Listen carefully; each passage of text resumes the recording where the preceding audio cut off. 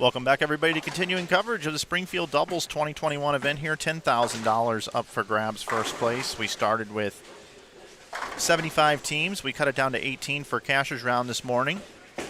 And now we are down to the top 16 teams. So we're seeing the 9th through 16th bowlers will be bowling here in a best of 7 Baker match play bracket elimination. 1 through 4 and 5 through 8 are all resting currently. 5 through 8 will come on and bowl the 4 winners across these 4 pairs of lanes, 8 lanes in total, coming up here in just a little bit. But first of all, we've got our 4 matchups here right now on the screen for you. Participating on lanes 35 through 38. We have Nick Pate and Brad Miller taking on Blake Demore and Boog Kroll. We've also got Kevin Williams and Eddie Bird taking on the team of DeVoe and Petrin.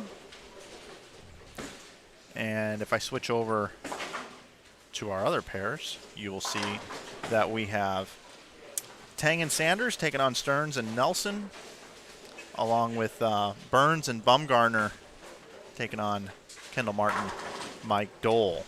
So those are the 4 matchups that we have for you here. Remember, the losers will go home. Best of 7 Baker. I'll be keeping track of the scores as best as we can here for you as we get ready for this round. Kevin Williams, the promoter of the event. Want to thank him for having us here, of course. He's also bowling the event. We'll get to see him here as he will have to keep winning matches if he's going to take home the $10,000 with his partner, Eddie Bird. Want to thank the staff here at Enterprise Park Lanes here in Springfield, Missouri. General Manager Chris Taylor has been a gracious host. His entire staff's been working very hard. Thank you guys for hosting the event. Also want to thank the Weimer family, proprietors of the center. Steve came by and joined us for a little bit just a little while ago. Also want to thank our sponsors. Without our sponsors, this tournament would not be possible. Want to thank the Greater Ozarks Open, 64 years in business. The Greater Ozarks Open, singles, doubles, and team event. Starts at the end of February every year, runs through June. Over 1,400 teams typically every year. If you have not heard about the Greater Ozarks Tournament, would like to come down here, it's a great place to come down and bowl. Also, while you're here, you can check out Bin Crazy. Unbelievable deals set up over at Bin Crazy. Check out their freestanding location. Look them up on Facebook, Bin Crazy. They purchase bins of goods and then sell them ridiculously cheap to folks just like you and I. People stand in line just to get in the door on Friday, Saturday, Sunday, and Monday. So check them out, Bin Crazy. Great people over there. Also, Wise Guys Screen Printing. You can head over to wiseguyscreenprint.com. Anything screen printed? Well, support the sponsors, everybody. Check them out. Also, the Greater Ozarks Pro Shop right here, taking care of the bowlers this weekend and taking care of the bowlers all the time in Springfield. If you're in the Springfield area, need any work done or want to pick up a new product, head over to Greater Ozarks Pro Shops. And also, our last but not least sponsor, the Brunswick family of brands. Mike Dole, district manager, actually is bowling this event. And we'll have them up here on our screen here in just a little bit. But I want to thank Brunswick. If you're considering a new bowling ball purchase, make sure you consider a Brunswick bowling product. My name is Mike Flanagan here at Inside Bowling. Looking forward to bringing you the rest of the coverage here, the bracket match play finals. Who's your pick to win? Who do you like? Our number 1 seeds, by the way, are Shea Bittenbender and Tim Barrett. Number 2 seeds, Austin Bolds and Casey Murphy. 3 seeds are Francois Lavoie and Christopher Sloan. Frankie bowled last in 2019. They didn't have an event in 2020, and he bowled with H.A. Chapman, and they won. So he's looking to be a repeat champion. The 4 seeds, Tony Resnick and Cody Aldrich, bowled 556, 524, 525 to end today to get into the number 4 seed. So they're going to have 2 rounds of byes. In 5th is Brian Kirkendall and Donnie Wilson. In 6th is Nate Stubler and Cam Crow, a couple young lefties, future superstars of the game. They're in 6th. In 7th, Jalen Mosley. He's bowled a couple of 300 games. He's been stringing some strikes out there. He's dangerous, bowling with Scotty Kramer in 7th position. And in 8th, Quentin Collins and Tyrone Stevens. They are in 8th. So those 8 teams are all sitting, waiting to see who they will bowl next. 1 bye for the positions 5 through 8, 2 byes for the positions 1 through 4 coming up for you. Action is underway here on 35 and 6 and 37 and 38. Once again, this is the Baker format, so they rotate every other shot here.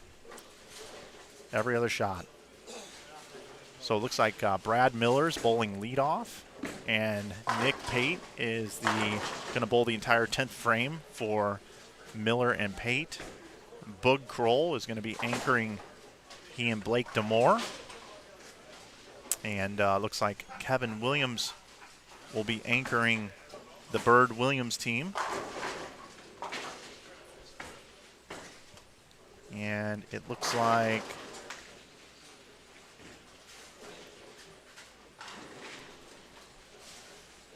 DeVoe will be leading off, and Petrin anchoring the squad for DeVoe and Petrin. We'll hang out here for a couple frames. We'll also check in on our other 2 matches that are going on. We'll keep you up to date on what's going on. It's best of 7. Again, best of 7 head-to-head. These 2 pairs are about a frame ahead of 27 through 30, by the way.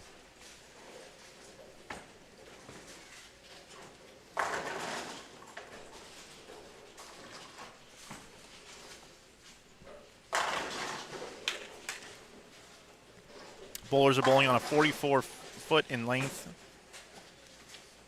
house pattern. It is not the house pattern of this bowling center. It was specially put down to kind of combat some of the high rev players, make it hold up a little bit longer. 44 feet in length, this one. Very high scoring, multiple 300s. We've had about I don't know, 6 to 8 300s already this weekend. Haven't been keeping track. It's just there's so many strikes that it's unreal. This morning we had four teams bowl 460 or better to start.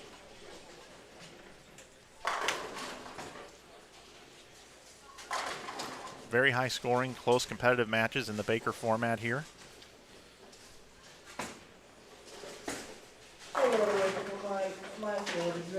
Take a look at Brad Miller.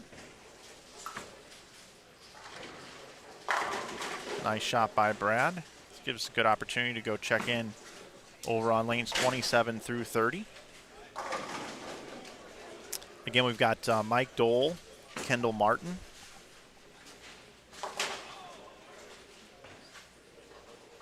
Taking on Dylan Burns, Trevor Bumgarner. It's on the left side of your screen. Right side of your screen, Mikey Tang and Matt Sanders. Taking on Brady Stearns and Chad Nelson.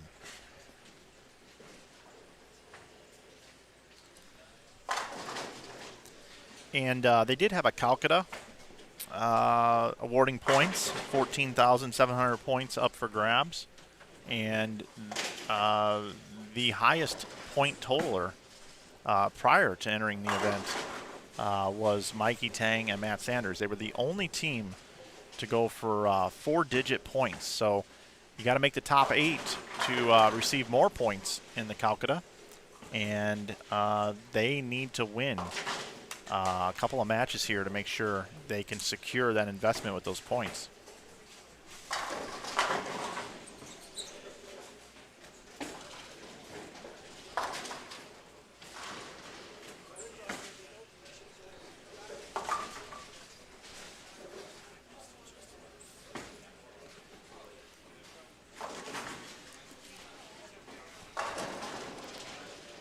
No perfect games here in the Baker format this game across our 8 lanes.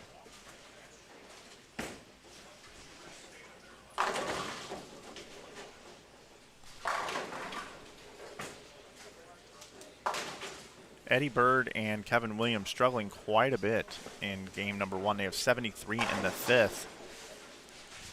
Looking like Petrin and DeVoe are going to go up 1-0 in that best of 7.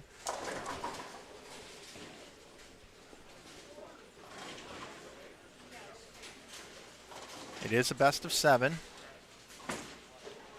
The 2 teams that got eliminated we talked about on the last stream, which was Tom Bohannon and Darren Breedlove. They finished 18th, and Chase Valenzuela and Michael Shirley finished 17th. And it really wasn't that close. It was 44 pins separating 16th and 17th.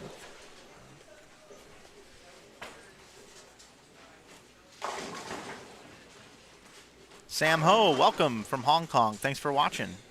He's picking Francois Lavoie.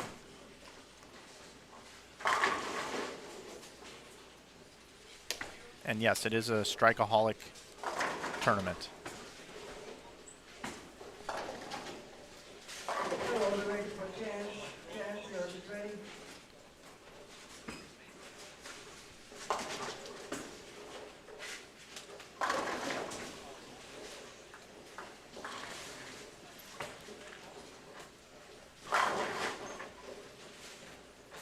Funny story here about Kendall Martin. Kendall Martin, after he got done bowling, he bowled 5. Let me find it. He had a really bad last 3 games.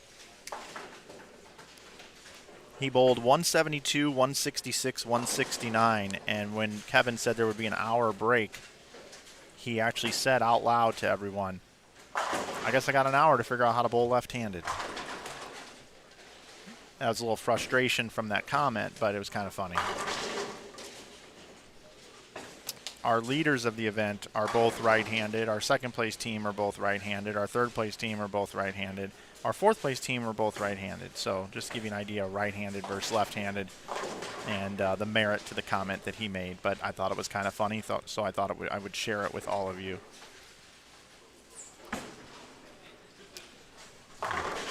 So looks like we're going to be able to circle Dole and Martin for this first game.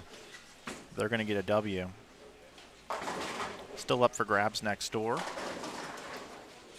We'll bounce out of here for a moment. We'll take you back over to lanes 35 through 38. Looks like Nick Pate and Brad Miller are going to get the W here in game number 1. Yep, that seals it for them. And Eddie Bird and Kevin Williams, the best they can do is 201.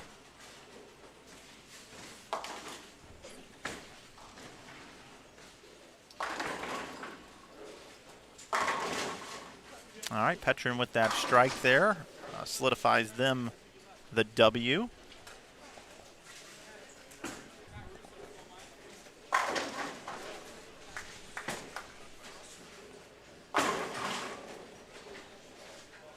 So about the only game that we have that's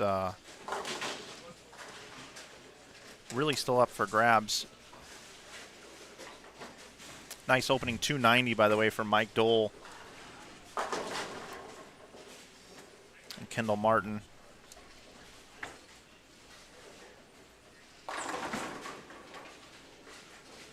The match we still have up for grabs here is Sanders and Tang. Stearns and Nelson. Brad Miller and Nick Pate finished with 236 and a win.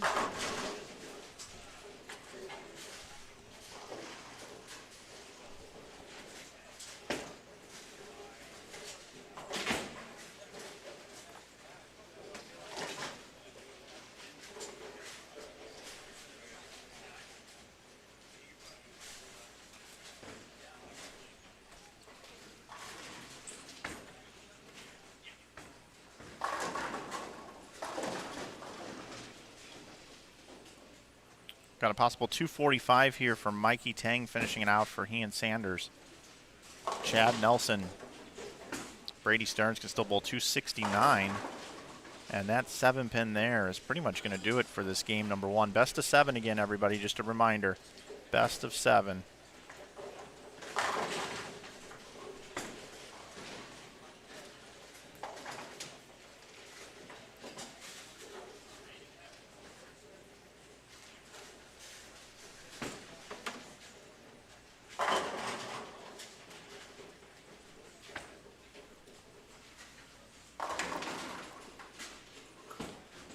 Brady Stearns leaves the 10-pin.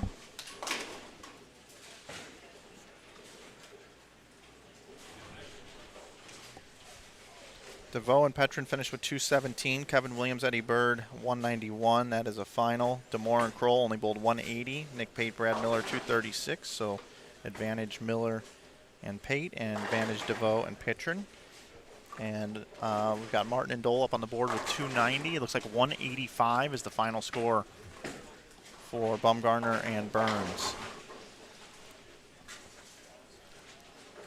Game number 1 last couple of fill balls here. It's going to be 224 for Mikey Tang and Matt Sanders. They will go down 1-0 to Brady Stearns and Chad Nelson.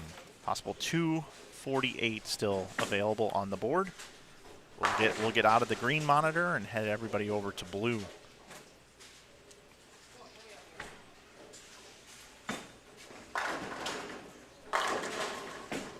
And he does finish it up with 248. So once again, we'll go around the horn. Right now, DeVoe and Petrin have a 1-0 lead over Kevin Williams and Eddie Bird.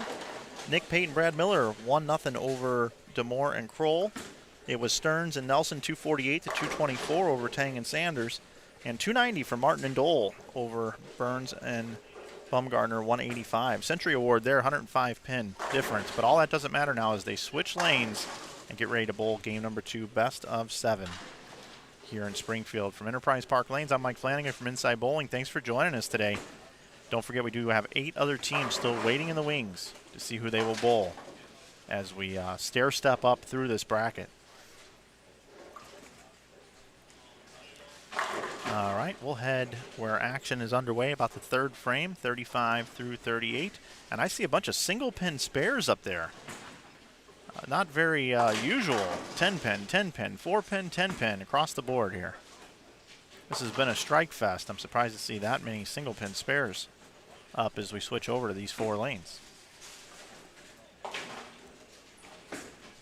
We have some questions in the chat about Anthony Simonson. He is not bowling in this event. Did not elect to come bowl this one. He's good friends with Kevin Williams. I'm sure he had other commitment that he just couldn't quite make it out.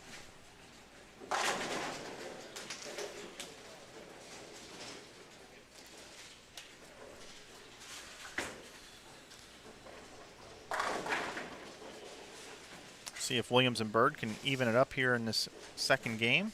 They will alternate lanes every single game in this Baker format. Kevin liked that one quite a bit. Nick Pate still anchoring the squad here for Miller and Pate. You know, I want to give a shout out to Nick Pate as well. His game's really come along. He had a great collegiate career, good Team USA breakout, but the last couple of years he's really started to break out as a future champion on the PBA Tour. He's also taken his health very seriously. He's done a nice job in that department. So congratulations to Nick Pate on not only winning at bowling, but winning at life.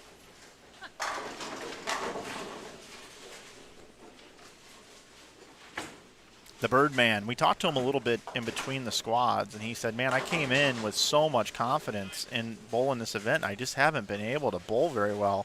He said some words that I can't repeat on the air about his bowling ability here this weekend, but he's looking to get it back going. I talked to him a little bit about his pre-shot routine. I don't think it has anything to do with anything, but I did talk to him about it. I told him, you know, sometimes I see you open up your shoulders, sometimes you grab the ball and just go. You don't have much of a pre-shot routine going, and I can't remember if you had a big pre-shot routine in the past or not, just as my memory doesn't serve me right. And he goes, normally I just kind of grab and go. And I said, well, maybe that's what you need to do, just not even think about it. Pick up the ball and go and let it all just come to you. And we just had a little brief discussion about that. So it'll be interesting to see how Eddie performs here. They are down 0-1 right now. Of course, Kevin scoring better here this weekend and knowing this building so well. Smart choice to put him anchor while Eddie's still trying to figure some things out.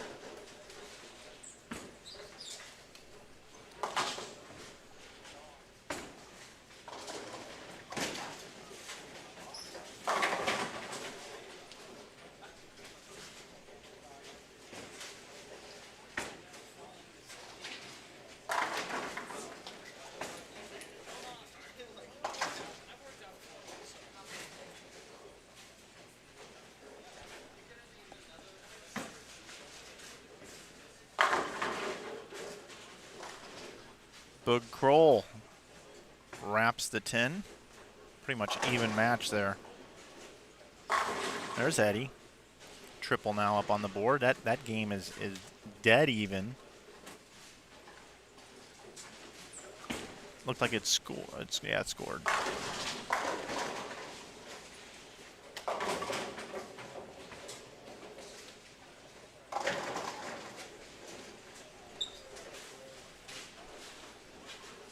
So advantage for Williams and Bird now with the 4-pin lead.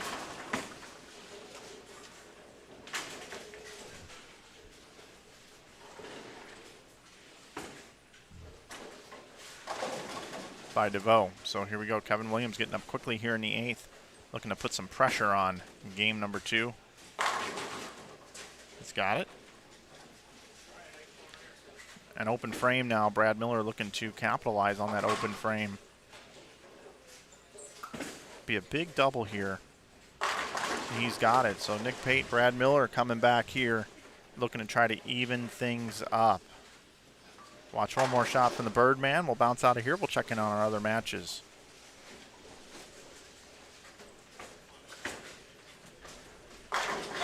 There you go. Eddie's looks like a different player here after the lunch break. Maybe that's all he needed was a little bread in the system or something. All right, here we go. 27 and 28. A lot of striking going on here. Kendall Martin with the strike. Looks like we got a 10-pin advantage right now for Burns and Bumgarner.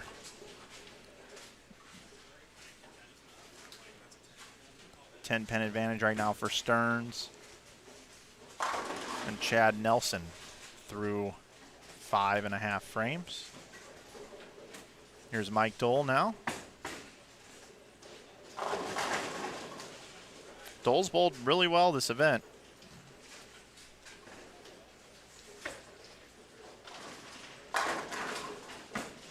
Mikey Tang. Bang, bang. Max score 290 still left for he and Matt Sanders. Dylan Burns with a strike in the 9th. That's a big one right there.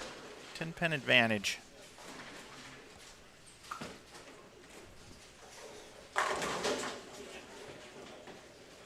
Chad Nelson. Strike for Chad. I'm going to move back over here because they are a little bit faster along here. We've got Kevin and Eddie have got this match locked up. Or this, I'm sorry, this game locked up. Not the match, just the game. They're going to even it up 1-1.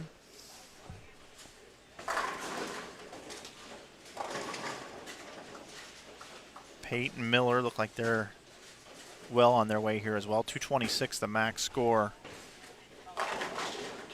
for DeMore and Kroll. So yeah, Nick and Brad here going to get the W, and Kevin and Eddie are going to get the W. So both of those matches are going to be 1-1. Next door over here, 27-28. We'll hop back over here. Mike Dole with a strike in the 10th. And a 3-7 for Bumgarner, Trevor. Dole and Martin looking to go up 2-0 here. Mikey Tang delivers another strike. It's a good match over here on 29 and 30. All right, Mike Dole. Gonna go up 2-0 there. 269 max score. Really nice conversion of the 3-7. Trevor Bumgarner.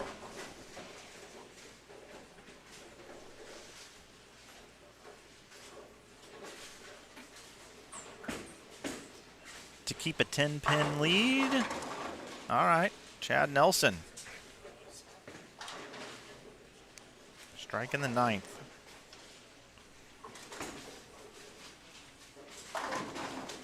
You guys do realize this is 300 to 290 max scores here.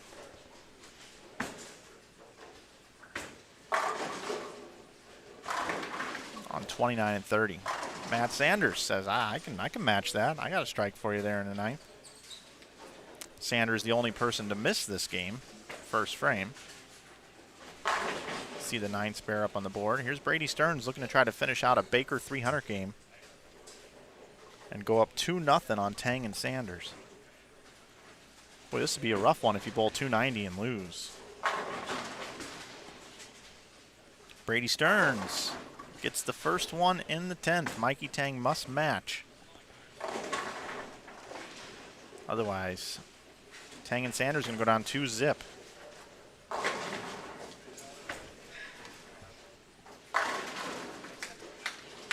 First one for Tang. Still have some life over there. So if Brady Stearns goes up and gets a 9 count or less, Mikey Tang can go up and double in the 10th. Or I'm sorry, go up and throw 2 more strikes in the 10th. Strike out for 290, and they would tie this thing up. This is the shot right here to see if they go up 2-zip. Brady Stearns looking for the front 11 for his team. Baker format. Okay, well, the door is open. That's all you can ask for, Mikey Tang. I felt a draft in the building, and so did Mikey Tang, and we'll see if he can go ahead and double here. I hate ties in Baker, so I hope he gets the double. Mikey Tang, I don't know if there's a little gamesmanship there or what, but he's taking a re-rack on lane 30. Maybe a little extra time to think about this one. Brady Stearns going to go ahead and pick up his 8-pin, his light shaker 8. 289 final score. May not be enough. Mikey Tang's got to have this one here, and then 9 would be a tie. Anything less would be a loss. Strike would be a win, but he's got to have this one. Anything less than a strike, and they are down 2-0. And Mikey Tang throws that one past the break point. Doesn't like it. Stearns and Nelson up 2-zip with the 289 game. 248, 289. Wow.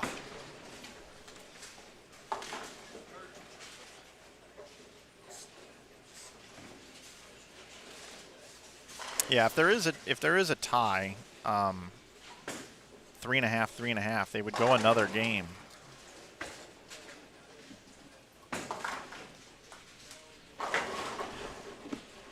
$289 to $277. All right, let's move again. 35 through 38. Once again, Nick Pate, Brad Miller. They're up 2-zip. I think I called that out wrong earlier. They are up 2-zip. They bowled 236, 259. Pate and Miller are up 2-0 over Demore and Kroll. Kevin Williams and Eddie Bird, Bowling DeVoe and Petrin, they are split 1 apiece. 217 to 191 for DeVoe and Petrin, and then 248 to 215 for Williams and Bird.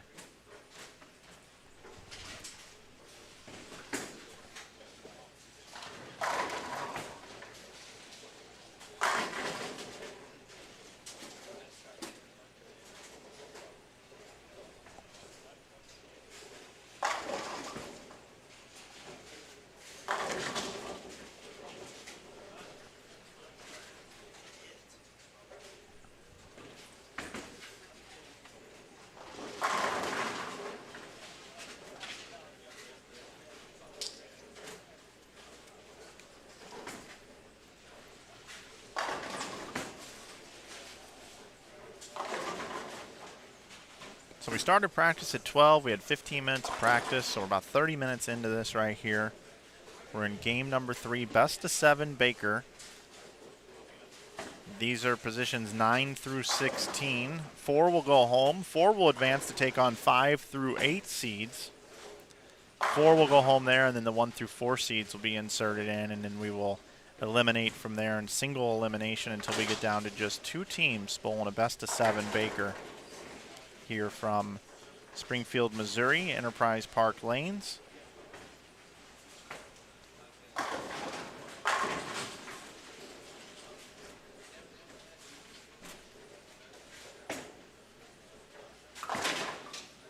Brad really in deep, and they did re-oil. They did re-oil for this squad here, but Brad extremely deep. If they make a good run here, he may run out of lane.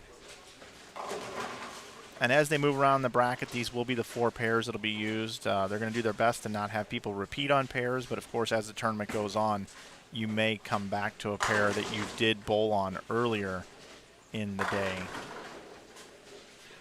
And it's like that for TV for us, so you guys can watch and so that we can stream and not have to move cameras around. So Sometimes television does play into the outcome of any of these tournaments, but it's been that way for a long time with the PBA Tour. You know, sometimes they build special lanes, and you know, they pick a pair and they roll. So that's kind of what we do here as well on Inside Bowling. But we have 4 pairs for the folks to kind of maneuver around. So shouldn't come into play too much with who wins the event because of television that we have here, our online streaming service.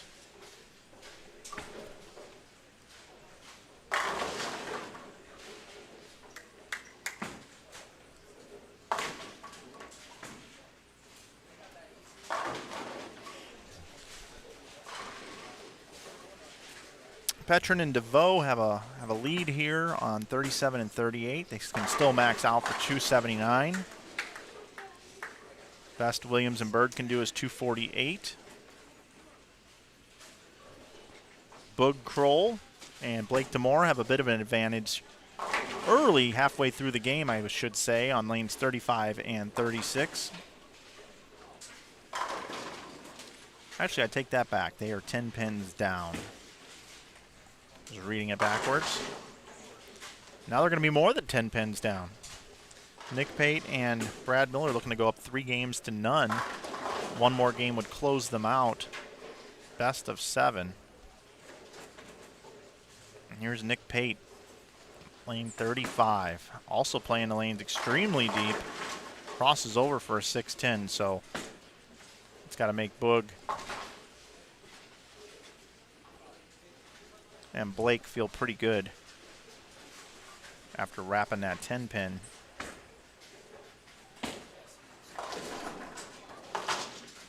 Boog covers it.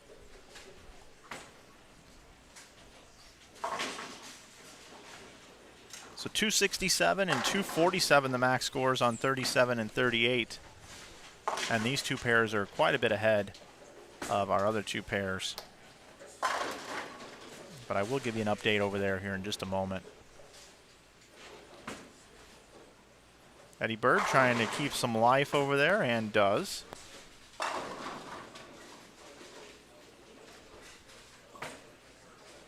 Petrin looking to close him out with the Bird Dog Messenger there. So they're going to be in the 240s here. Max score 237 for Williams and Bird. So Williams and Bird are going to go down 2-1.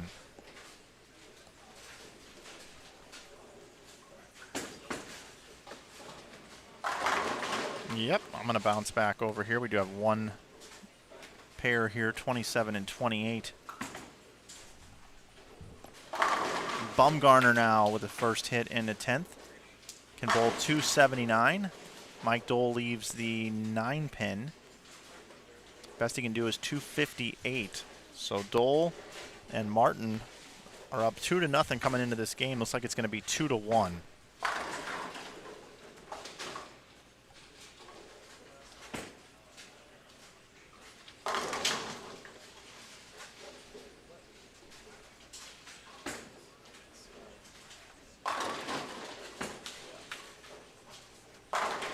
Mikey Tang with a strike now. 160 in the 6th with a double working. Could be 159 in the 6th with a double working if Stearns can strike here. So 1 pin advantage for Sanders and Tang. So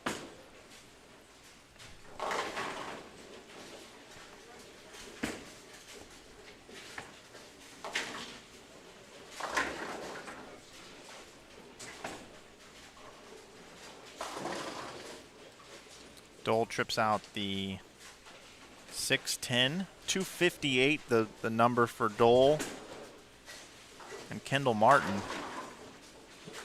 But that will not be enough this game. Looking to close out 279 here for Trevor Bumgarner. He and Dylan Burns. 2-1 now in that match, 2-1.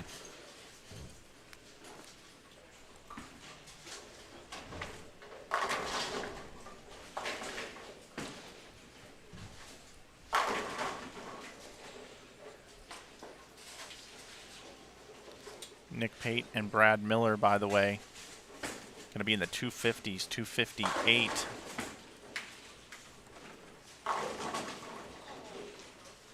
229 now the max score for Boog Kroll and Blake Demore. So Brad and Nick are going to go up 3-0. 3-0 with 2:58.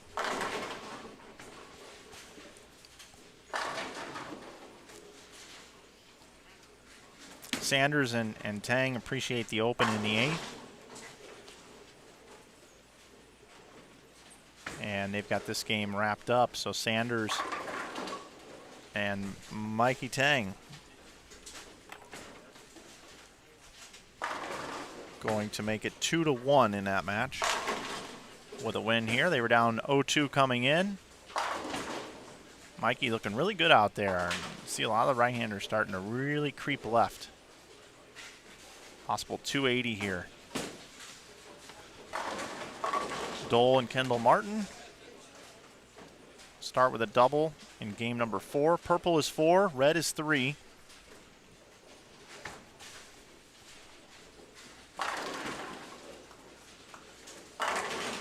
Stearns can still finish in the 240s.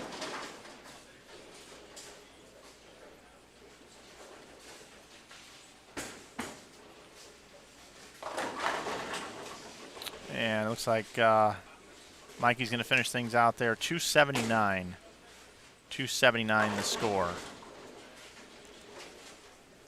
Take a look at the end of this third game here with Boog Kroll, Blake Demore, Nick Pate, Brad Miller. 258 for Pate and Miller.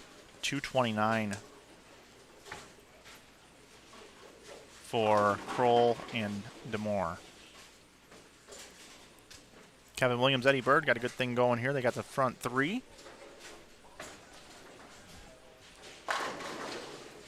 They're down 2-1 right now to DeVoe and Petrin.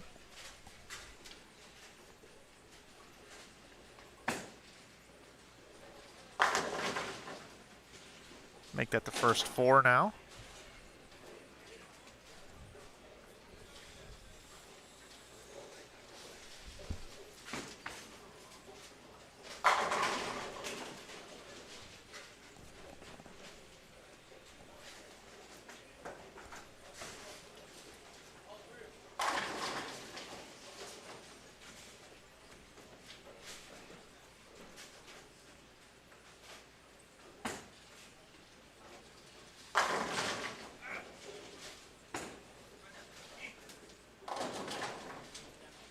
Eddie not happy about that 10 pin.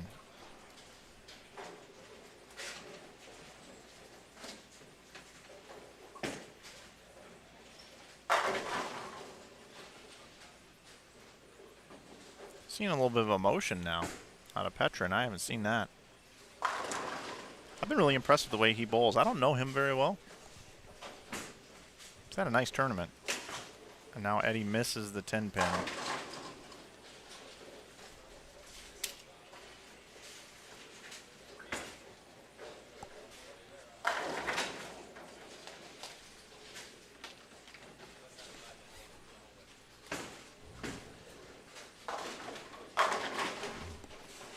Belbiv DeVoe. That's what I was calling him anyway. His name is Jake, not Belbiv. That was a big strike there for Jake.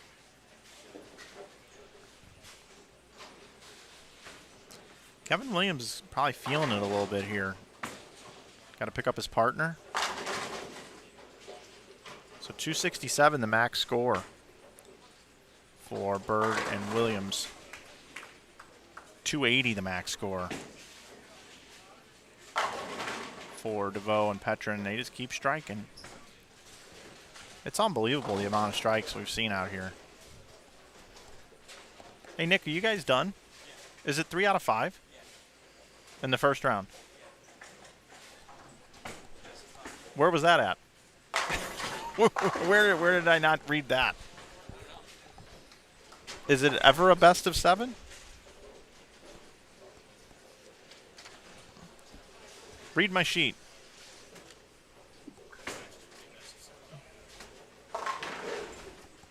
Folks, I don't know what's going on here, but my sheet in front of me says matches will be best of 7.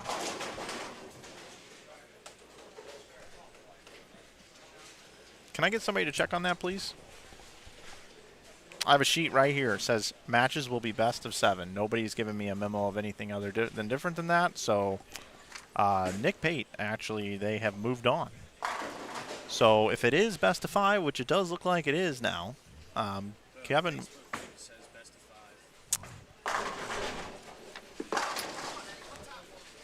says 5. All right, I like that through the whole tournament. Can you find that out for me? Okay, so it's best of 5 throughout the entire tournament. My my sheet here that has the whole rundown of the event said matches will be best of 7. It's best of 5, folks. Best of 5. Feel like an idiot, but at the same time, I can only go based off what the sheet says. So I guess I should now say that Blake Demore and Boog Kroll, nice tournament, guys. Nick Pate and Brad Miller defeated them 3-zip. So there's a lot more on the line here as I tell the story. So tournament life now at stake for Kevin Williams and Eddie Bird. 267 the max score here. 259 the max score for DeVoe and Petrin. Sorry about that, everybody. Not too thrilled with that information either.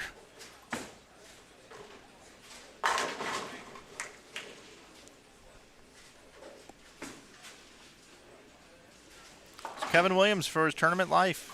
He and Eddie Bird must strike on the next ball.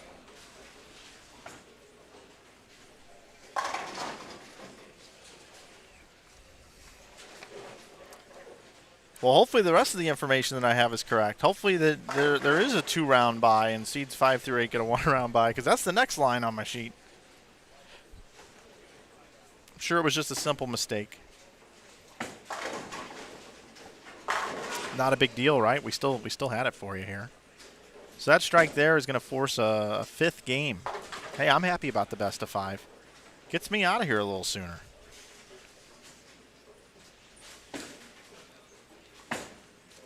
.249 the final score for Petrin and DeVoe. So 2-2. Birdman still alive. Kevin Williams. Bounce out of there. And just to recap what's going on here is we've got Mike Dole and Kendall Martin. They're up 2-1 right now. Best they can do is 223. They are going to lose. It's going to go to a game 5 there. And then over on 29 and 30, Stearns and Nelson are up 2-1 currently with Mikey Tang and Matt Sanders. That match is a 10-pin match currently, but a lot could change quickly.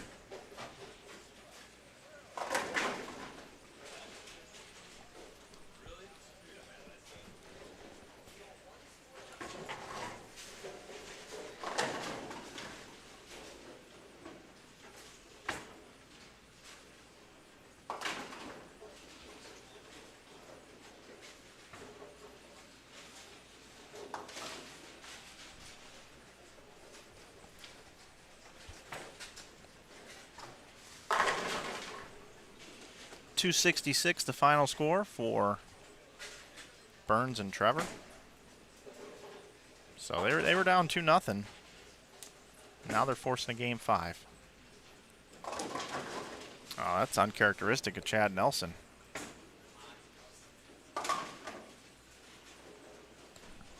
Leaves the 2-8-10.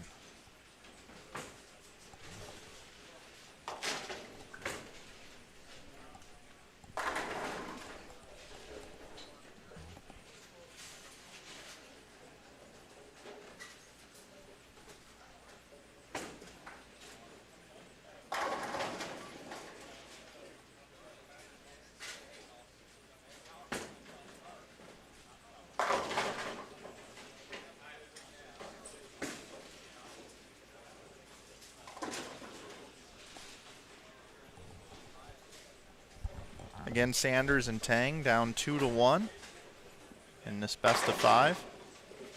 I thought it would be a long day of bowling with best of 7s. I really did.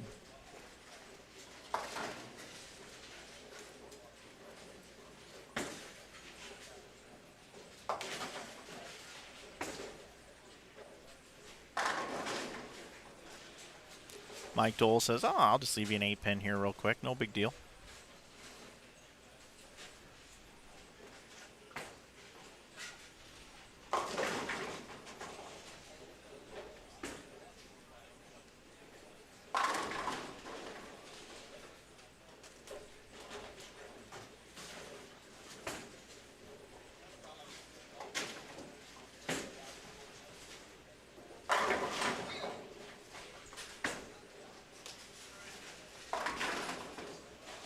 Now Mikey goes through the face.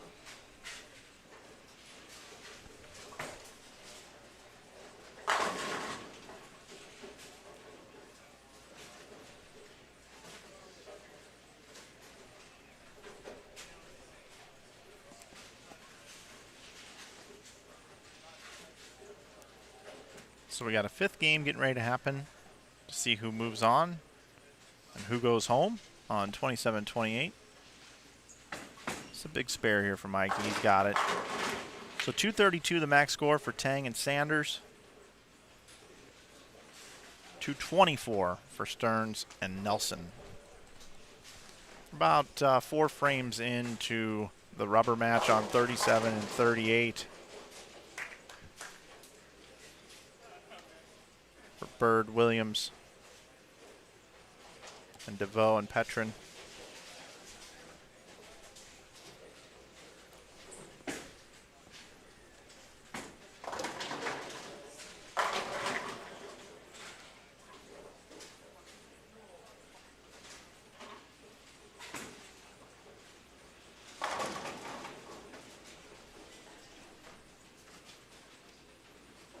Chad Nelson do it again.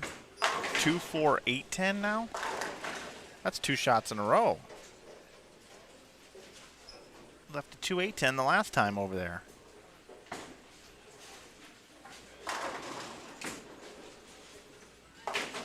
Dole putting the heat on early over there.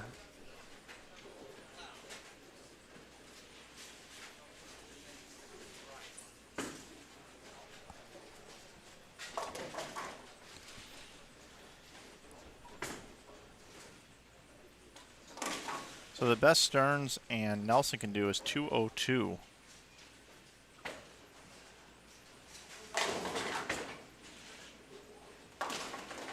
Sanders with the spare. All Mikey Tang needs to do is make a mark in the 10th frame, and that one will be even Steven going into a 5th game.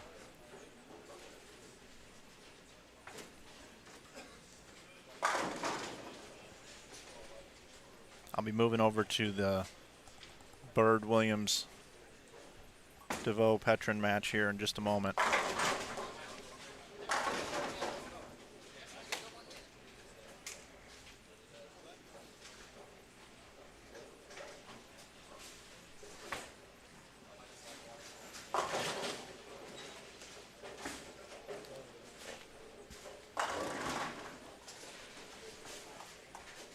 Brady Stearns trying to make Mikey show up here in the 10th frame. Dole feeling it with 4 in a row.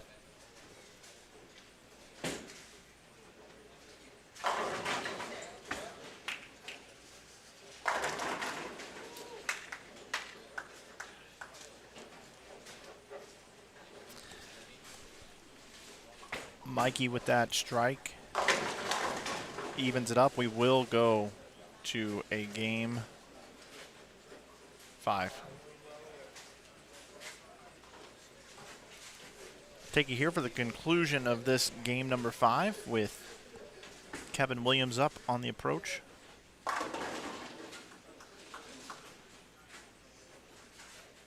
.267 the max score for Petrin and DeVoe. 258 still left now on the board for Williams and Bird. And this is going to be Eddie's last shot on this pair in this round. And this is the shot of the tournament for Eddie Bird right here.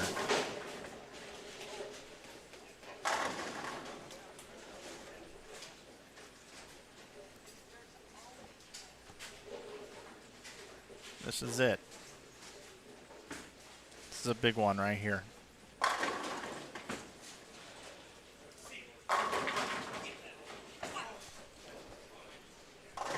made a pretty good shot there, leaves the 10 pin.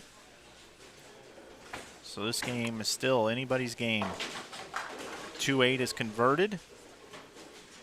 So we got 247 max score for Petrin and DeVoe. 237 if Eddie picks this 10 pin. Remember, he missed the 10 pin earlier.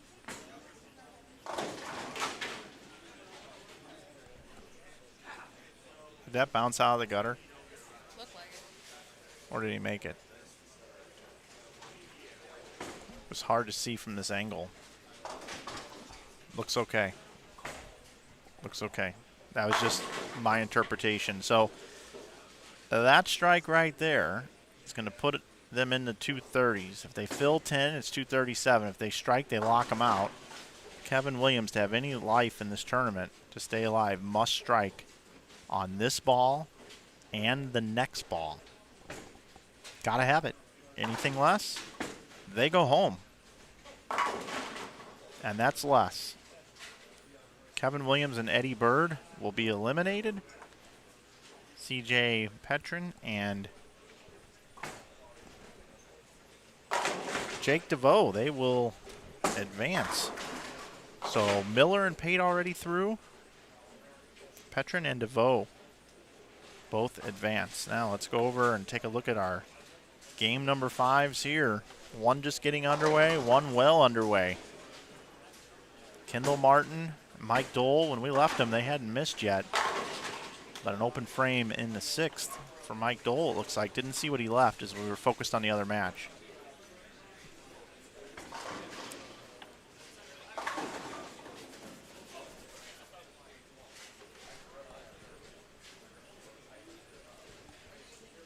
Trevor Bumgarner now leaves the 2 pin.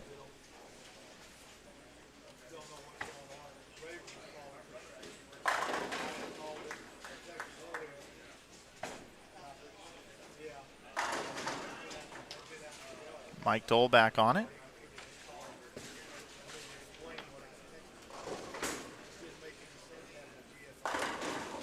Got an 8-pin match over there on 27 and 28, advantage to Dole and Martin. Too early to call over here on 29 and 30. We don't have enough electoral votes in. It's too early to call, everybody. It's too early to call.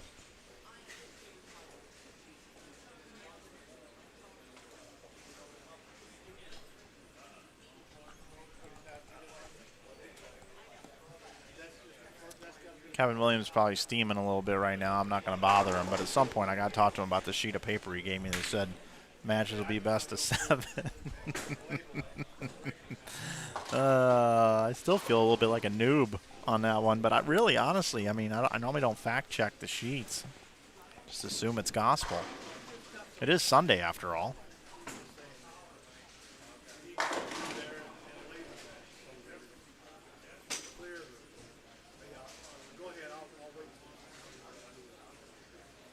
I've been saying it all weekend.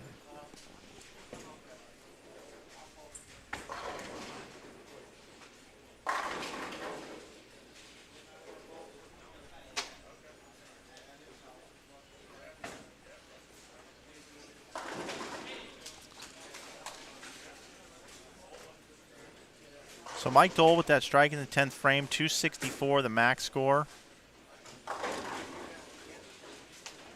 The best Burns. Well, it's over now. Yeah, they were out of wood. So Burns and Bumgarner are going to go home, and Dole and Kendall Martin advance. Probably just going to get out of the way here, would be my guess.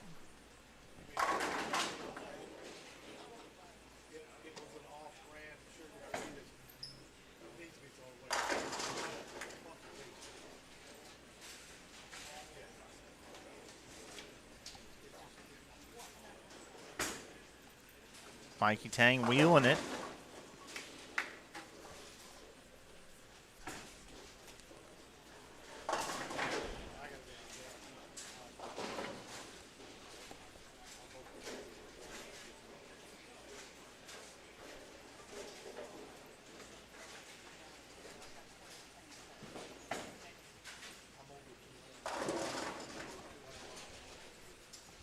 Final score, 263 for Dole and Kendall Martin.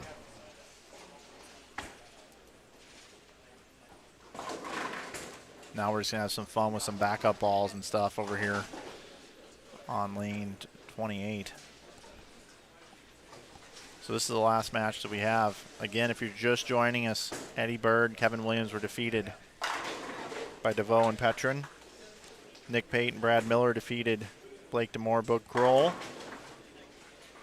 Kendall Martin and Mike Dole advance over Burns and Bumgarner. And it's 2-2 right now. This is it. Baker elimination game. Chad Nelson covers the spare. They still have 279 left.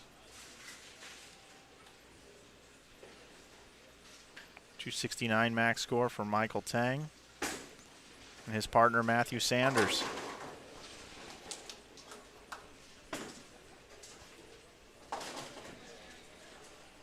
As Kenny Logan sang, this is it right here.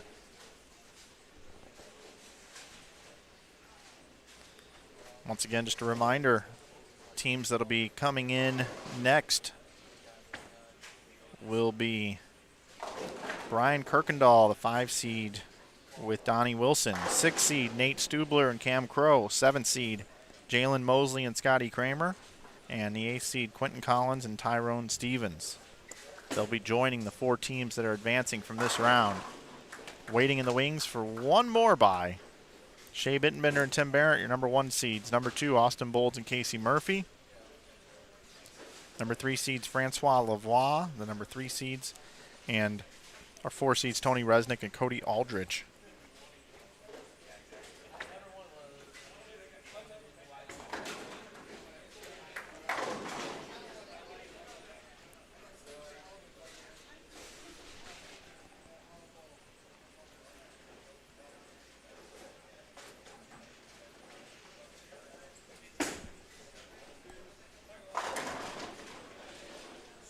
Now Mikey Tang almost 7 tens.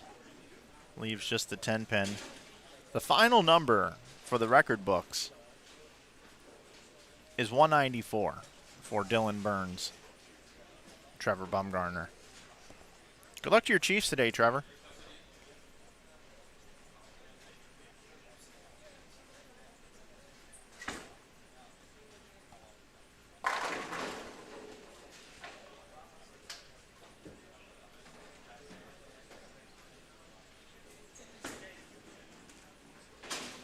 Now, Mikey Tang just missed the 10 pin.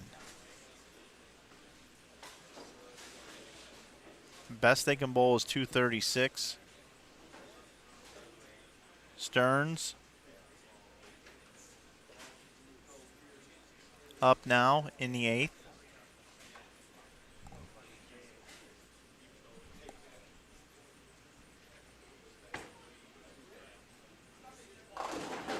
Oh, man, that was a big hit there. That team has left some 2-pin combinations, a couple of 2-pins this game. Going at a 220 pace, 236 the max score for Sanders and Mikey Tang. Sanders needs this one. He's got it. So they're still alive.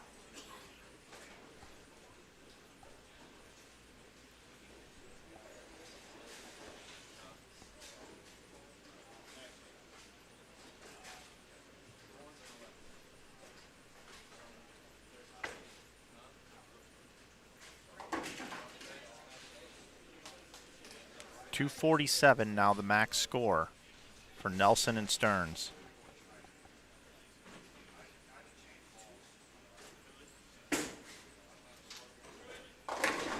.236 the max score for Tang and Sanders. That was a big one for Mikey there. Chad Nelson has not been steadily solid here on this pair of lanes. A lot of 2-pin combinations, 2, 4, 8, 10, 2, 8, 10. Let's see what he does here. Perfect. And you really wouldn't expect much else from Chad Nelson. This guy's won it all. He's one of the best amateur players in the country. Phenomenal player. Mikey Tang needs this one. He's got it. So they're going to be in the 230s now, folks. So got to have a strike here, Brady Stearns. Again, 247 the max for Stearns. Mikey with a strike here will be at 236. So strike 9 spare, we would have a tie and we would have another game.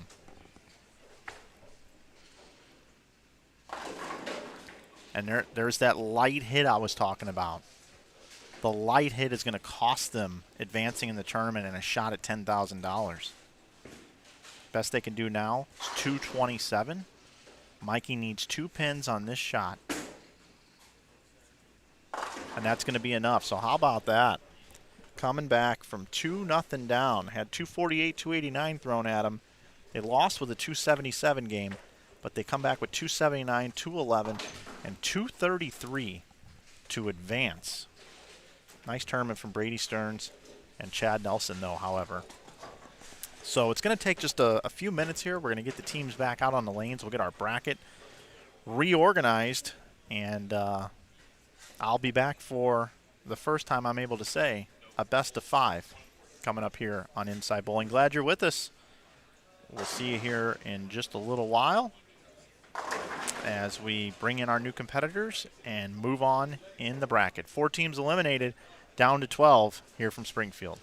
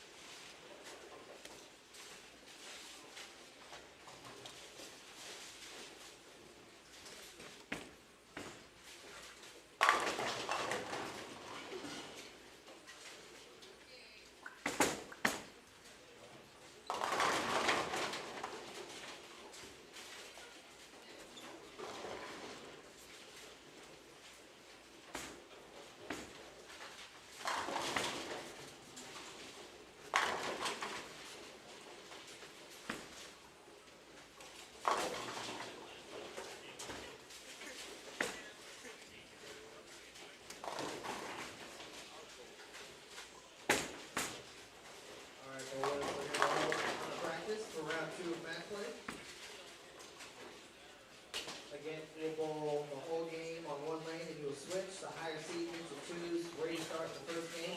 You swap from there. So, good luck, good bowling. And with that, we get underway here, round number 2. We're down to 12 teams left. We have inherited 4 new teams that were sitting. There are 4 still sitting that will be inherited after this round here. I'll take you around the horn and tell you who's facing off against who on lanes 35 and 36. We have Cameron Crowe and Nate Stubler taking on Mikey Tang and Matt Sanders. Right next door over here on 37 and 38. Mike Dole and Kendall Martin taking on Quentin Collins and Tyrone Stevens. Get started with a strike there. Move you over here for just a moment. 27 through 30. I'll introduce you to these players.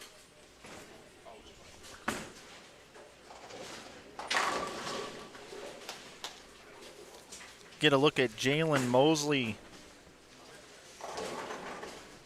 and Scotty Kramer taking on CJ Petrin and Jake DeVoe. Nick Pate here. Nick Pate and Brad Miller taking on Brian Kirkendall, Donnie Wilson on 29 and 30. And hello to you from Venezuela, Annabelle Subero. Welcome.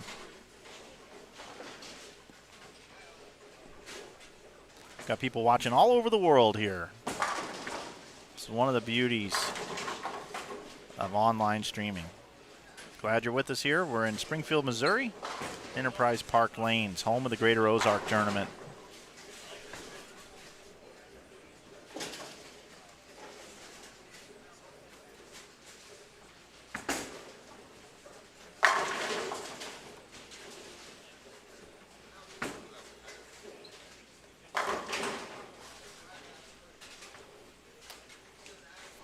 Bounce around a little bit more here throughout these 5 games. It is a best of 5 Baker single elimination format here at the Springfield Double Shootout 2021 edition. If you're just joining us, Shea Bittminder and Tim Barron are the number 1 seeds. Austin Bowles and Casey Murphy, the 2 seeds. Francois Lavoie and Christopher Sloan, the 3 seeds. Tony Resnick and Cody Aldrich are your number 4 seeds.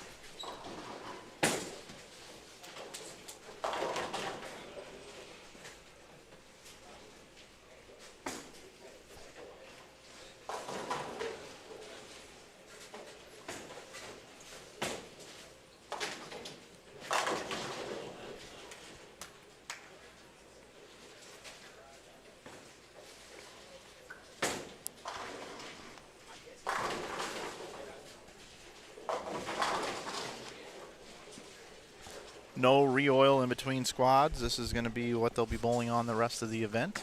So it'll be interesting to see how far in players will be playing. Look at that messenger, Quentin Collins. Quentin bowling anchor. Mikey Tang still bowling anchor. Mike Dole still anchoring the squad. And Nate Stubler is anchoring he and Cam Crowe.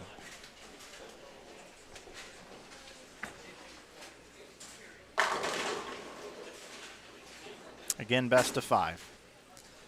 Head back over 27 through 30. Petrin is still anchoring his squad. Nick Pate is anchoring he and Brad Miller. Donnie Wilson anchoring he and Brian Kirkendall. And looks like Scotty's leading off and Jalen's bowling anchor for his squad. 88 and a fifth, a slow start for that team. We see a missed 7-pin there now by Donnie. slow starts here.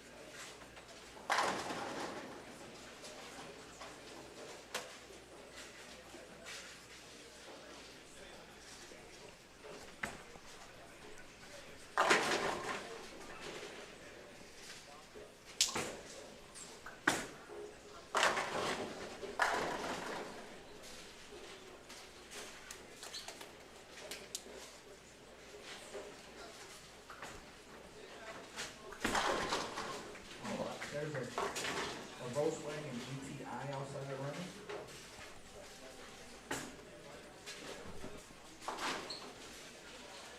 I see a lot of your picks here in the chat. Let us hear it. Who do you want to win here today? We've got folks watching from Belgium, from Florida. We got people watching from all over the world. It's awesome.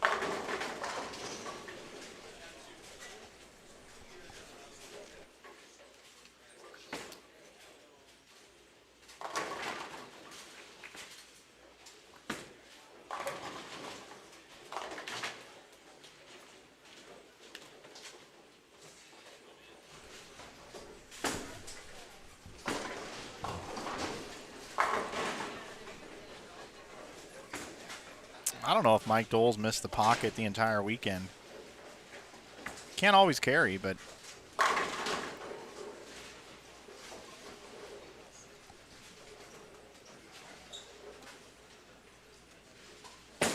thanks, Biker. Looking forward to the holiday doubles as well this year.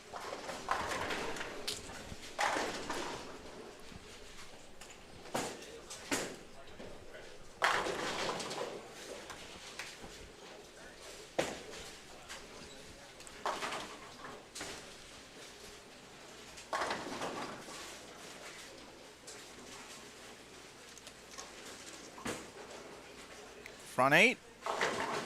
Oh, look at the 4. Look at the 4 just get a little kick there. Quentin Collins. I love what Quentin does to a bowling ball at the bottom of the swing. He just gets on it. Nate Stubler with that very, very, very intimidating messenger on the 7-pin.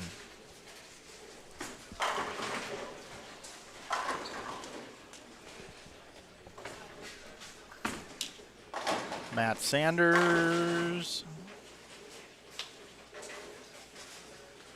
241 max for Sanders and Tang. But it's not going to be enough, as Stubler and Cameron Crowe finished with 279.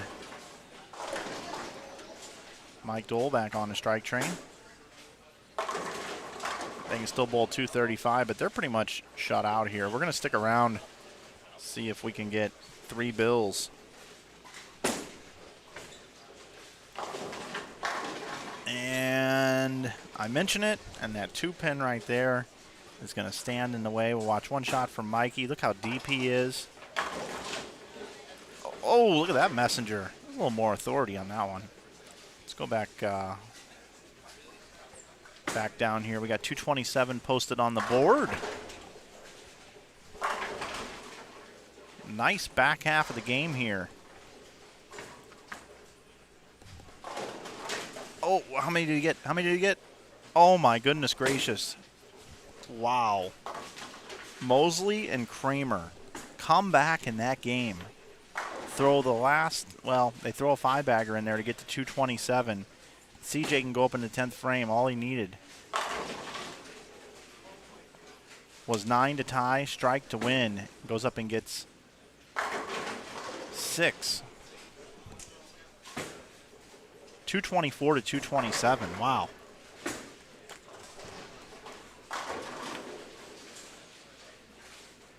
Nick Pate and Brad Miller going to be in the 260s. Donnie Wilson, Brian Kirkendall. Going to go down 1-0 to Pate and Miller.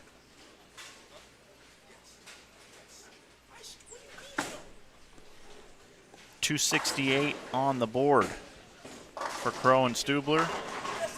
$240 for Sanders and Tang. There's Quentin wheeling it. Hello. Quentin Collins. Tyrone Stevens, 279 max score. Mike Dole threw it about as hard as he possibly can at the 7-pin, which was about 12 miles an hour, maybe. And there's a 2-4-10 just to give it a really weird score. 275. Actually, it's 2-4-8-10, isn't it? Yep, 2-4-8-10. It's 275 to 224. Peyton Miller finished with 267. So the winning scores that game, 275 for Quentin Collins and Tyrone Stevens, 268 for Cameron Crowe and Nate Stubler. Nick Payton, Brad Miller bowled 267. Jalen Mosley and Scotty Kramer, 227. So those are your winning scores for game number 1. Best of 5, again, everybody, just a reminder. I did talk to Kevin Williams about my sheet. He goes, yeah, I typed that up. He goes, as a matter of fact, I think we need to rerun it here. We need to get everybody back out there since he'd like to have a couple more games of life for he and the Birdman. Those of you that are wondering, yeah, the Birdman has been put in his cage. They have put a sheet over the cage, and they are loading him into the car now to take him home.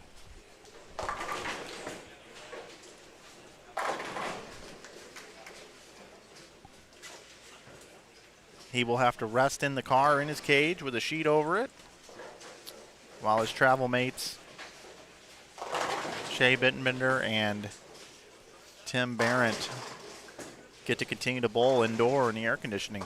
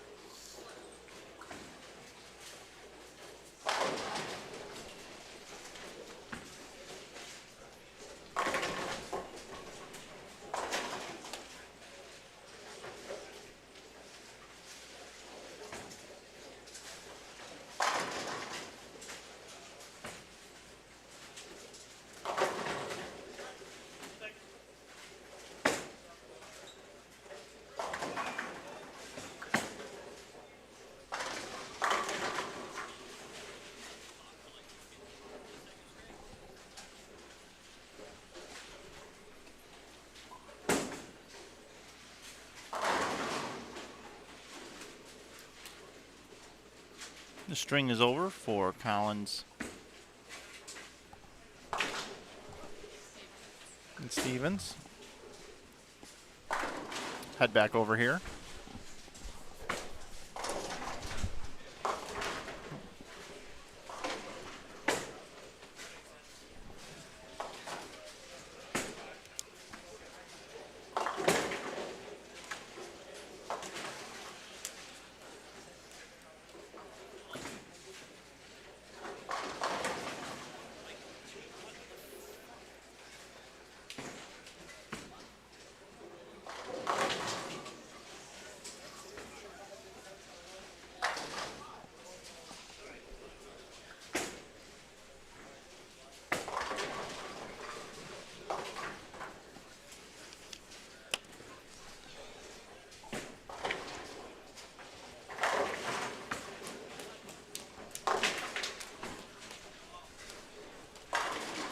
Oh, oh man.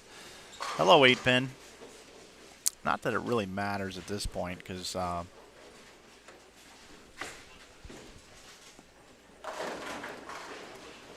Mosley and Scotty Kramer, they're up 1-0. They're cruising here in game number 2. They can still get into the 260s.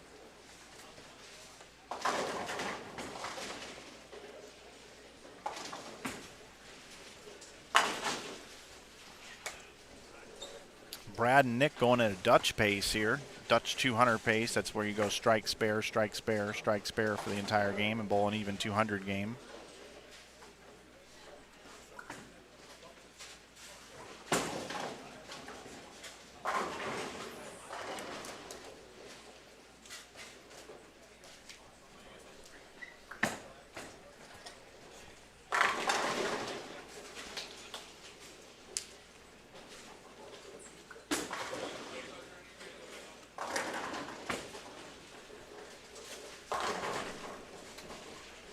Scotty and Jalen gonna pick it up here, but probably gonna throw a strike ball and switch balls.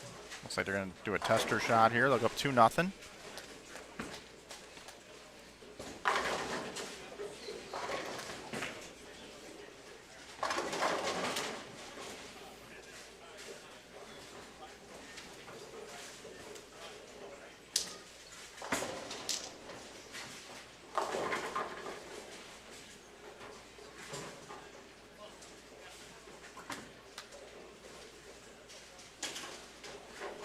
Yep, that's exactly what they just did.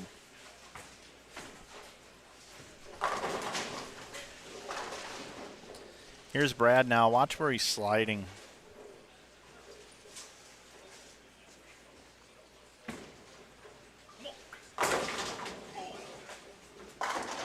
But down until the ball hits the pins. It's perfect.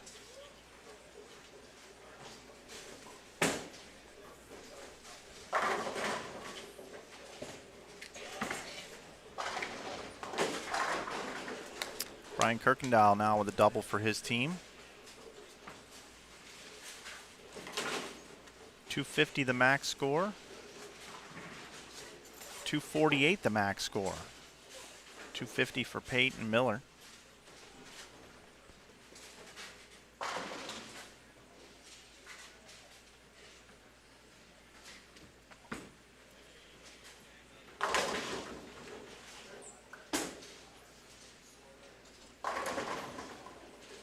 Nick Pate almost 7 tens, just leaves the 7. So now Donnie Wilson here can go up in the 9th frame and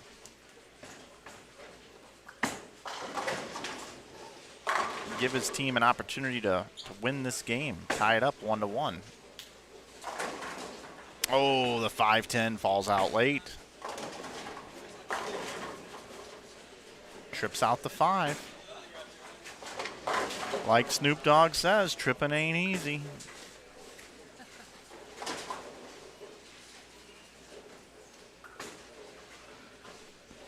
Nick's telling Brad, I got to round that one a little bit. I got to round it.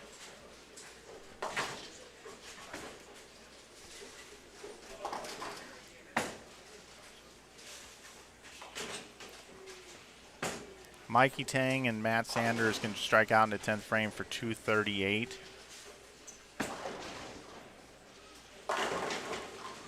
Nate Stubler can fill up the 10th frame for 244 to take a 2-0 lead. I'm going to go over there now just really quick just to show you the fill.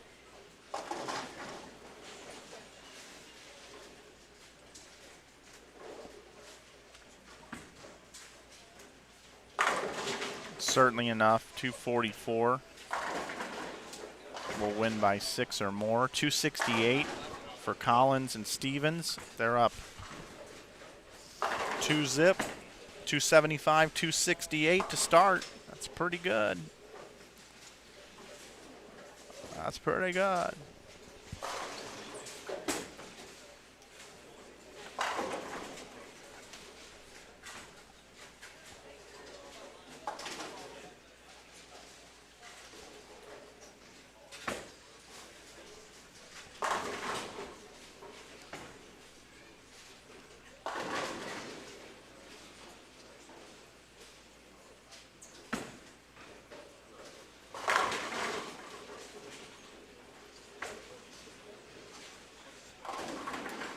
Kirkendall dripping out the 10.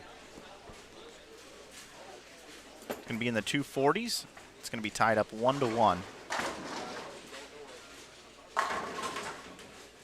229 the max for Pate and Miller. Nick liked that one a lot better. But at least he wasn't doing the arm thing that he was showing that he was getting around it. Looked like he liked that one a lot better, but 2-4. 6-10s. Now remember, if you were watching the last match, this pair got real squirrely on Chad Nelson and Brady Stearns. Really squirrely, 2-pin combinations, and now we're seeing that out of Pate on this shot. Pate the shot before, thought he kind of rounded a little bit, left that weak 7.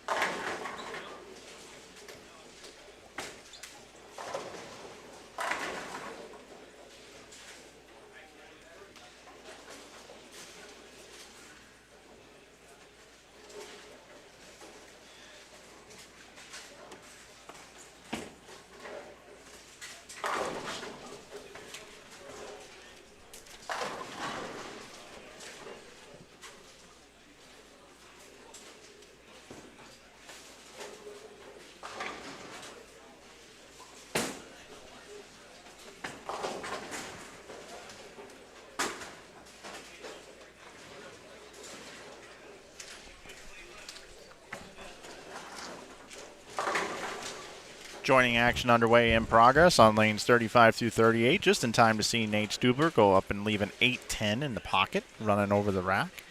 He's walking around, touching his face. Just rubbed the bottom of his shoe. Kind of in a daze after that one. Not real sure what to do here. Matt Sanders, meanwhile, who left a 5-10, or I'm sorry, a 5-7 earlier yesterday. It's out on our social media. It was a very weird leave. Says, I know what it's like to leave those weird leaves when you're running over the rack. I leave the 5-7, you leave the 8-10, Nate Stubler. He's got very similar rev rates, too. It's just kind of funny how the pins fall.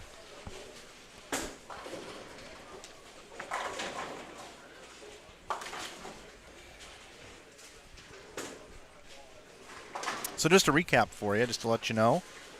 Crow and Stubler, both 268 and 244. They have a 2-0 advantage over Tang and Sanders. Next door, Collins and Stevens, 275 and 268, 2-0 advantage over Mike Dole and Kendall Martin. Tournament life on the line for two teams here in this bay of lanes.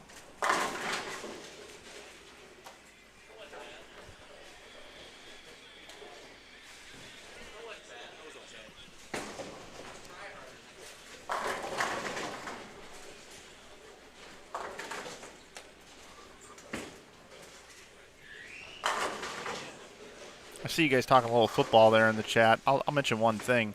Are we going to see Garoppolo and Trey Lance continue to play quarterback, alternating and rotating for the San Francisco 49ers all year long? Have we ever seen anything like that in the league, ever? Bizarre. Back to bowling.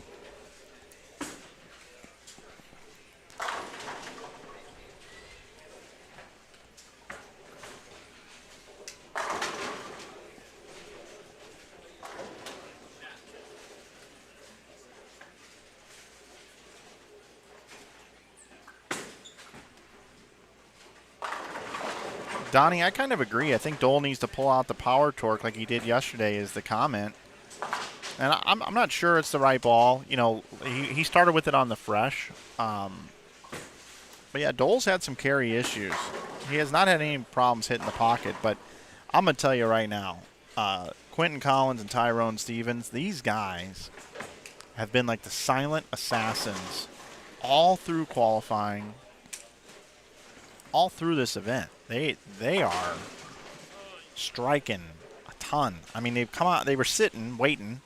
Now they're here, and now they're going to take advantage. 275, 268. And I got to tell you, every once in a while I do this, and I'm going to make a special award right now for Tyrone Stevens. You get Wardrobe of the Day. I'm loving the pants and the jersey combo. If I had the Pink Panther theme song queued up on my soundboard, I would be playing it every time you're walking to the approach. I love it. He's got Argyle matched with light pink pants. I hope he bowls the Nightmare Doubles in October, Breast Cancer Awareness Month, and he wears the same outfit. And if you watch this back or one of your friends sends this to you, I want you to bowl that event and wear this on Sunday as well. See if you can't get a couple of wins out of it. I like it. Outfit of the day.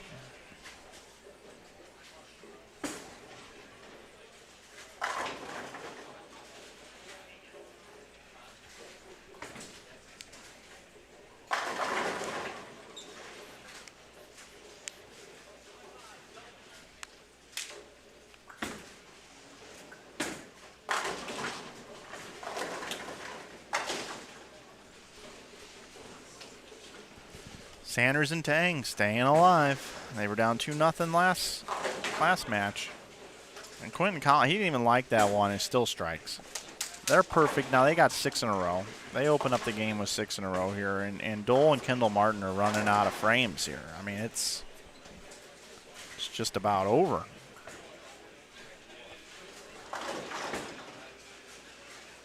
Gotta have it, Dole. Gotta have it. Is that 7 ever going to fall? No.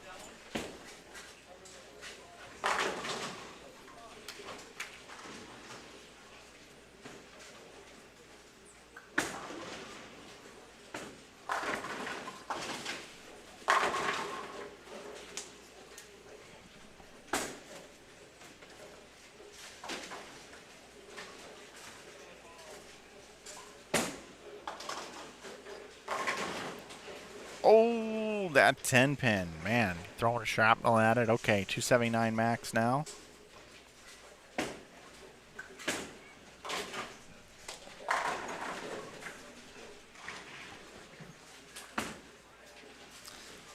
I got to take you over here just to show you what's going on over here. 227 posted on the board.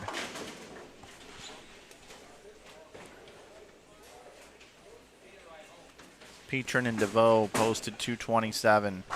So they are going to get the win over there. Go to 2-1.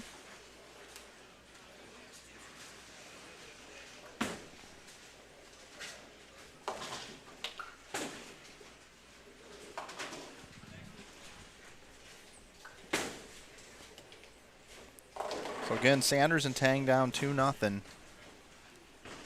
They can bowl 247.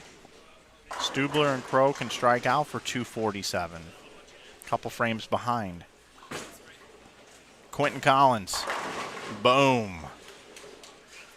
Boom. Just feed it to the oil. Feed it to the puddle. Let it sit there. Come off the end of the pattern. And just not even worry about it. It's like the ball takes 3 seconds to get through the pins. And it rotates about 10 times it goes through the pin deck. And those pins just disintegrate. Pretty impressive. Max score for Dole and Martin, 237. Strike here for Tyrone Stevens would pretty much lock this one up on a 3-0 win. Once again, they bowled 275, 268 their first two. They're looking at an 800 series here in Baker, everybody. It's one miss a game. Oh, 8-pin. All right.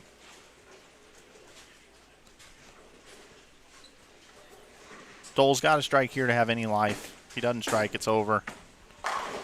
He gets it to go. He sees it through the pins that way, the right way. Looked like he gave that one a little more room. Gave it a little more angle off the end of the pattern.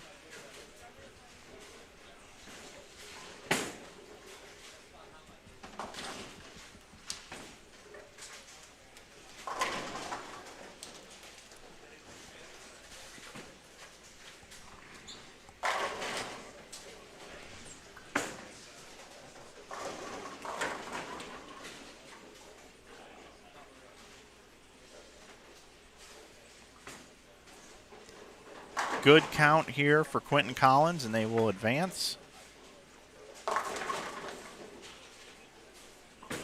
I predict 10.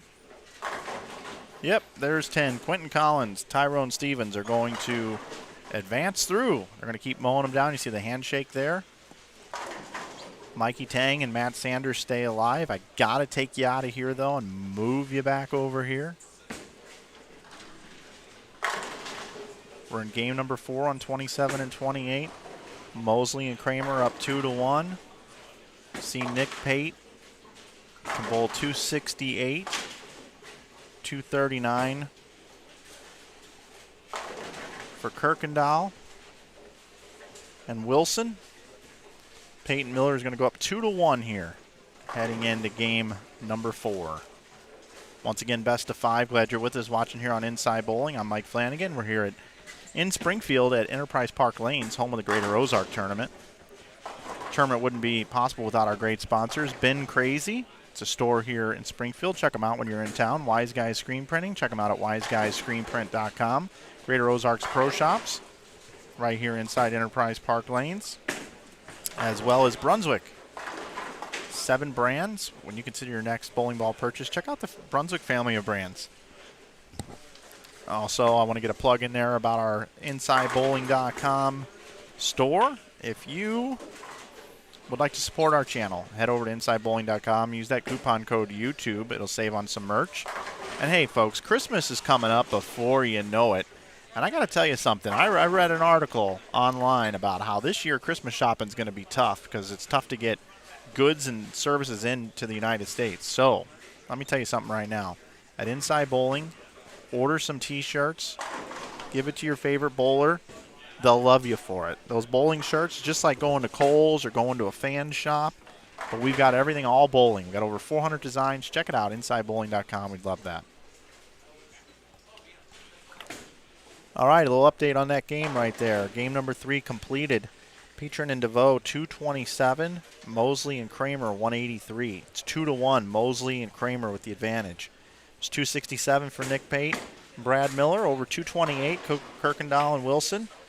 Nick Pate and Brad Miller, 2-1 lead there. Crow and Stubler, bowled 268, 244, 195. Tang and Sanders, 240, 218, and 247. Crow and Stubler with the advantage, 2-1 over Tang and Sanders. And right now, Quentin Collins, Tyrone Stevens, they are done. They bowled 275, 268, and 258 to defeat Mike Dole and Kendall Martin. They will advance. So that's what we have for you so far here.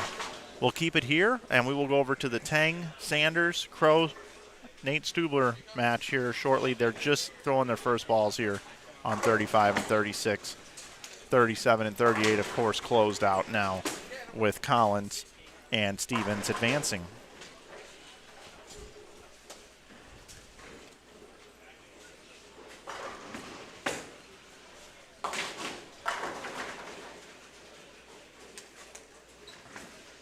Welcome into the most viewers we've had all weekend. Thank you so much for coming to Inside Bowling and watching the conclusion of the Springfield Doubles 2021 version. There was an event in 2019. Francois Lavoie and A.J. Chapman took home honors of the inaugural event. Did not have the event last year due to obvious reasons, COVID-19 pandemic, of course.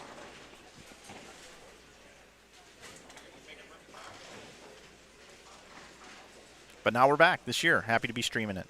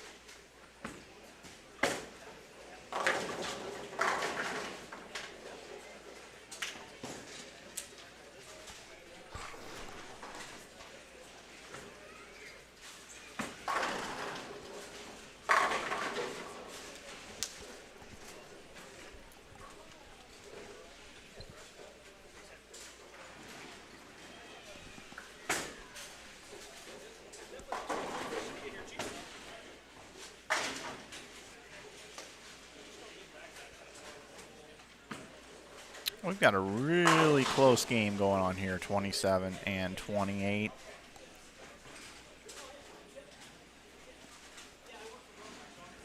Got a possible 233 for DeVoe and Petrin. 246 for Mosley and Kramer. It's a big double up there on the board. Again, tournament life on the line for Petrin and DeVoe. Bell Biv striking the 9th.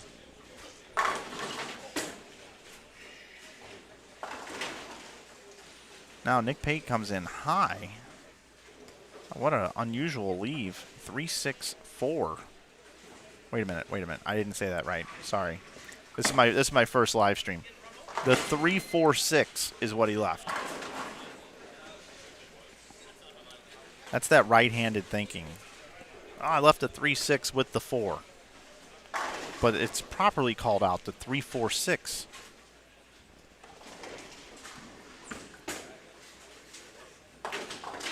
Covers it. Look at Nick Pate. Hello. I leave it all the time.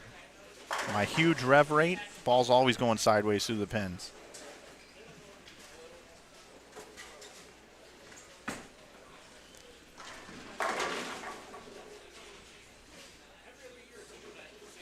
To get into the 230s, yeah, Jalen Mosley. I'll tell you what, he might be my MVP of the tournament. This guy, he is just showing up when he needs it, bowling big games out there.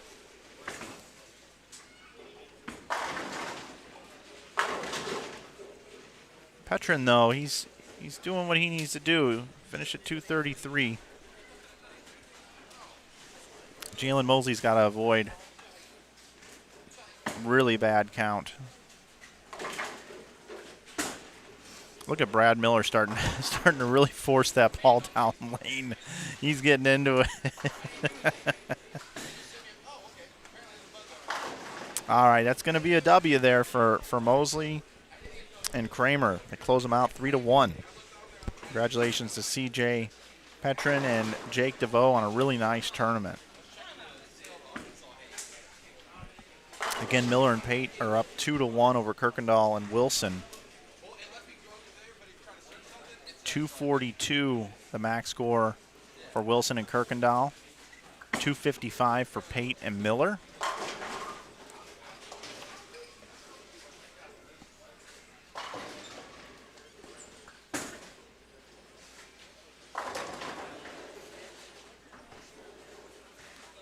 Pate now leaves the 7-pin. I got to bounce out of here. I got to give you an update over here on what's going on. Nate Stubler, Cameron Crowe right now. Big advantage.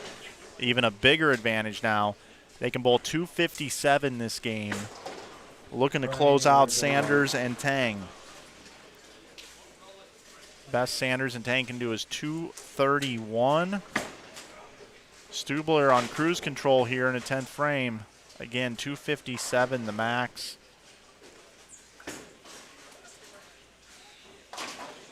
Gonna need a mark here in the 10th frame. Nate Stubler.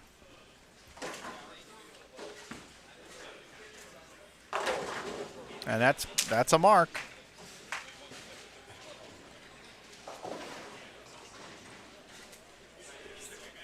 So Stubler and Crowe are going to advance. Back over here, Brad Miller up in the 9th, sliding even further left into the gutter. And that one checked on him. So 2 balls checked on these guys, kind of cutting it short at the bottom of release, getting a little cute with it as they move left. Always tough when you start to incorporate loft and you get closer and closer to that gutter.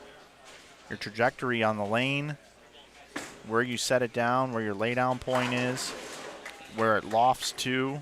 You got a lot of variables now. Kirkendall can now bowl 232.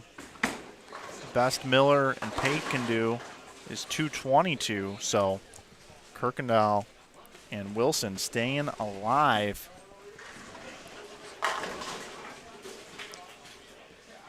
This strike here by Kirkendall will force a game 5. got to have a strike to force a game 5. All right, leaves the 7 pin. So here's the situation. If he picks up the 7 pin, that's going to be 222. Nick Pate can go up in the 10th frame right now and throw 3 strikes for that same number, 222. It would be a tie, which again would still force another game. And now Nick leaves the 10 pin, doesn't know what else to do. Well, I'll give you a couple of words of advice here, Nick and Brad. I think you guys need to huddle up and talk about, you know, how these lanes are starting to dry out on you and just how deep you guys are, and figure out maybe switch balls, go a little straighter at it. I realize you got one game for your tournament life here, but both of you guys seem to be having the same sort of problem, and that's not good. That's not good. Especially against these guys here, having the advantage using the left side of the lane right now with where these guys have moved in on the right side of the lane. You got to do a lot of things right here to get this bowling ball to come back from such an extreme angle. Nick likes that one. Okay, so 211 for Pate and Miller, 222 for Wilson and Kirkendall. So this is going to be our last match that we have left. Once again, Jalen Mosley and Scotty Kramer have defeated CJ Petrin and Jake DeVoe 3-1. Cameron Crowe and Nate Stubler defeated Mikey Tang and Matt Sanders 3-1.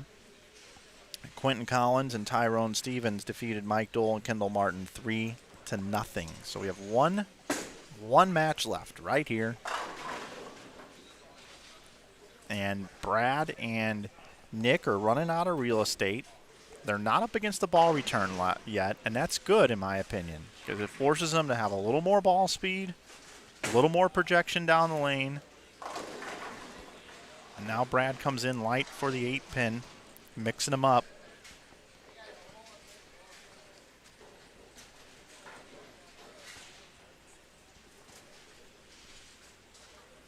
Brian Kirkendall, here we go. Second shot. He comes in light now. This pair, you know, we saw Chad Nelson and Brady Stearns. I've mentioned it a couple times. This pair's been a little squirrely down lane. You don't get it to the spot. It duck hooks on you through the nose. You feed it to the spot. It just goes a little long, leaves some sort of 2-pin combination. Looks like we're kind of seeing that on the left side of the lane as well with a 3-pin combination. Interesting.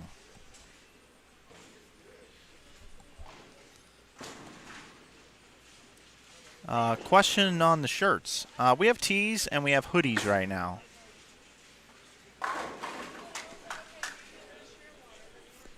And a few other various items. We also sell bowling cards on there too. Bowling cards.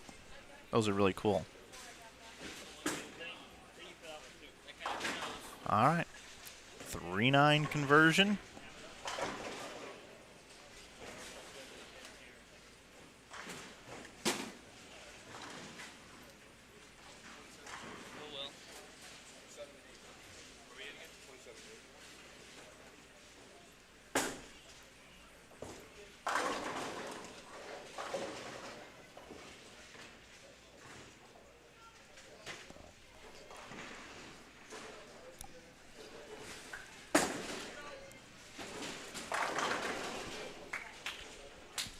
All right, a double for Peyton Miller now.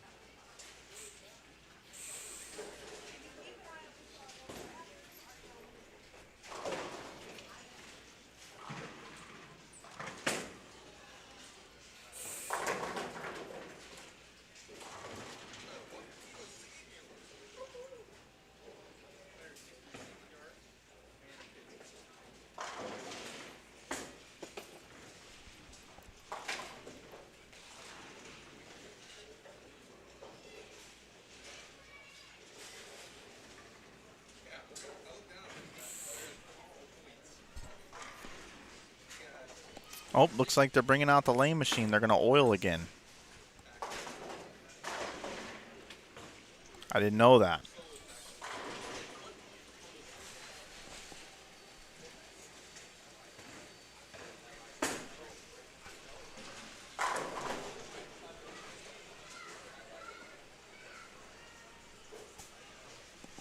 Nick and Brad are talking right now about this right lane.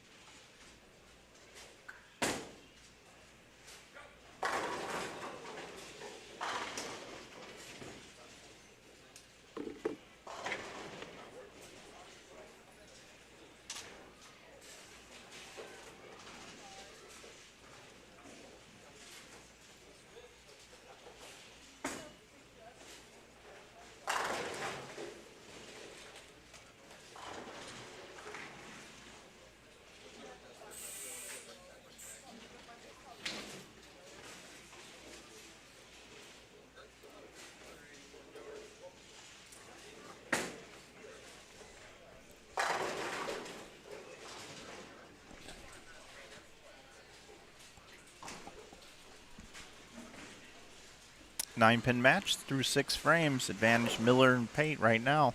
Tournament life at stake. Southpaws versus the righties. Ooh, Donnie leaves the solid 8.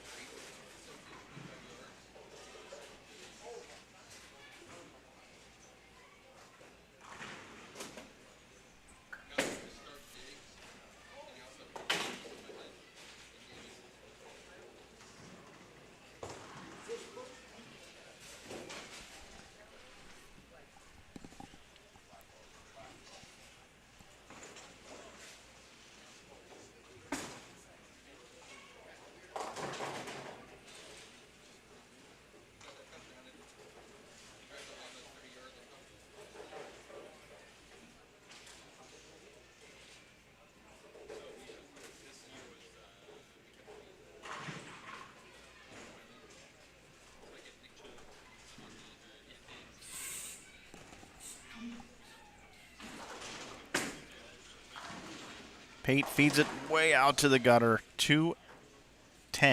2-10 for Nick Pate. I don't think either team wants this one. 9-pin advantage still if Nick Pate can pick up the 2-10. If not, Kirkendall and Donnie Wilson will take the lead in the 8th. Max score for Wilson and Kirkendall, 227.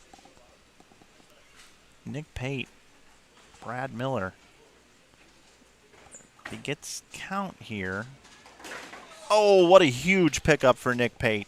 The 210 picks it clean in a clutch situation. 236 the max score now. You want to talk about momentum. The momentum has now shifted completely over to Brad Miller and Nick Pate, no matter how lost they are. Circle in the lane. Donnie Wilson says, you know what, Kirk? I'm going to take care of you, Mr. Kirkendall. I'm going to go up and throw my strike in the 9th. I'm going to take care of business. And I'm going to set you up for the best possible outcome that we can have with the pins we have left up on the board. So 227, the max score, again, for Kirkendall and Donnie Wilson. Donnie Wilson is done with this pair. He is done bowling on this pair. Kirkendall has up to 3 shots left here on the left lane. But Brad Miller now in the 9th, looking to give Nick Pate the opportunity to go up and win it for his team. All right, Brad didn't like that one either. Soft and grabby and maybe left. Bad combination. So now Brad and Nick can only bowl 223. It's in Kirkendall's hands right here. Inside a target maybe, plays the oil line, wraps a 7. Woo, okay. 207 now the max score. Very important for Brad to pick this up. You don't want to chop skis this one right now. Wow. All right. Hits a little too heavy of the 3-pin, the front pin there. Not real textbook there by any means, but he'll take it.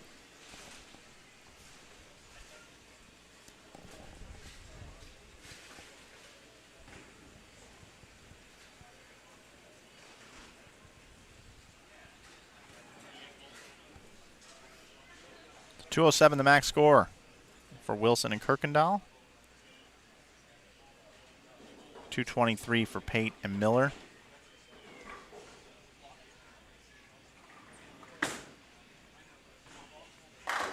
Needs a mark and gets it just like that. Pate and Miller are going to advance.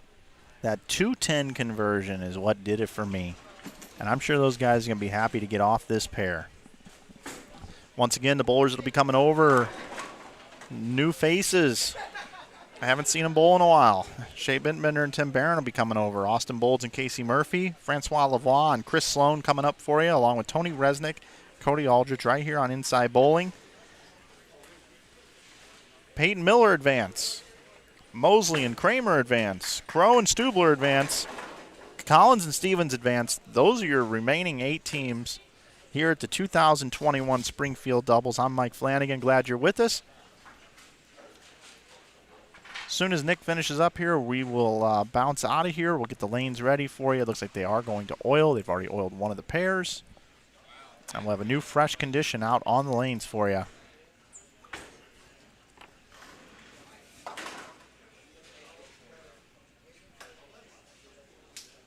.213, 206. That's going to do it. We'll see you in a minute, everybody.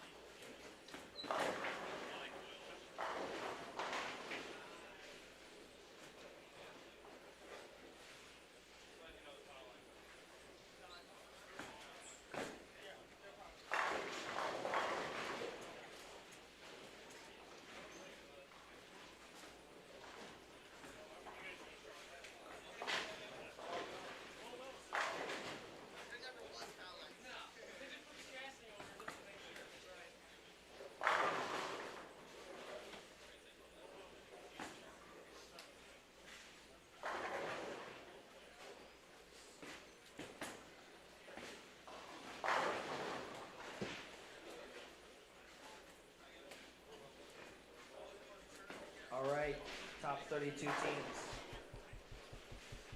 Your practice is now coming to an end. Just a reminder, you can change your order every game. I know a couple people have asked me that, so change your order every game if you want. Same format as ever. Good luck, good bowling. Welcome back, everybody. Round 3 of our bracket match play finals. I'm Mike Flanagan from Inside Bowling. Glad you're with us. Glad you've been watching all day. And some people left. I'm sure they'll start coming back in as we do resume the action here. Lanes 27, 28, lanes 29 and 30 is where we'll get things started. We got Cameron Crow and Nate Stubler taking on Tony Resnick and Cody Aldrich. Aldrich and Resnick were the number 4 seeds coming in. They've had 2 round byes. Also right next door, you've got our number 1 seeds, Tim Barrett and Shea Bittenbender, are taking on Quentin Collins and Tyrone Stevens over on lanes 29 and 30. Barrett and Bittenbender, the number 1 seeds. We'll watch a shot, and then we'll introduce our other 2 matchups that are going on here as well. All right. Head over to lanes 35 and 36. And on 35 and 36, we have Casey Murphy and Austin Bolds, number 2 seeds coming in. They are bowling against Kieran Mosley and Scotty Kramer. Over on 37 and 38, we've got defending champion Francois Lavoie, who bowled with A.J. Chapman last year. He's now bowling with Christopher Sloan. They are the number 3 seeds coming in, taking on Brad Miller and Nick Pate. Joining me for the rest of the event, I believe, are going to be a couple of guests. Welcome them in now. We've got Kevin Williams here. Hello. And our man CT, Chris Taylor, the general manager of the bowling center here at Enterprise Park Lanes. Hello, gentlemen. Hey, how's it going? Going well. Again, everybody, just a reminder, it's best of 5 Baker match play, head-to-head. We've got 8 teams left. We'll cut it down to 4 after this round, and then down to 2, and then we'll crown a champion. $10,000 at large. What's the rest of the prize fund look like, guys? $5,000 for second, and $2,000 for third, fourth, and then $1,200 for 5 through 8. Plus the Calcutta. Plus the Calcutta. The Calcutta is what I call it, and that awards points. The Calcutta? The Calcutta that awards points. I've never heard it called that. I like it. I like the name. Calcutta. So we got 1 lefty team and then 1 other team with 1 lefty. The rest are right-handers.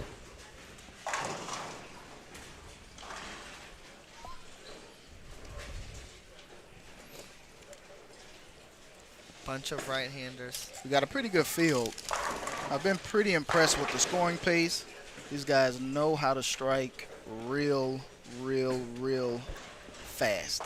Yes. And efficiently. Yes. Has there been any Baker 300s yet? No. No? Well, I think we're going to see one this round. That's my guess. If we do, my guess would be Quentin Collins and Tyrone Stevens. That's your pick, huh? Yeah. Why? Just 'cause? The last round, They crushed them. 275, 268, 258. Yeah. Nice. On a pair that was not that great. We bowled on that pair. It was not great. So we're just not that good, though. As Tim and Shea start off with the front 5. Tournament leaders for a reason. These guys bowl well here. They just won the Greater Ozarks Open doubles event with 1547. Yeah. Is that right? A million. A lot. And we bowl on something much harder than this, and they shot 1550 still. So they're not doing anything they don't already do in this building.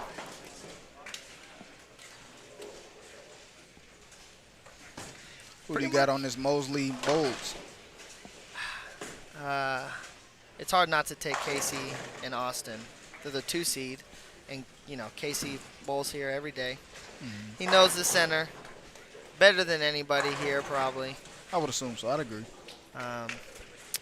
It's hard, and all that aside, he's one of the best bowlers in the field still. So it's tough to see. You look at this field right now, the top 8. There's not really anyone that doesn't belong. There's not really anyone that's like, oh man, they kind of snuck through. maybe a Jalen Mosley team, but Jalen's been bowling really well. If we're doing picks here, I'm taking Crow and Stubler. I'm Okay. taking Collins and Stevens. And I'm taking Murphy and Bolds. And I'm taking Lavoie and Sloan. I'm taking Nick and Brad over there. Hmm. I'm taking Nick and Brad over there. I have to say Lavoie and Chris. Taking Nick, Brad. I'm taking Austin and Casey. Yeah. I'm taking Shay and Tim. And then I'm taking Cody. And I'm taking Tony over the lefties. That's who I'm taking. We'll keep it here. We do still have 2 teams that are perfect through 7 frames, Stubler and Crow, as well as Bittenbinder and Barrett. Trip 4 for Frankie. He does that a lot. That's his hit. Black Cloud. All right. Oh. And Shay gets the. Oh, just kidding. No Black Cloud. That was the walker walking over to the 10 pin to knock it down. Yo, people are throwing pins around. I've seen 3 messengers in a row now.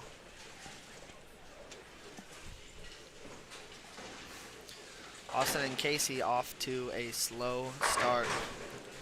And Frankie and Sloan versus Pack versus Nick and Brad are dead tied after 7. Yeah. Both got 79 279 left. left. Yeah. It's gonna be tight over there. Yeah, that one's gonna be the match. Tim back, no brainer. Front 9. Cameron Crow wraps that 7, yeah. So 279 max there. I don't know how that ball doesn't ever strike because he throws it a trillion. Going to bounce out of there. Those first games are pretty much over. Crow and Stubler are going to get the win. Shay and Tim are going to get the win. This match has fallen behind quick with Casey, but we're all tied up over there on the last pair with all the tour guys. We got 2 tour teams going Yeah, at that's it. The true. only 2 tour teams going. Yep, the only two teams that have tour guys on it. As Frank fast 8s. Loses count too, which is big because if Brad gets up here and wraps a 10, they can still win. Not saying he's gonna wrap a 10. Oh, and he gets 7. Ooh. So Gain the count back. Shay on the front 10. Wash out. Big Didn't expect washout. that. Didn't expect that. Front 10. Shay misses the whole head pin.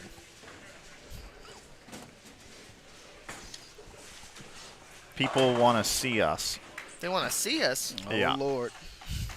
I know. They just want to see you, Mike. Don't say us. No, they want to see. Mike's the prettiest thing this side of the Mississippi. I appreciate that very much. Which side of Mississippi are we on? I'm not going to disagree with you. On the west side. I don't know where Last- Mississippi last I even is. That's my friend. Here we are. Here we are. Here we are. So So thank this you guys match- for tuning in. Yeah. How many we got watching right now, Mike? 402. Nice. Nice. I got to always just be really close in on the screen, though, to see the scores. Yeah. It's about as big as I can get them. Yeah, no, it's my screen and not having some big monitor. We got a 1-pin match over here between the superstars.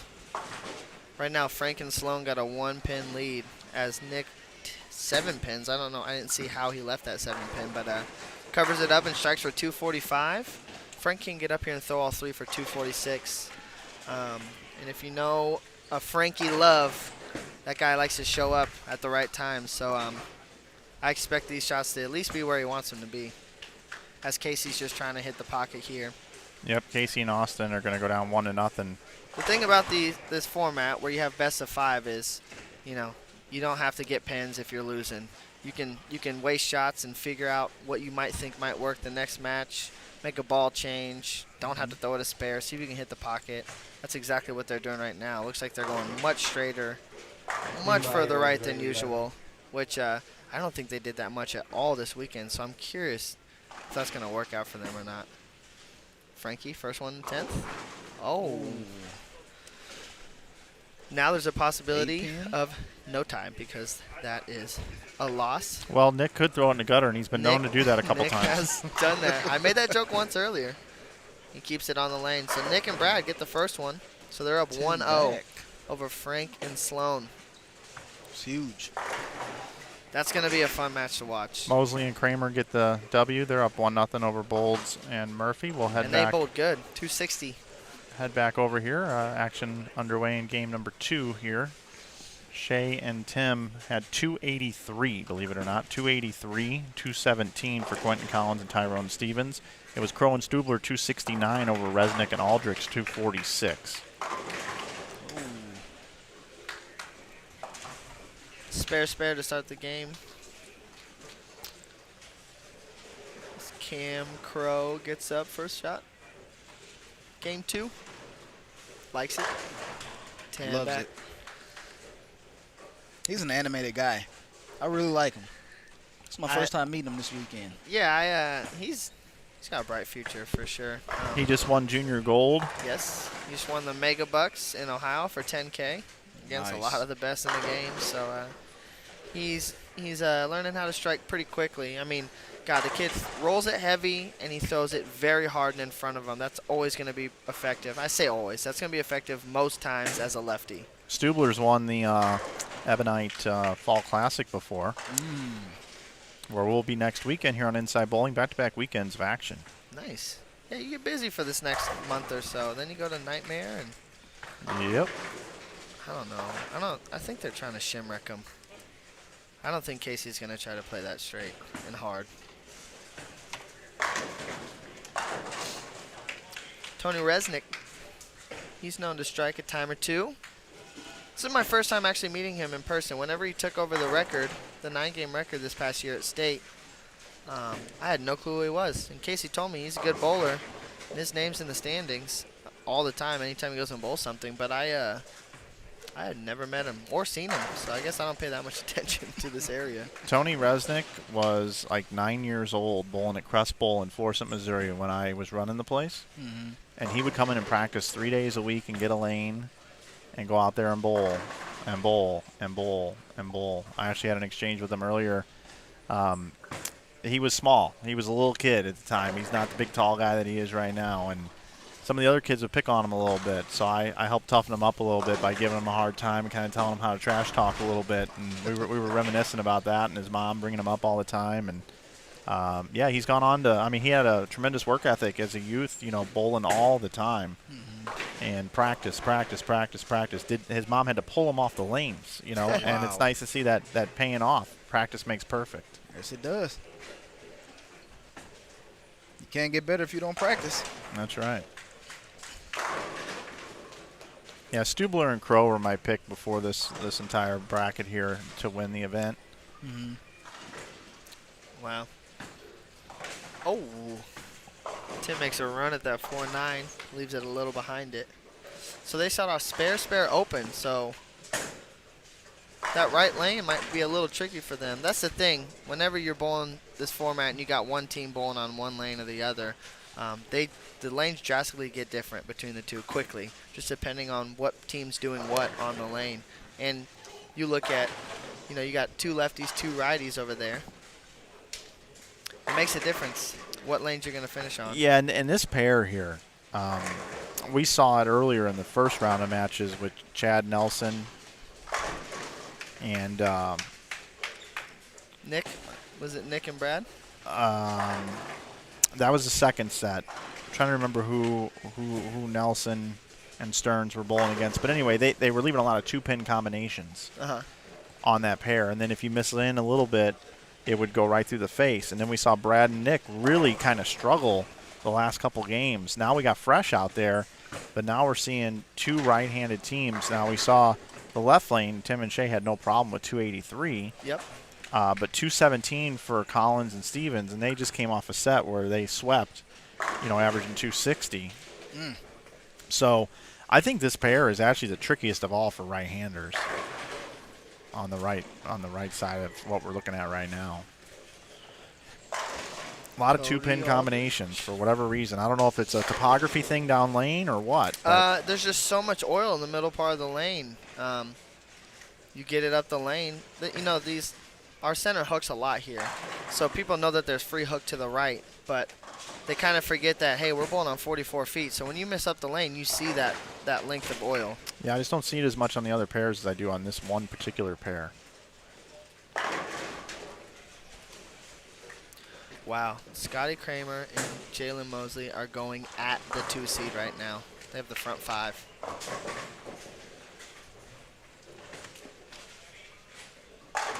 Tony, 10 back. It's a tie ball game over there too. 279 max between the both of them.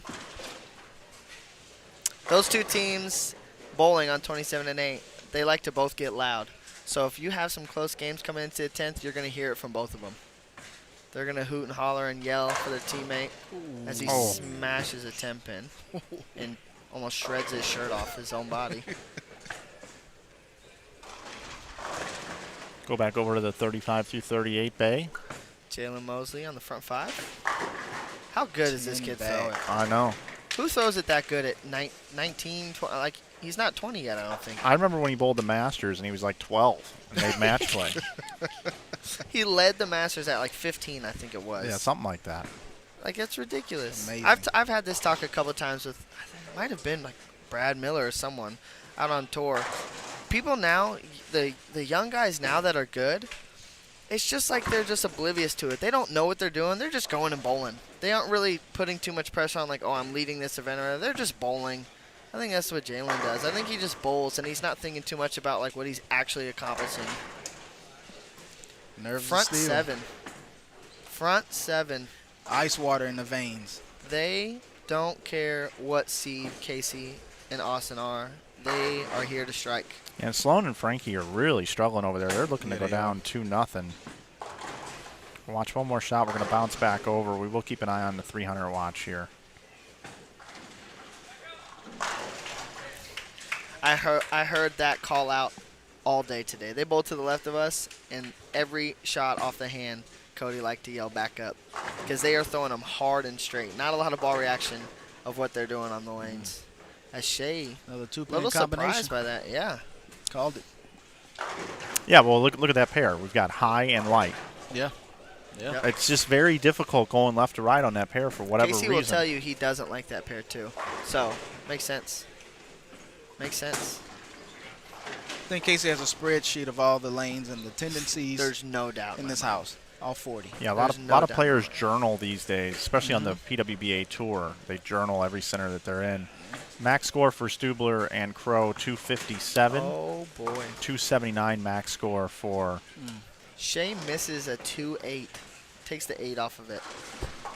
Yeah, it's bizarre. That pair. Cody is can just- get up in the 10th here and throw the first one. I'm going to Yeah. tell you right now, if he strikes, you will know he struck. He's going to let him know. He likes to get loud, animated. I love it if the moment's right. Looking to even it up 1-1 over there.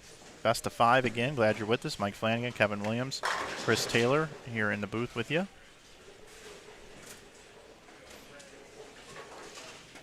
Here we go. First one to get this game 2 win right here for Cody. Likes it. Woo! Big messenger to steal game 2. Hefty.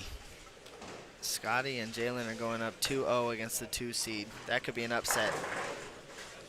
That could be an upset. Cameron's not happy. Throws a shot, doesn't even watch it. Turns around. Turns around.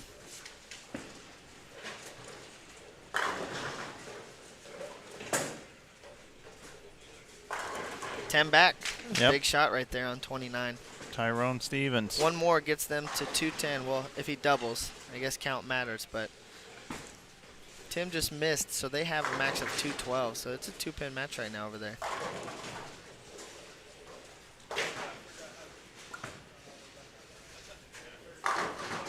Man, Jalen is fun to watch. Yep, 279 to max for those guys. He is fun to watch. He had 22 in a row one time today. He had 300 front 10. But he'll be the first to tell you the front 10 where he shot 280, whatever he shot, probably wasn't deserving of the front 10. He had probably had 4 non-pocket strikes, but you know, when you got it, you got it. He's re-churched. Yeah, left lane's got a lot of friction if you miss in. Yeah, it does.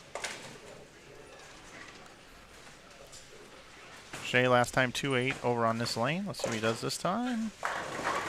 To the pocket. 10. Just laying in there. Much flatter. Just got to cover it, Yep. assuming that some pins get hit on 29, which they do. So covers a 10 pin, and he did just miss a 2-8, but hooking at it, I think he just was unsure what his ball was going to do. He should have no problem with this 10 pin. 193 the final score for Collins and Stevens. Yep. Walked it down. Oh wow. And he breaks our lane, so he we're gonna he have would to have move them. picked the 2 or the 4-10. So, quick rundown. We got Frankie Love, defending champ, down 2-0 to Nick Pate and Brad Miller.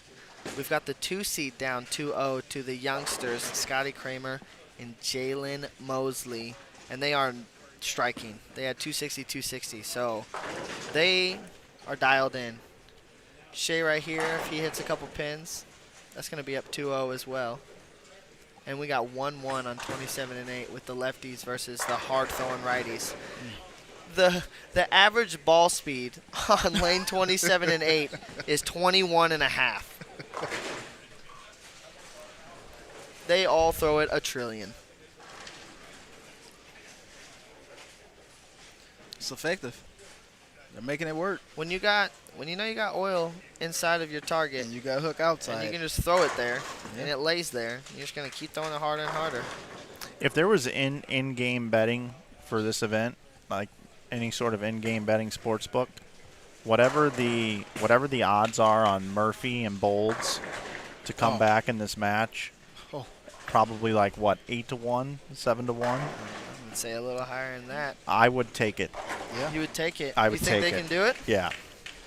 Yeah, I like the value there. Do I get to be the bookie of that? No, I'm just saying I like the Oh, value. okay, I just thought you were inviting me to be the bookie. I like the value a lot in that one.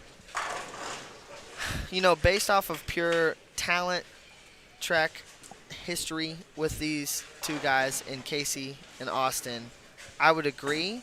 But when you look at the scores and you see that Casey and Austin haven't shot 220 yet, they're going to shoot 220 this game. But you got 260, 260 going at them. These kids are hot and they got confidence. Into game 3 now over here on the 27 through 30 bay. Again, just to recap, Barrett and Bittenbender are up 2-0 on Collins and Stevens. And it's tied up 1-1 between Stubler and Crow and Resnick and Cody Aldrich.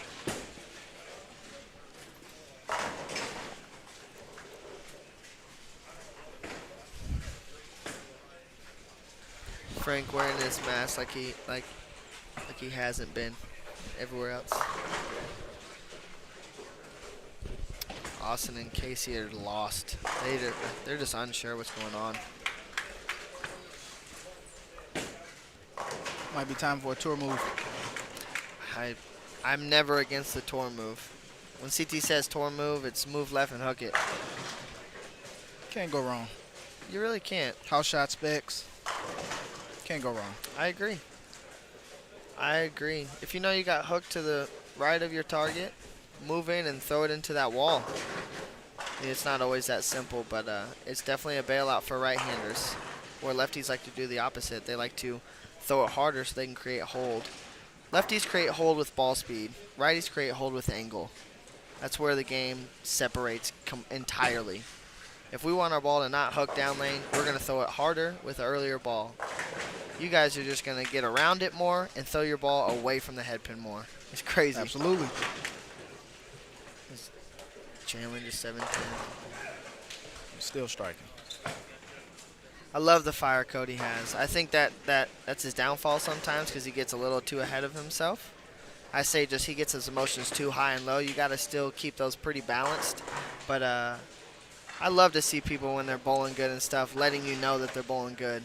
That's where That's where bowling lacks in viewership, I think. When you get on a telecast and you got guys bowling for $100,000 on a PBA event, and they throw a 5-bagger to start a title match, and they literally don't blink an eye. I know that's what we're trained to do when we're going through qualifying, but you know, if they were yelling a little bit and showing some more emotion, I think it'd be more fun to watch. But that's me personally. I've also gotten criticized by some people whenever I do that on TV, so you know, can't please them all, I guess.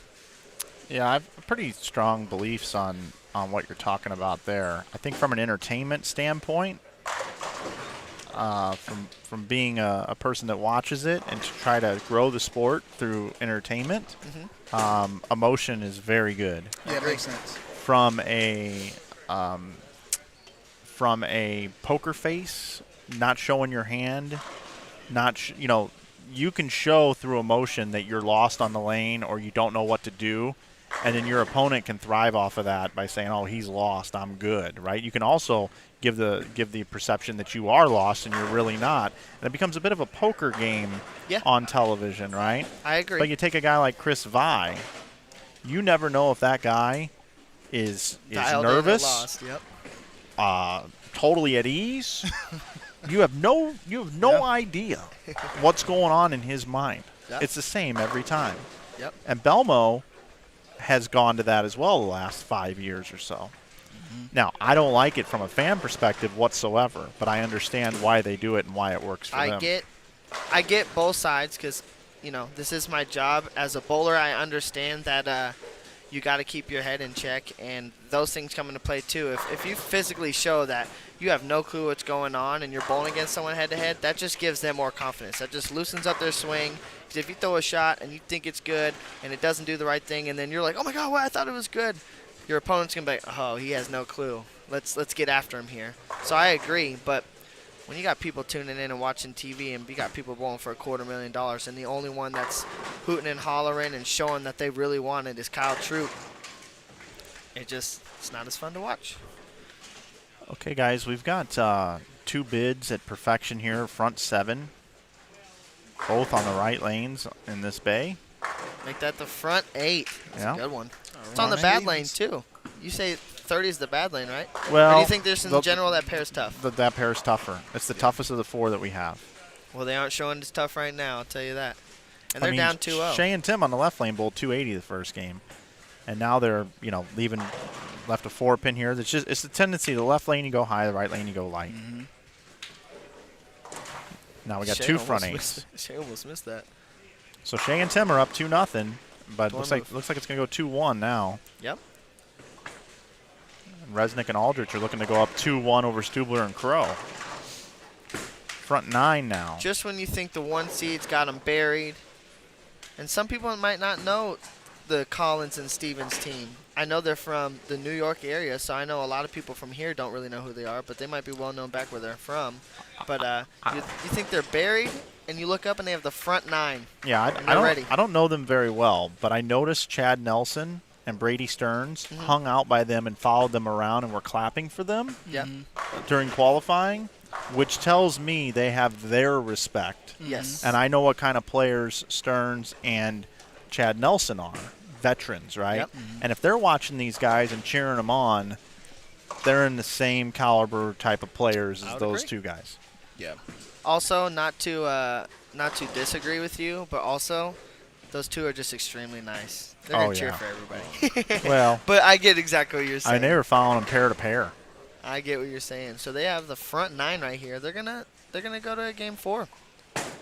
They're gonna go to game 4 here. Tyrone Stevens. And they might shoot 300. never Someone's know. doing it this round. Keep in mind, we had the numbers over here. They swept the last set, 275, 268, 258, and I picked them to beat Tim and Shay here. Yep. Yeah, you did.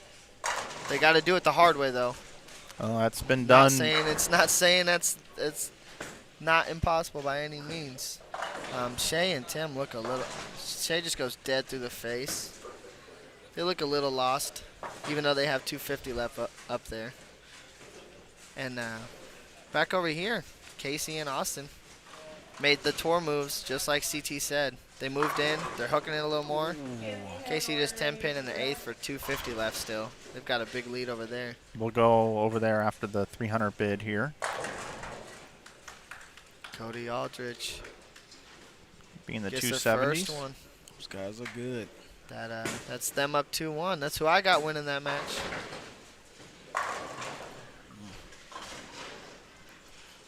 See what Stevens has. Front 10. Yeah, he's taking his time. Very deliberate I here. think he wants this. I I want him to want it. I want it. I'll tell you what I think he might be doing. He might be talking to his teammate and changing balls and not even caring about the honor score, Think? but trying to just get another look on that lane because it's wrapped up here. That's what I would probably do. I couldn't tell really what ball he was throwing first to know if he ball changed. I don't think he did. I think he's throwing the same ball. Oh, my He didn't even God. look. He That was didn't the even can look? opener. Yeah, he didn't even look. Do you think he didn't look, Mike, because he loved it or he hated it? I think he hated it. Well, he struck.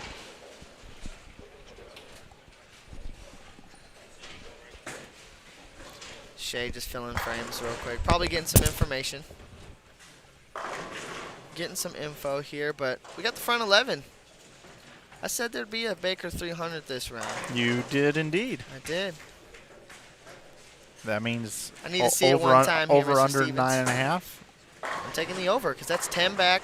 Oh! I'm sick of you, Mike, knowing things about stuff. 299, nice game though. Very good game, especially down 2-0, not giving up, knowing you still got time. So here's Casey and Austin, and I booked the 8-1 bet earlier, not with anybody, just myself. I tried to take it. You And didn't give it to me. here we go. You know, who would have It's a thought? win. Who would have thought 2-1. 150 or 180 was going to be bowled here? 2-1. And look quickly here. You know, you got Sloan and Frankie coming back now. Yep.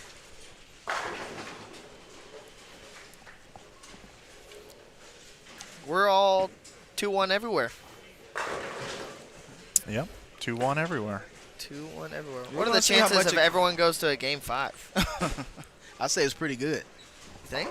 I do. Resnick and Aldrich 269. Crow and Stubler 258.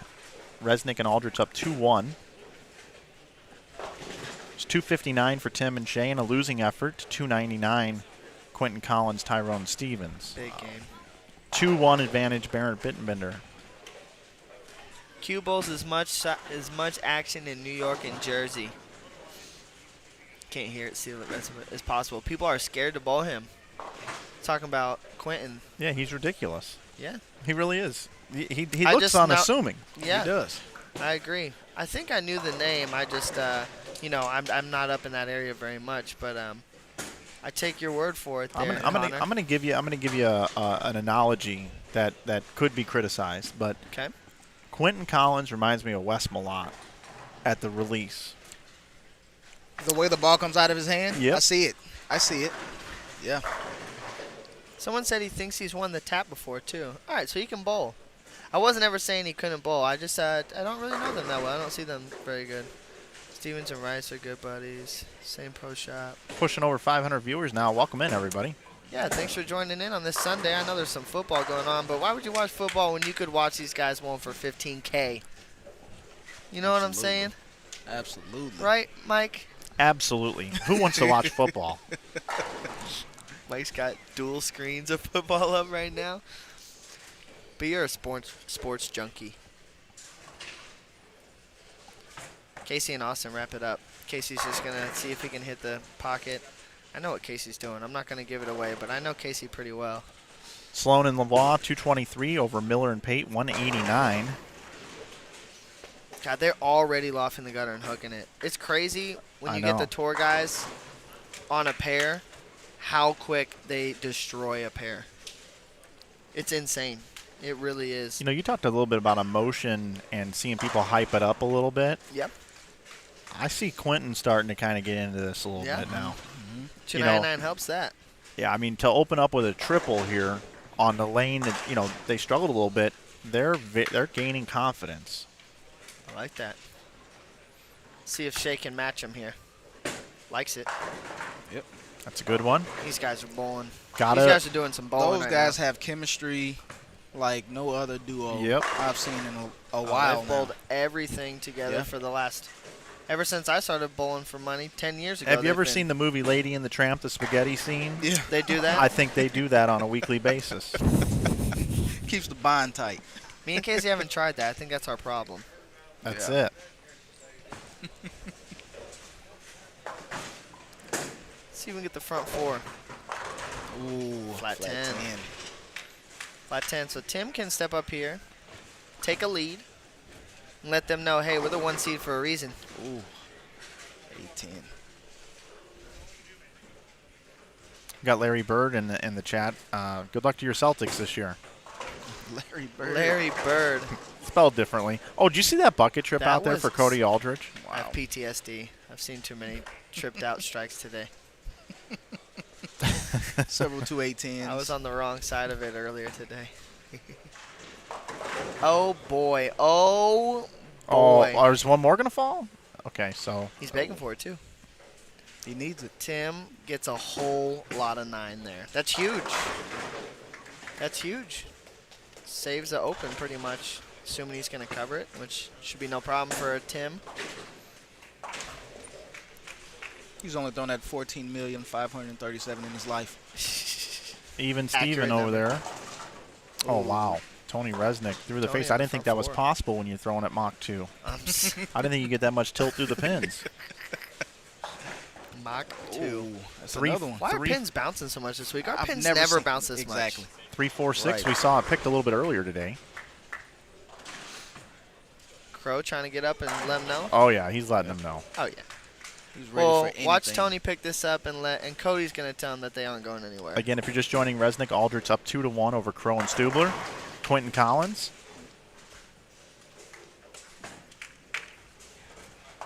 Ooh. Just misses it. Open in the 5th on the front 4. 265 left. Lefty's got the front 5. They haven't missed. They're really going to let him know if they strike here. Well, I Not don't, for I the don't know if Stubler will. Well, Cam. Cam I say will in the back. I mean Cam. Yeah, Cam will in the back. Stube likes to talk to himself. He talks to himself a lot at the line. Ooh.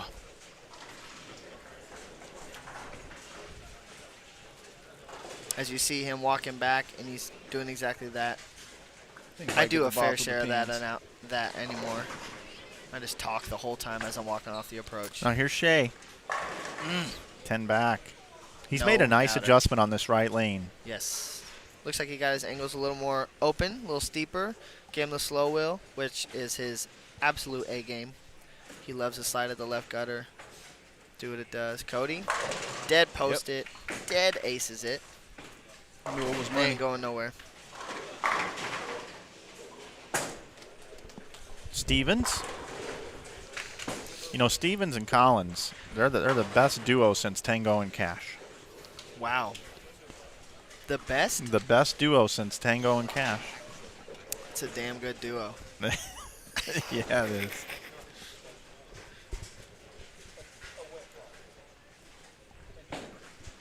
Tim here went through the face on the last one. Fortunate just to leave a 10 pin. High flush. That one's 10 back. That one's 10 back. Tony's struggling a little bit on 27. He's missed twice now. He just went high the previous shot. This time he goes light. Never a good sign when you have the opposite miss in 2 shots. Makes you wonder, what in the world am I going to do? Maybe overcorrected. As Cam goes by, probably gas it a little bit. Yep. He throws it hard. People who throw it hard, their miss is usually harder. Which you would think doesn't make sense when they are already throwing it so hard. Oh.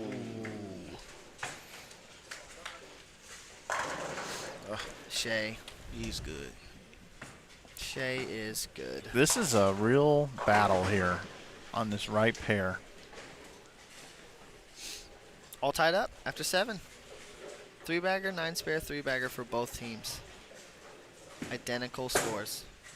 Likes it. Big there. messenger miss. The ref didn't call the M1. So that 10 No pin call. could mean tournament life. Yeah. Let's see here. Collins Tim and got Stevens. away with one. Yeah, Collins and Stevens must win this game to force a game 5.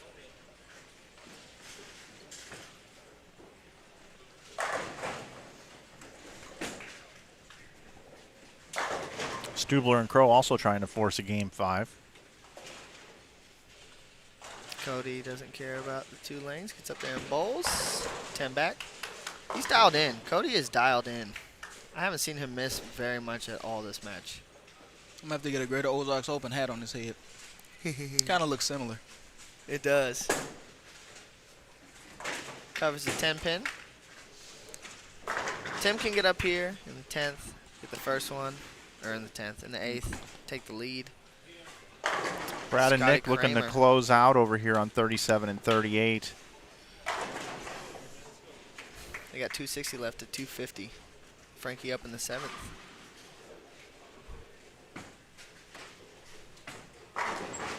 Bang. Yeah, Frankie and Like Sloan his have job. enough to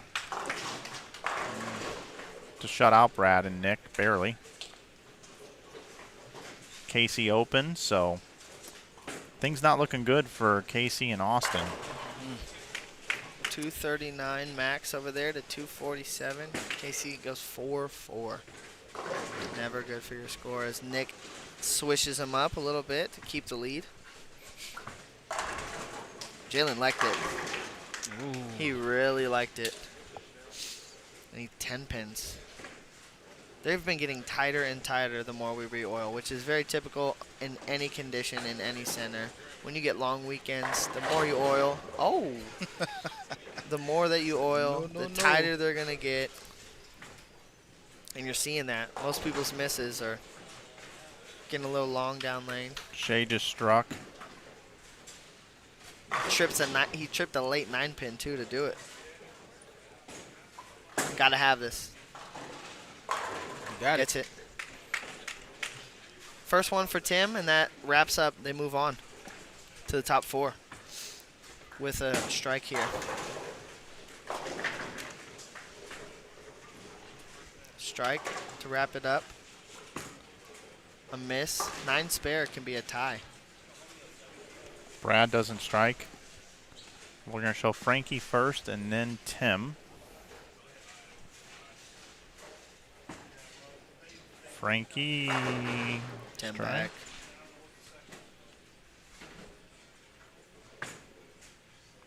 It's pretty good. Oof. Oh, Hooked on him.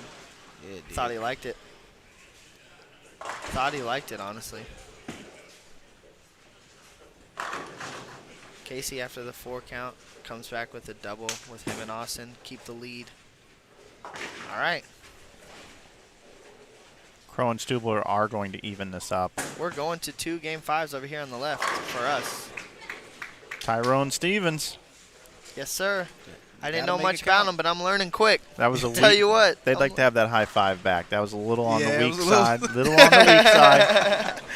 Yeah, it was. But Could have did better than that. That was a clutch shot right there. Sloan gets the first one in the 10th. That's going to a game 5. Austin Bolts up in the 9th. Strikes. This might be going to a game 5.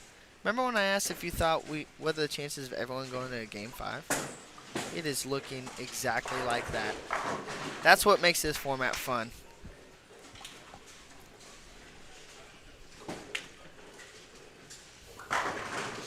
Casey's got to match whatever Jalen does here as he wraps the 10.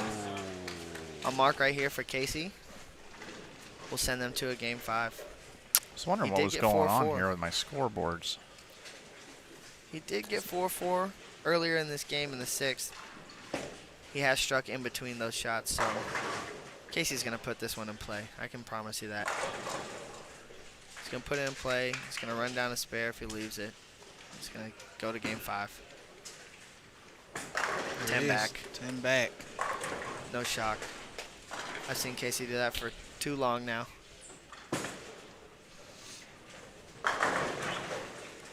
Oh, wow. They're hot. Mike knows a thing or two about stuff.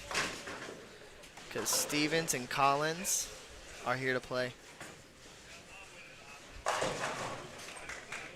Dude, I can't get over the fact that 27 and 8 all throw it 100 miles an hour. It's funny how that matchup ended up working out where they were bowling each other. It's a battle of who throws it through the back of the building quicker.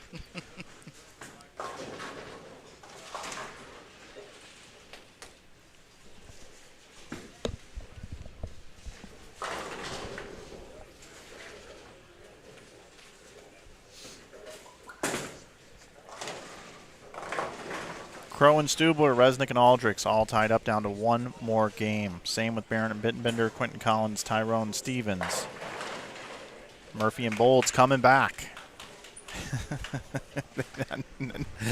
You'd love to have 8-1 now with just one game to go, wouldn't you? LeVon Sloan Oh, boy. tied with Miller and Pate. Casey's shooting a 10-pin on his field ball and make sure he doesn't miss any. He's just not going to leave him, though. Oh. There's a lot going on right now. Took the It's 8 hard off to keep the up. 2-8. We're going to 4 Game 5s. Every match that we have in this round is going to the last game. I said it can happen.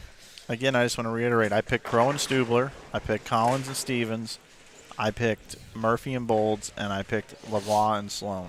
Those were my picks. Well, that's cool and all, and I owe you dinner still, but I have 2 of those are the opposite, so. I also picked up I also predicted an over-under of 18.99 earlier today, and they bowled exactly 18.99.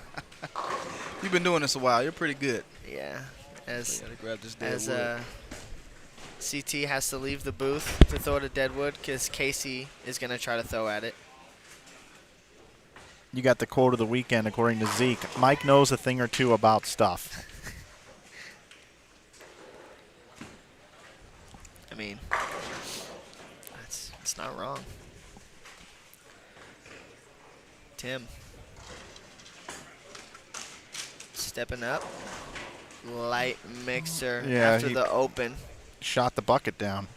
As you see in the right corner, our tournament director and manager of Enterprise Park Lanes grabbing a Deadwood. Light on his feet. 10-pin for Tony.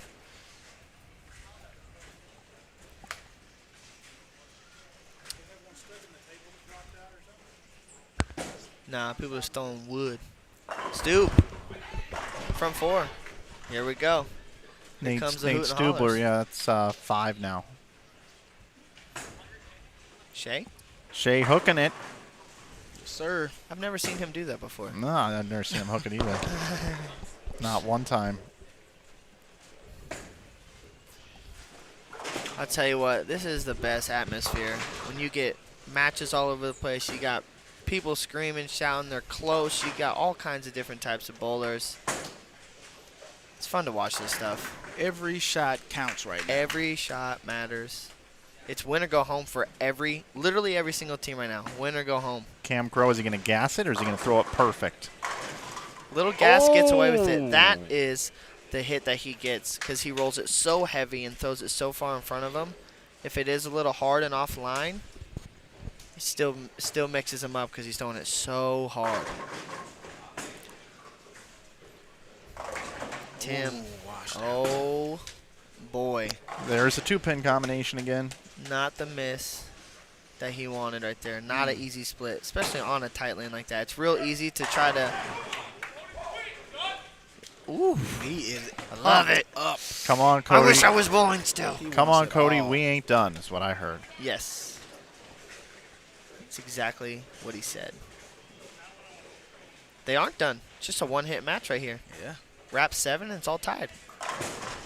Stoop doesn't care. No.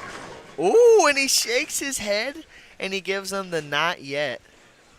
Gives him the finger wiggle. You know, you give him a little matumbo like, no, no, no. No, no. No, no, no. Tim's got to make this. That's such a tough spare because It is. exactly that. This is a tough spot here. This is... Oh, boy. The old backup ball at the 10-pin. Yeah. Yeah, just and like it's nothing. And it's like the slow wheel. So It's can you believe that Bittenbender and Barron right now have 79 in the 5th frame? Well, I can only because I see it. And they're only trailing by 9 pins. Wow. After those teams are both just striking. Yeah. This pair sucks. I don't know what else to say. That's literally it. And we've seen it from every team that comes through here.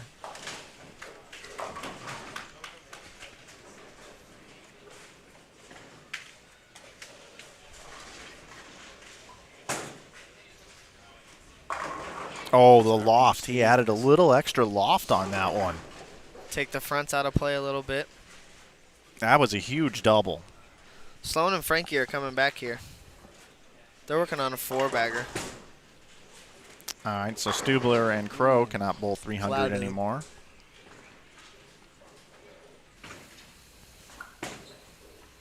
See what Tim has. Moved right through it harder. Mix Also, it up. just something else to keep in mind that we haven't commented on. Tim bowled anchor on the right lane, and now Shea is bowling anchor on the left lane. They've been flopping. I think they're just picking the lanes they like better. I think they saw them enough different that they're going to say, hey, I think I'm confident on this lane, but not this other lane. Oh, Wow. Run over the rack for 7. That's about all she wrote over there. Yes. Oh, that outside. Oh, my goodness. Jeez. A giant mistake. Just can't miss right early. Wow. Merry Christmas. Gift wrap it. Let's make it count. And Shea Makes it count. high flushes it. Tim's got one more shot here on this left lane. Oh, boy, the backup ball. And that's hard to do to The take chop those chops. two. So 204 the max score now. 229 the max score for Barrett and Bittenbender. So 25 pins separate the max score. A lot of loft on that thing. That's the frustration. Yep. Hum it down the Yep. lane. Yep. We're packed up Stubler and ready and to Crow go. will advance. Yes. Tyrone Stevens got to have it. He's got it. And he does. So what's the max over here? We got 204 Yep. to 229. Yes, sir. The count is huge there. Yep. They have the off count. So that means that Tim and Shea technically get a miss, assuming they don't have a bad count. And they can still win. Pate and Miller are just going in the wrong direction Yes, here. And they Frankie are. here now up. Frankie and Sloan in a big comeback situation here. And it's anybody's match next door on 35 and 6. They're a little bit behind, so we're going to head back over here. Tim, I think this is the nail in the coffin if he gets this one. I think Shea's going to keep it in play. If I think anything. so, too. But anything can happen on this ball. High, light, or anywhere in between. Beautiful Tim shot back. by Barrett. 10 Those are just back. two solid bowlers. Tim and Shea. And then- 17. and that Oh, is 7-10. That is it. So Tim and Shea will move on. Yes, they will. Wow. A exciting one to That watch. was exciting. What a good match. All right. Those Casey matches looking to have get the first been double. decided. Gets it. Casey gets a double, right? Okay. Yes, he does. So right now it's a 1-pin match over here. 1 pin through 6 frames on 35 and 6. And Sloan and Frank are going to move on. They pretty much have that wrapped up here. Man, I still wish I could have got that 8-1. I called Frank. I called Murphy. Just let it be I known. called those two as well. And I called Stubler, but I did not Yeah, call let's Barrett. fist pump right in front of my I'm- face. I'm going 3 getting and teamed 1. up on in here. I'm Someone in the going- chat, like, stick up for me. All I do is get bullied around here. It's okay. Mike makes these fluke bets that he has fixed. Takes my bets from me. Fixed. I don't know what I did to deserve Great any shot of by this. Austin Bulls. Good run for Stevens and Collins. Oh, they bowled great. They bowled great. I definitely know who they are now. It sounds like they were already on the map. I wasn't paying attention enough, but they bowled great. They impressed me. They impressed me. Here's So we- Casey now, looking to drop a hammer here, 4 in a row. So you move left. And a little bit. Roll it. And there it is. Oh, What's There he going it to do? is. He's just going to talk to it. You want me to reiterate what he was just saying? yeah, that'd be good. Don't you freaking do it. This is my house. I promise you he said something along those lines. I know Casey. Don't you do that to me. This is my house. I bowl here. That'll do it over there. Yep. That's the Murph. That's my guy, my partner in crime. Oh, That's going to wrap it up pretty 4-6. much. Brad Miller That's and that. Nick Pate are going home. Yep. Jalen Mosley. It's 4-6. This will wrap it up here with a Yep. Austin bold strike. Oh, that looks Pretty good. close.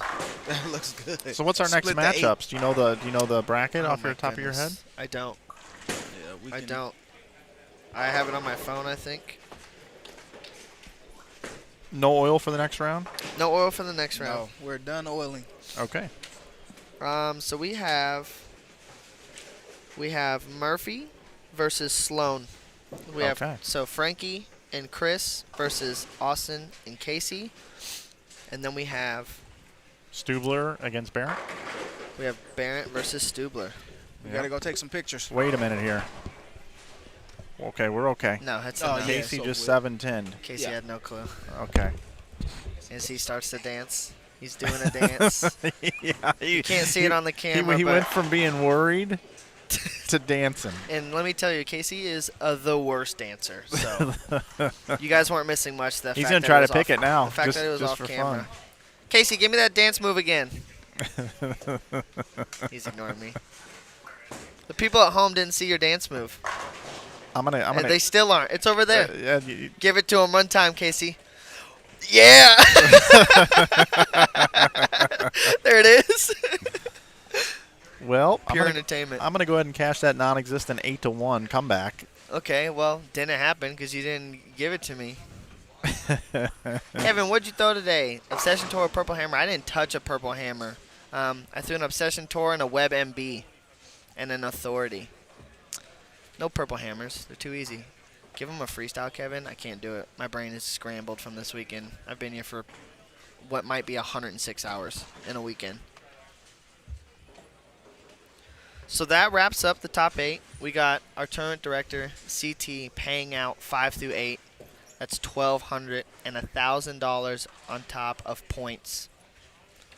Yep, that's going to do it. So we'll be back here shortly here on Inside Bowling. We got 4 teams left. We'll have it for you here in just a moment.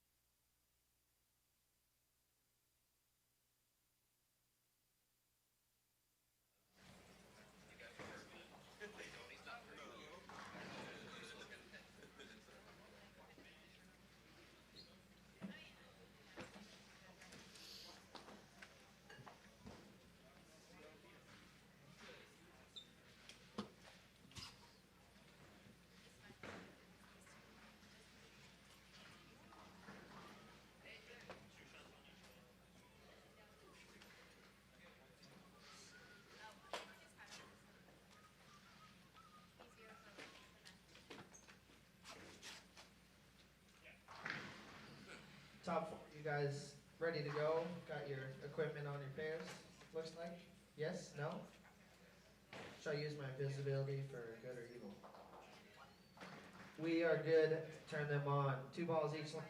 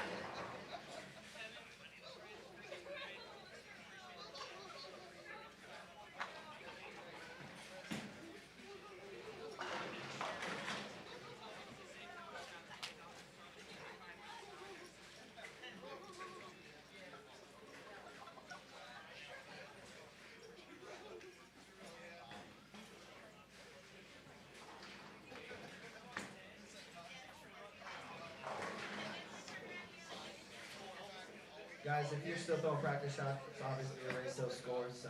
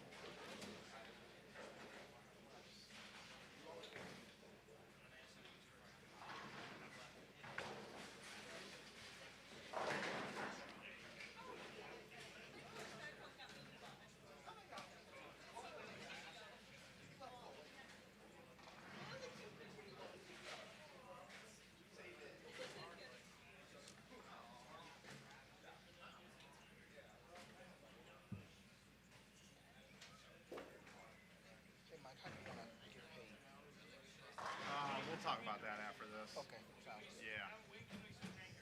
Whenever, just in between games. Yeah, whenever you want. Guys, just go ahead and erase those scores, obviously. And then good luck, good bowling. Down to the top 4, ball for Team K.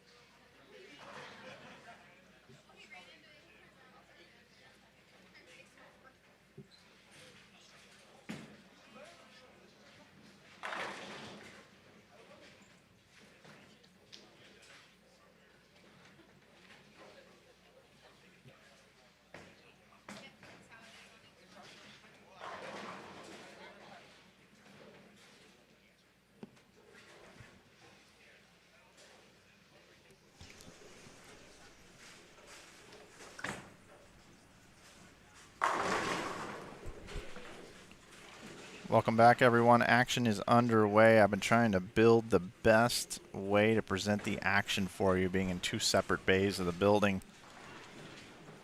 I'm going to continue to tweak this here for just a few moments, but you've got Austin Bolds and Casey Murphy taking on Francois Lavoie and Chris Sloan, and Shea Bittenbender and Tim Barrett taking on Cameron Crowe and Nate Stubler.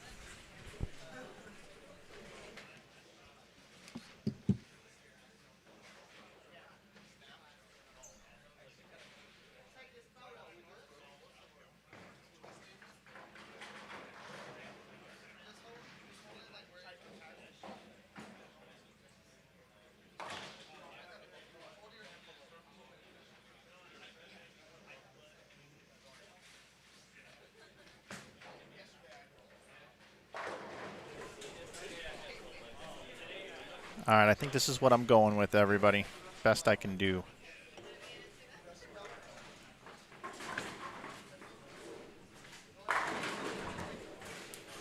All right, again, best of 5. Casey Murphy, Austin Bold start with the first 4. Sloan and Frankie have the front 3.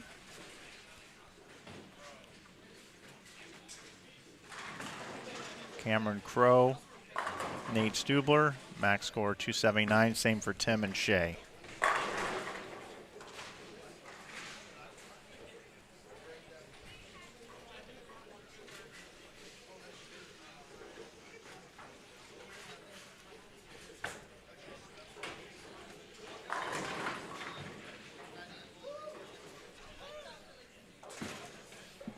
The losers of these 2 matches will each receive $2,000, $5,000 for second, $10,000 for first.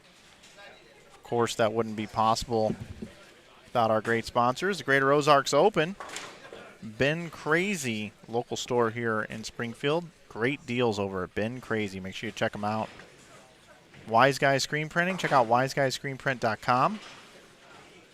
Greater Ozarks Pro Shops, and of course the brands of Brunswick. If you're considering a new bowling ball, check out a new Brunswick ball.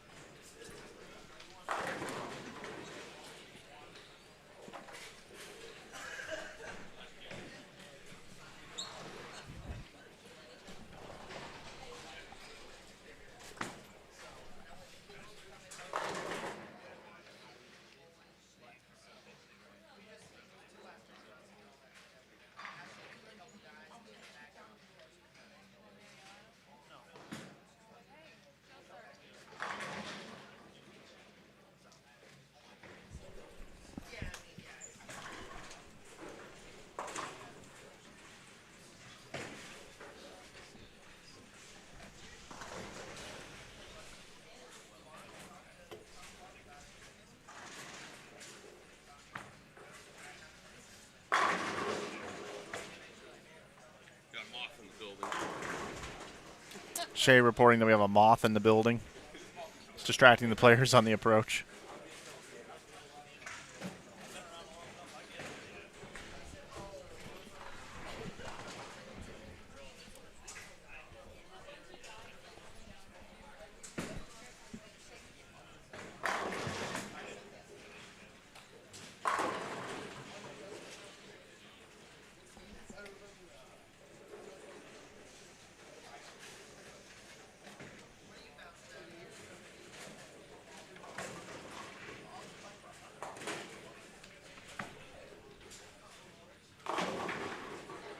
Thanks, John. Appreciate it.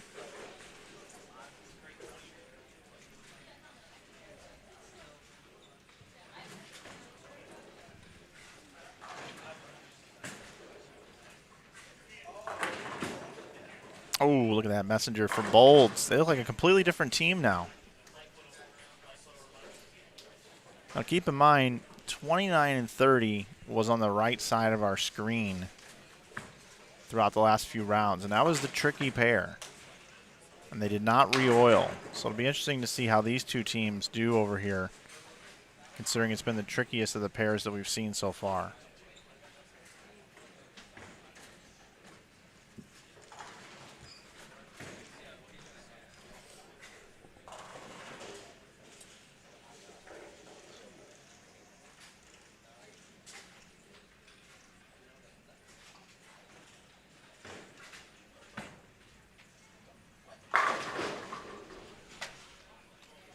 Possible 258 for Crow and Stubler.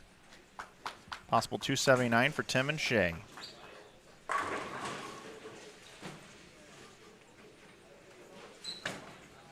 Murphy and Bolts can still be in the 260s.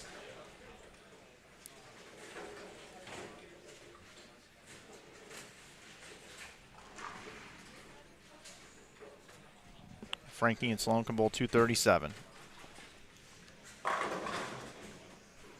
Strike for Tim. In the 9th, Shea anchoring this particular game on this lane. Something to keep an eye on.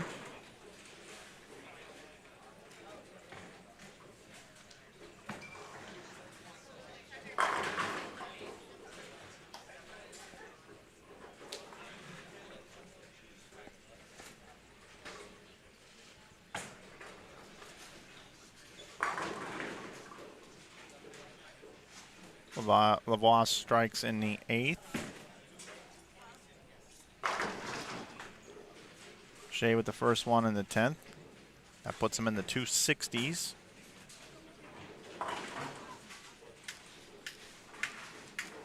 Cam Crow, the best he can do is get his team to 258. So Shea and Tim go up 1-0.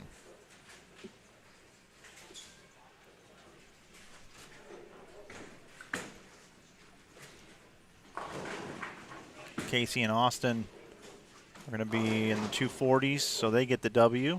And notice a 2-pin combination on 29 at 30 yet again. Now this time in the hands of Christopher Sloan. 4 right-handers on 29 and 30.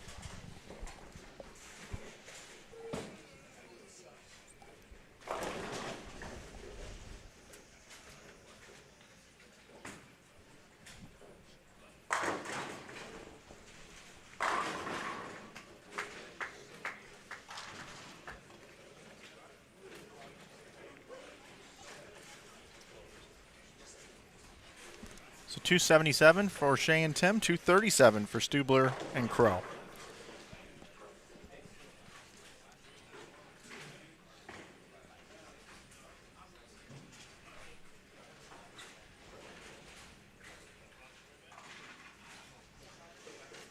Mess Glub wants to know, why is nobody talking? Hopefully everybody can hear me. Shows that my sound levels are going out. Somebody just let me know and make sure I'm going out.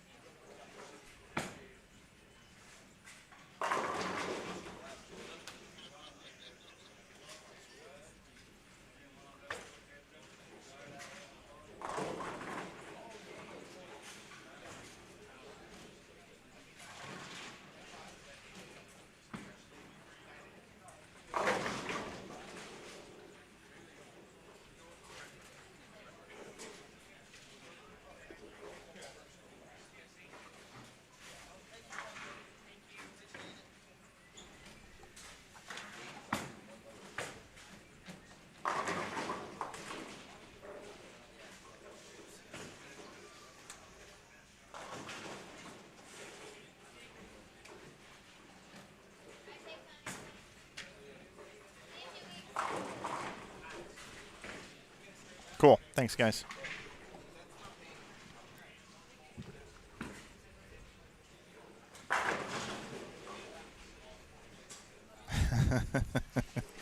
Yeah, I get it. Why is somebody talking any, you know what, to each other?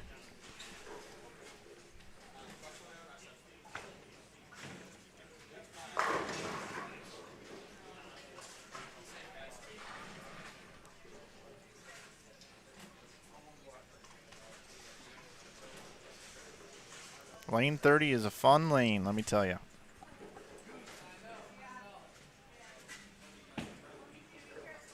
Cam Crow.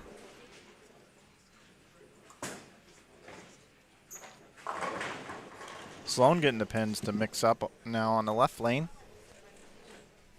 It's about as deep as we've seen on that lane. Tim with a strike. Just like that, Tim and Shay have a max score advantage. 280, 279 on 35 and 6.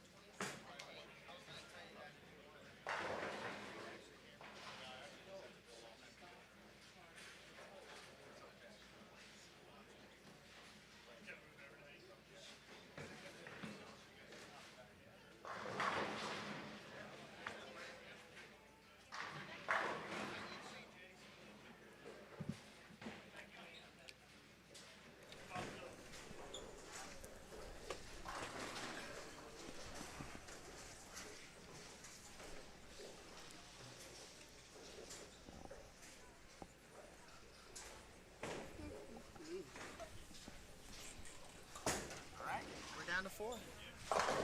These get backwards, maybe? Maybe. Yes, definitely got backwards. Down to 4. Who you got? Who you picking? Well, I picked Crow and Stubler to win earlier today. Oh, the whole thing. Yeah. Okay. Well, they're down 0-1, right? Yep, they're down 0-1. Okay. And this other match, I think, really could go either way. I'm not going to pick one over there. It's on that tough pair. 244, 181 to start. I think that's going to be a good match. A really good match. Shea mixes up a 8-pin. Getting a little funky down lane.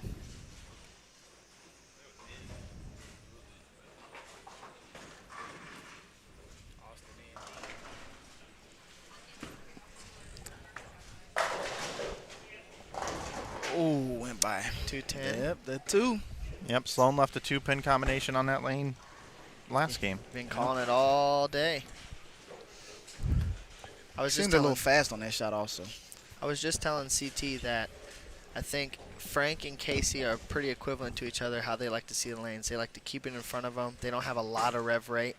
Frankie can obviously give him the hook, but he likes to not be the big wheel guy, and so is Casey. And then Austin and Sloan are the opposite. They like to hook him. So that's going to be a very good match. Meanwhile, we have hook and right-handers and hard straight throwing left-handers over here on the other pair. So it's shaped up to be a good Final Four, though. We got a little bit of everyone. We got a couple tour guys.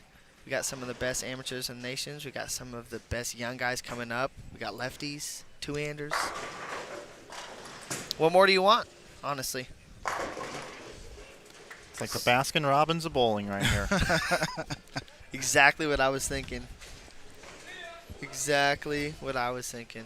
Because I eat at Baskin Robbins all the time. Casey up in the 7th off of a 210 open.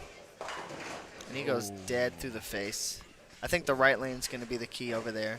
And Yeah. Sloan and Frankie finish or bowl more games on that right lane over there.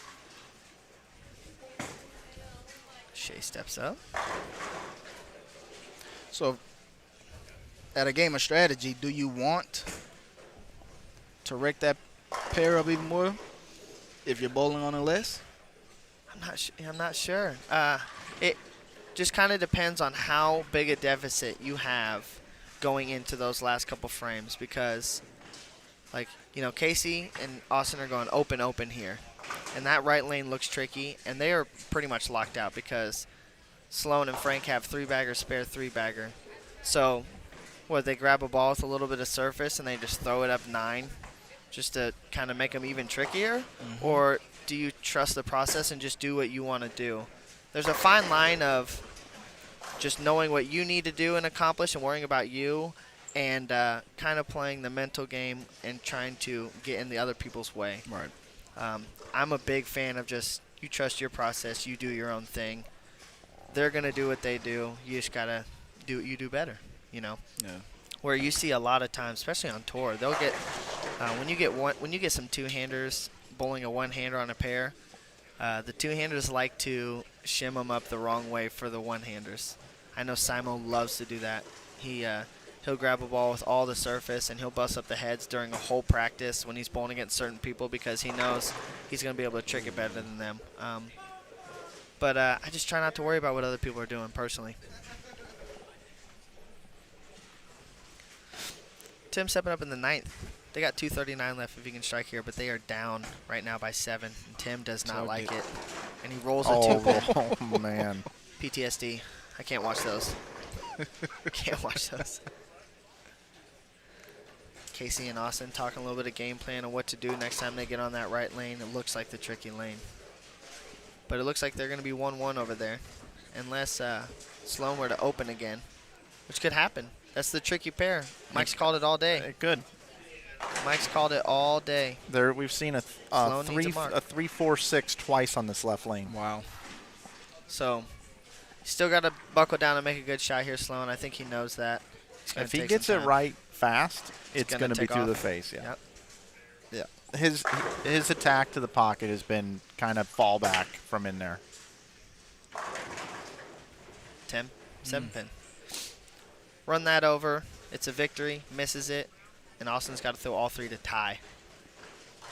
I think Sloan's going to cover that no problem, I would imagine. Austin getting in front of the ball return. Yep. Just moved a couple boards left. Tour move. The old tour move. Soften up. Need 10, 7 get the pins mix. as well. 1-1 over there. 1-1 over there. Cam gets the first one in the 10th. He's just got to match whatever Shea does here. Sloan talking to that 7-pin. Shea. Bang, bang, double. What you got, Cameron Crow? What you got? On a weekend like this, if you had to make an all-tournament team and then, pick the MVP, I think Shea's been the MVP. Hard to argue that. Right? Hard to argue that. And then I think, the next question is you look at the field, and I realize the condition that's out on the lanes, but Shea bowls great on tough stuff as well. As that 6-pin's going to be 2-0. Assuming Shea gets good count here. Needs 7. 7. But go on. All tournament team. Yeah. Yep, Shea and Tim, 2-zip. Way to go. So what I find interesting is, a guy like Bittenbender, who MVP of the weekend. We've seen him dominate other events all the time. Hard shot, easy shot, doesn't matter. And why isn't that guy on tour? Because and how would he do on tour?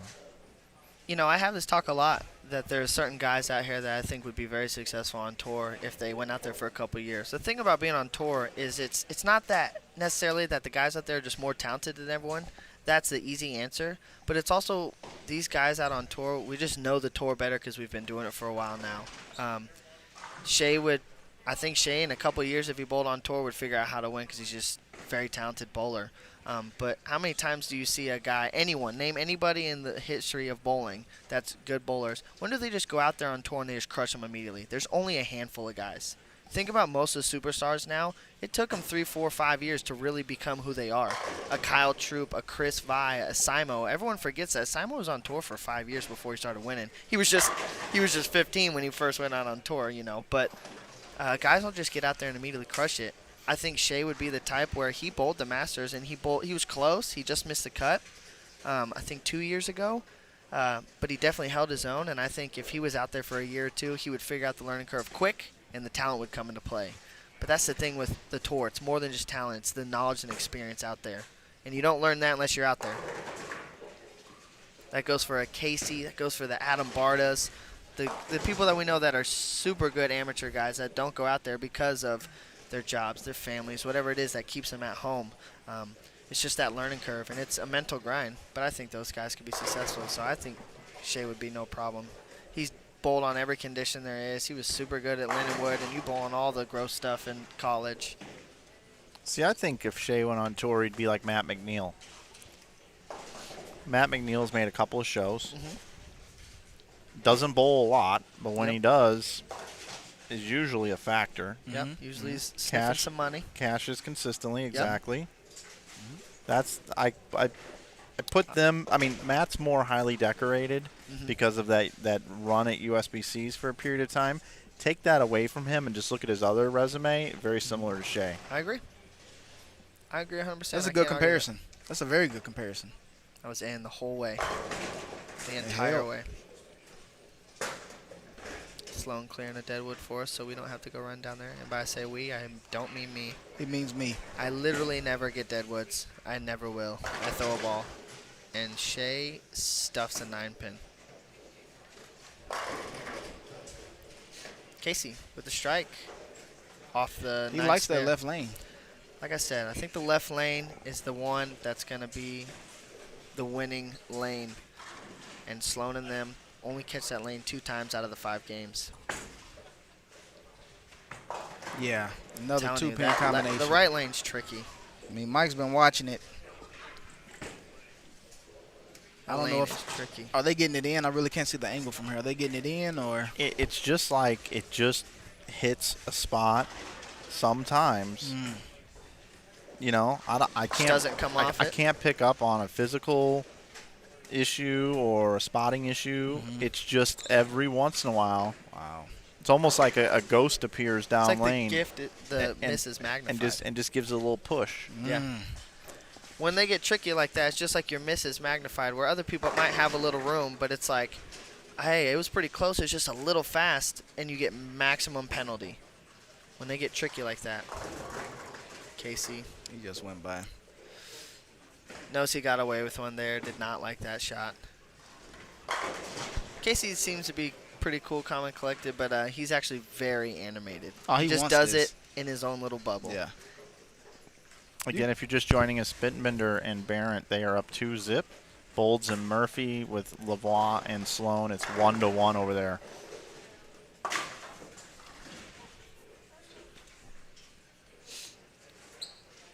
See if Shea can get up here. Double in the 4th. Get that back to even. 279 max.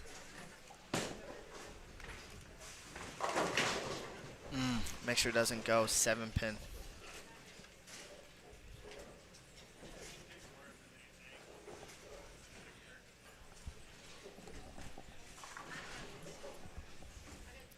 Cam Crow getting up in the 6 here. Off the 9 spare. Rolls it a little forward. No Never a problem. doubt. No problem. Sloan finding a way to strike on 30 this time. Cam doesn't wear nothing but sweats, if it's shorts or if it's pants. You got real clothes, dude? You got real clothes? I know you're young, but you got to dress up some.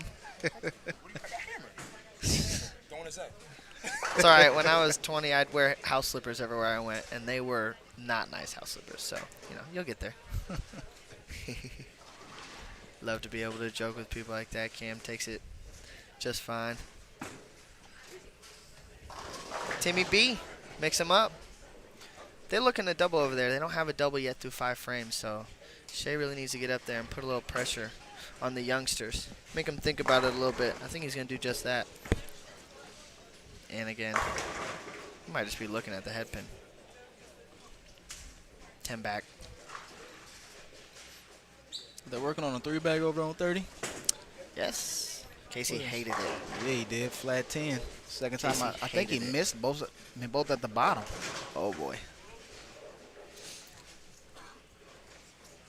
Shay and Tim letting this one get away from them a little bit, but they do have a 2-0 cushion. Yeah.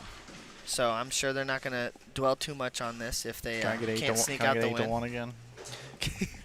I'm not betting with you ever again. I've learned my lessons. I was far left from this last shot. Lays there. I'm not betting with you anymore. I think as the lanes transition, it starts to get a little more difficult for the righties. Cover it. Agree. Ooh. I agree, especially when you got a lot of rev rate going down the lane. I like the straighter is greater lefty power. I really do. All right, it's hard to argue that. They are down 2-0 though. They are. I mean, right. That's the thing. You know, like. So 8 to 1. All right. Well, no, not 8 to 1 because you now know they're down 2-1. Yeah, it's probably more like 4 or 5. Still not taking it. Yeah, that right lane looks terrible for Tim and Shay. See how much is 5-7-10. Frankie and Sloan are turning it on the tough lane. Yeah. And you know, you mentioned that lane looks hard for him and everything, but they did shoot 277 the first game over there. I'm just going off of present game. I know. But that's what's crazy. You know. Oh, crumble it. Oh, crumble everything. How's that not strike? Well, it's hard to say that 29-30 with the Sloan Bolds match is wrapped up because that pair has been so tricky. It's quick for someone to wash out, but they have a big lead. I'll say that. Sloan and Frankie have a huge lead, and Chris likes that one.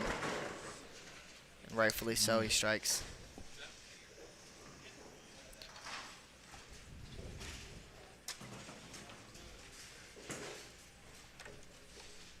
Rundowns to 4. Looks like we're going to have a break in the action over here on 35 and 36. Both teams taking a break. Their world, we're just living in it, you know? I know, like, you know what I mean? Honestly, we've got people organizing their tape. We've Cam's got people checking scores and texting people. Snapchatting. We've got surgery being done to a bowling ball. We got somebody running to the car getting another ball. I mean, Someone just ordered a large popcorn. Shay must have just heard us. He I don't even know if he changed his shoes yet. I think his keys are still in his pocket on the way to the line, throwing a different ball. 10 back. No, hooks. That read way too early. Yeah, it did. So Tim Shea going to have a 2-1 lead. They lose game 3 to the young lefties. And it's looking like LeVon Frank. and Sloan are going to be ahead 2-1. 2-1 as well. There you go, just for fun on this shot. Sloan over under 9. Under 9. Yeah. He's not trying that hard on this shot. Oh. You owe me so much money. Did you notice that? Did you notice I dropped it? Normally it's always 9.5. I dropped it to 9 to beg people to take the over. Oh, well, you didn't fool me. First time. I know. Yeah, congratulations. You've reeled me in 4 other times. But not only did he miss though, he missed the head pin. Yeah, he did. Missed it going right. And then he picks it. Yeah, and he just gave us a little kiss, a little nod. Like, I know they were talking about that one. We weren't that much. Well, we were, but not the spare shot. Yeah, it didn't mean anything, so we're not gonna hound you. Tim's over there throwing some green ball now. Lime green. He's Probably a high road max. Tim if it's has the lime green. most colorful arsenal He today. throws He's got the that poopy orange. looking He's got that color balls. orange ball. He be throwing them Jolly Rancher balls. Cam moving in and hooking it a little bit. I've never seen him throw it that slow. He just came back and said, "Yeah, I can play like, anywhere." yeah. He's like, "Yeah." I heard Kevin saying, "I throw it 100. I'm gonna show him what it does." Yeah, if you want, I'll just play any arrow you want, Nate. Just which one you want me to throw. You want to pick the ball too? Just tell me. No, man, just keep throwing what you're throwing. You don't have to be hot dogging and showing off and everything. No, but it's cool, man. I don't mind. It's cool, I really don't mind. I'll keep throwing. Where you want me to throw? You want me to throw this one? You want me to loft or right cap? What do you want me to do? You can close my eyes at the foul line. He's gonna say, "Hold up, let me send a snap." Yeah. It's not like we've Yeah. had people that have been here for 47 hours this weekend. You know what? Hey, what time's the restaurant close? I'll take all night, just as long as we get to the restaurant. Well, dude, I don't know what time it closes. I'm not sure whatsoever. Okay, well, all right. Well, I'm going to go up and bowl now, just in case it is going to close. I'm going to get out of here. All right, man. Where do you want me to play? All right, I'll move left and throw it hard again. So, like right there, they are shooting 270 They won handily this match. He did just move 100 left and throw it hard. I That's know. his miss right there. What do you think they're actually talking about there? Because we couldn't really hear them. What are they talking about? Because you got to think, like, there's not much to talk about. It's like, hey, we're dialed in. Let's just go. But they're talking about strategy. I think they're saying, hey, man, where do you want to eat tonight? And how was organizing your tape? And did you get that snap out? Flanagan bet on us to win, and he never misses a bet, so we're dialed in for a dub. Another ball change. Yeah. Same result. Now, that one was smoother off the spot, but Yeah. it read earlier. It's like, yeah, man, every ball in my bag strikes. It doesn't matter. Joke's on you. Every ball does the same thing. Shea just buries an 8, but that's a good place for it. So the scores really don't matter. 279-184 is the back half of that game. Tim and Shea were just messing around. Be interesting to see what they choose now to use on the left lane. Will the right lane influence left lane decisions? It shouldn't. 100% it should not. Because you got to play every lane separate, and you got to also think they didn't have anyone touch this left lane that game. They had 2 lefties. So whatever they did this last game on this lane, it should be the exact same. What did they shoot the last game? 237. Okay. So they shouldn't be changing their game plan too much on this lane because there shouldn't be any real difference. But it was 237 and 235. So close game. Oh, weird. The Nate. big 4. Oh, you know what they were Weird. discussing? I think they were discussing who wants to start, who wants to bowl second on this lane, maybe. That's what they might have been They wanted to discussing. discuss if they should strike hitting the pocket or not. Pick a number between 1 and 10 is what he said. All right, well, you win. You get to anchor. All right. Look how bowling Frankie. works. Tim with Get the that sticky 9 7. out. Casey throwing out a 7-10. Oh. It peeked his head. Almost got it. But Front here's- 3. They never panic, though. Can't. Gotta know there's a lot of game left. Especially when they get a little tricky, you know that it doesn't take much to have a miss, even if it is just like a flat 7. Oh, As Cam makes a 6-8. ball change, and he's 6'8". Bowling comes full circle, you know. And his partner just crumpled the big 4 the shot before, and then his was a little high Now, flush. Sloan just got that one to the right quick, And he Brooklyned. and he Brooklyned. Yep. How's that? Casey in the pocket, 7-10s. Bowling on the weird is a lane. science project, I swear. Well, Steve Weimer told me a long time ago it's about angles and inches. So That's true. Well, talking about bowling? I hope so.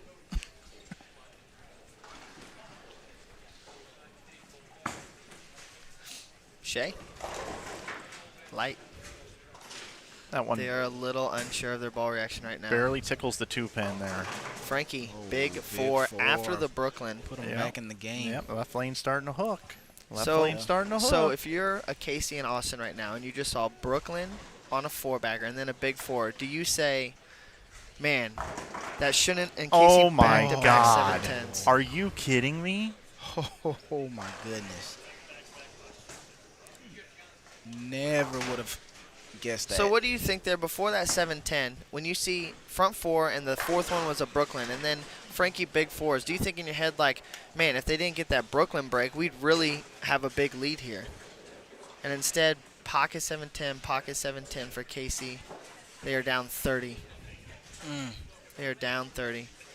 Casey immediately grabs another ball. Yeah, they are not out of it though, even though it's 30 pins.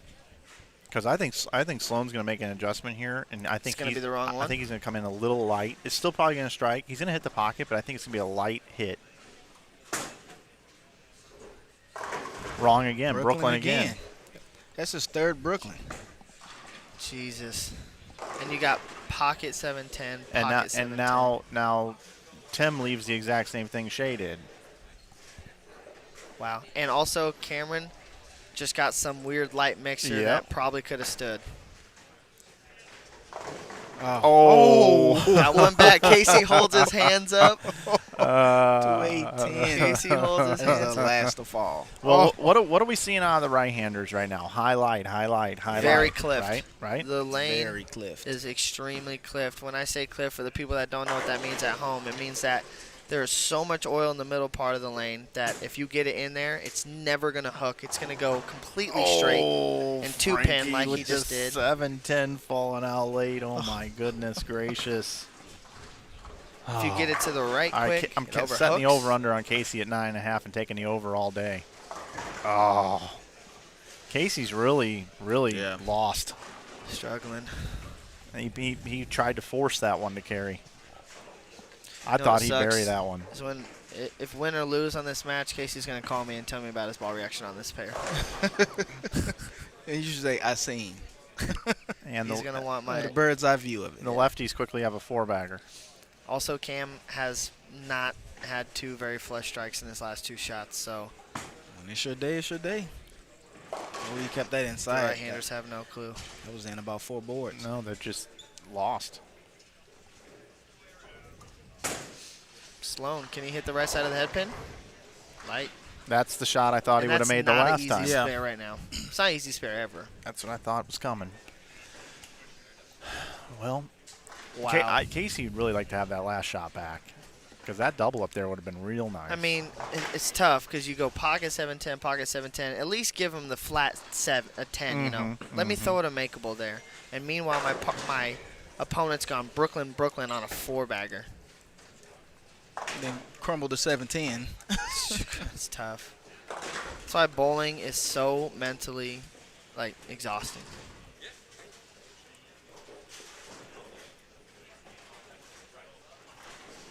.240 max score for Frankie and Sloan. 212 for Casey and Austin. Awesome. It was a Can't catch 10 a break. pin. It's just one of Can't catch a those break. matches where you just feel like your momentum just disappearing, and it's like it's just not meant to be. You know? Frankie has a chance to repeat as a champion here if they advance here. Yeah, he Bowl for the does. title. Yes, he does.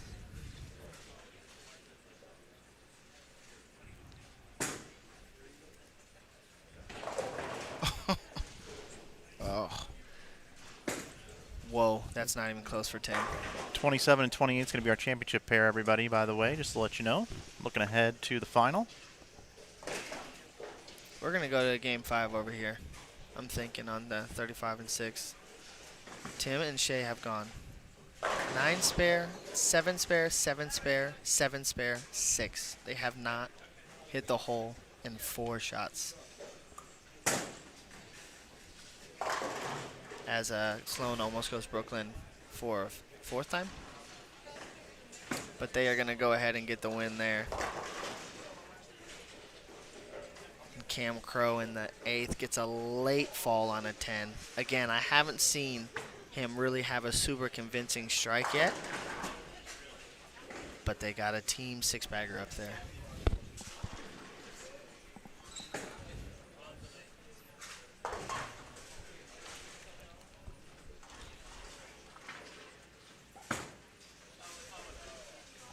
Wow.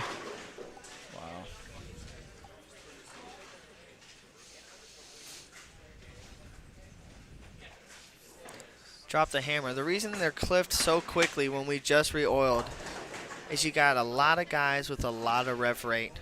And when you know you're getting into match play, you're just going to play whatever part of lane you want to play. You're not worried about what the lanes are going to do. So everyone likes to migrate in where they're comfortable, meaning the right-handers. They all like to play around 4th arrow or so. But when you do that early on a long pattern, all you're doing is taking oil and you're moving it further down lane. So where do you go if you start at 20? You got to go further left. You go further left, but then you're now in more oil. Okay, so then you start throwing it right. Well, there's hook there. So just getting all that rev rate, it's crazy how quick the lanes can change at times when you have a lot of hook and right-handers on a pair, even in just one match. And also, we've re-oiled numerous times this weekend. That also creates a cliff where they just get tighter and tighter and tighter.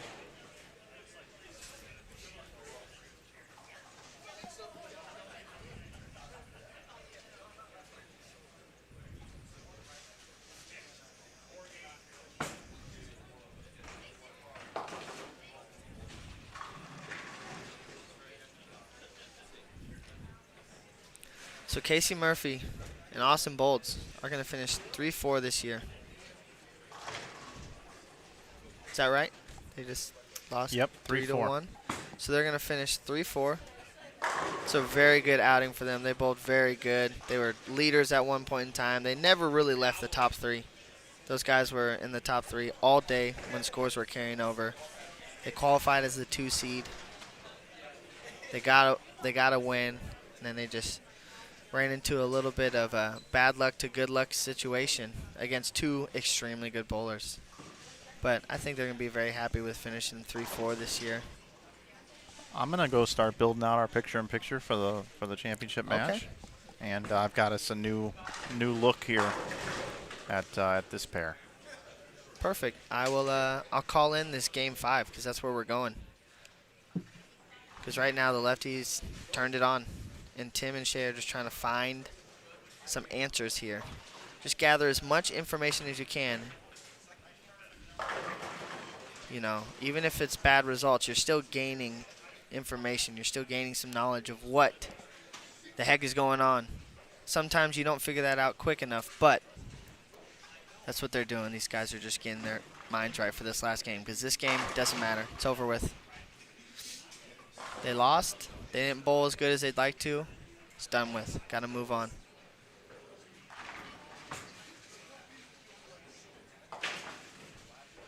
People have always talked about young guys throwing quote-unquote snowballs early on oil, just like you said, Kev.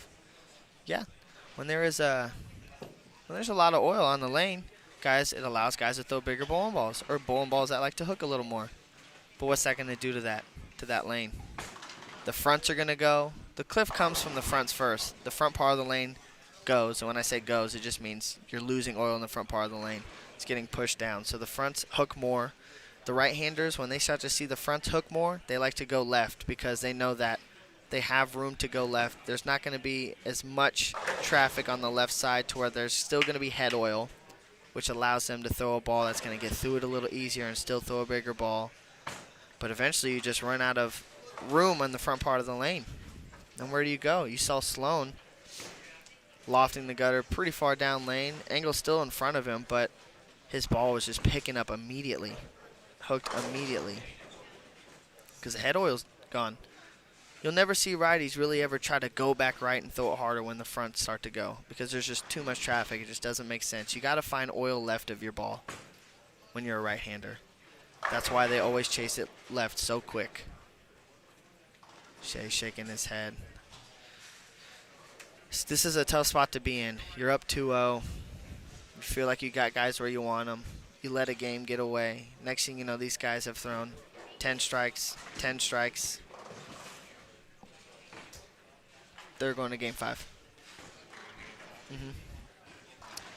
And now you're thinking, oh, we're up 2-0. Now it's tie ball game, and we haven't thrown a double.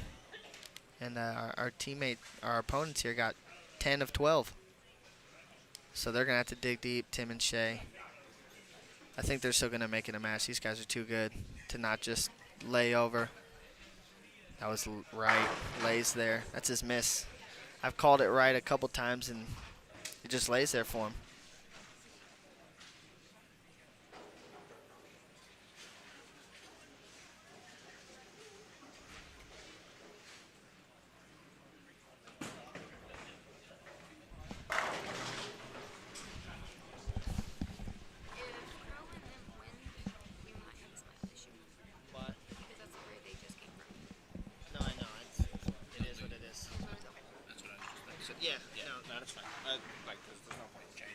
Yeah, no.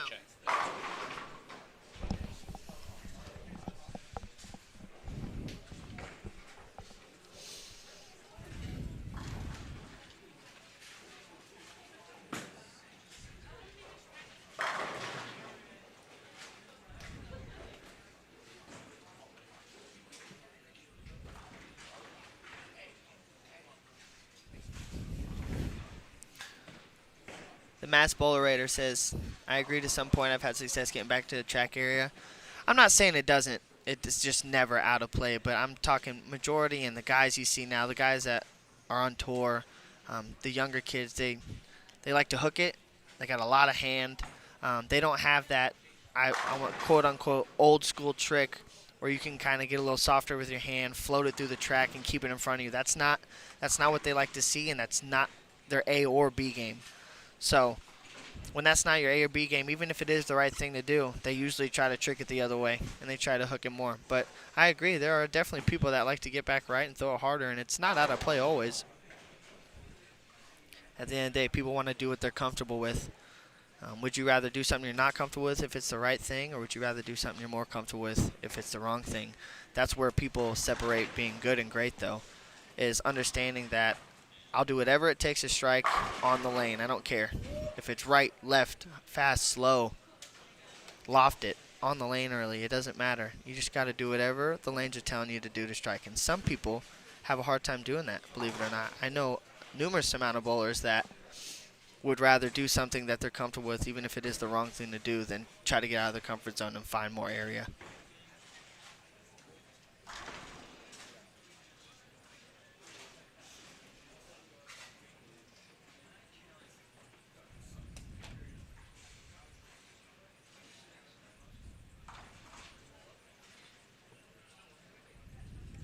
Well, what do we think here? Front four for the lefties?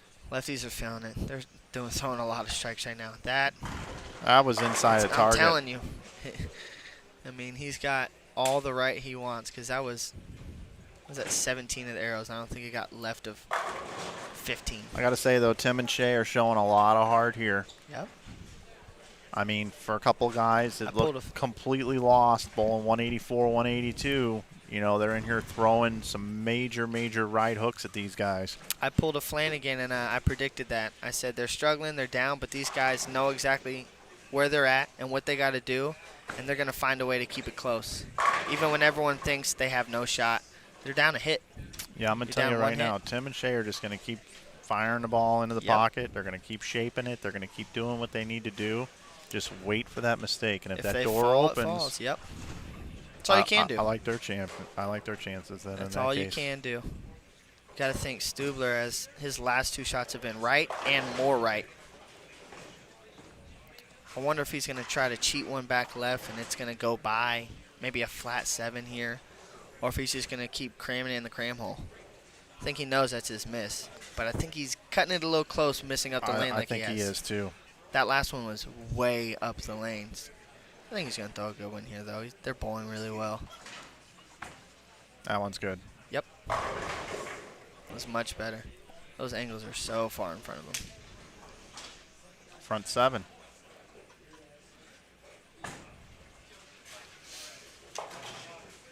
Down 0-2, and they go 260, 260, front 7.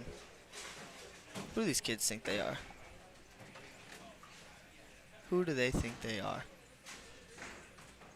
Front 7, Cam Crow, getting up here. Still 259 left for Tim and Shea. That's a lot. Yeah. It's a big number. They need some help, though. They're running out of time quick.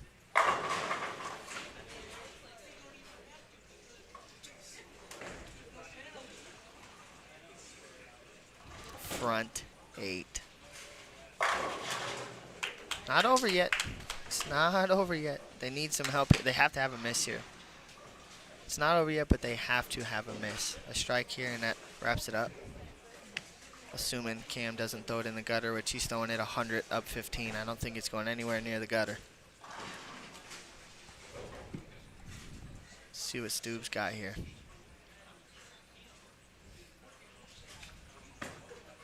It's close.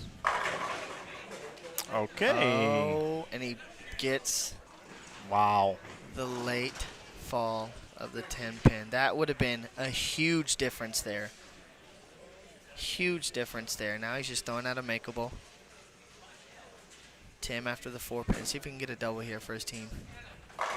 Yes, sir. It's not over yet. Again, they need to open here. These guys have battled. They've been the class of the field. #1 seeds coming in. Shea and Tim, of course, is who I'm talking about. Yes. As you mentioned, they won the Greater Ozarks doubles. Out of all the teams that come here and participate, they were the best of the best. They feel comfortable here in this building. They were up 2-0. Oh, and now the mistake that they needed. Goodness. It ain't over. Still need it, though. They need every strike here. Shea's going to put some pressure on her, I think. Oh, 7-10 baby. comes out late. So here we go. We're Here, not scoreboard tells a story here. 267 max score. for Cam Crow, Nate Stubler. 259 for Shea and Tim. Cameron Crow has to go up and double an attempt to lock him out. His miss is a little, he likes to be firm. He gets a little amped up, and it goes by. Let's see if we can keep his speed down a little bit. Gave it a little room. It's a good shot. It's a really good shot. That does not secure the victory. Nope. Just got to have this one. This one and 3 pins. And that's if Tim strikes. Tim must strike on this ball.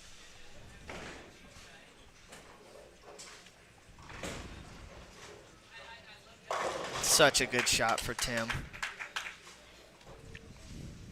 But it doesn't matter because Cam can lock it up right here. He knows exactly what he needs. We've seen him wrap some 7s throughout the event. That's about all I see happening here. Maybe a 6 or a 7, but it's hitting the pocket. Smash, 8 pin. Solid They can 8. Lose. Okay. Shea, MVP of the tournament, I said. He's got to go up in the 10th frame, and he's got to deliver a double and 8 9. pins for a tie, 9 for a win. Starts here. Bang. Was the first one. Just This is when your you- MVP. just Even w- if he misses here, this is your MVP. Just when you thought this match was over, Never say never. Cameron Crow is still sitting around lane 32 with his hands in his face. And I'm going to tell you right now, that miss of that 7 pin. This is everything. When they just were about to 7-10 too, and he gets away with it, and then he misses his 7 pin. Otherwise, this would be wrapped up. See what Shea's got here. Second ball and 10th. The shot of the tournament. Close. Oh, Buries it. my goodness. That, just like we've been talking about Shea, that is why he is who he is. This guy has done this on all levels when it matters. It's not over yet, though. It He is, needs 9. no, it is far from He over. needs 9.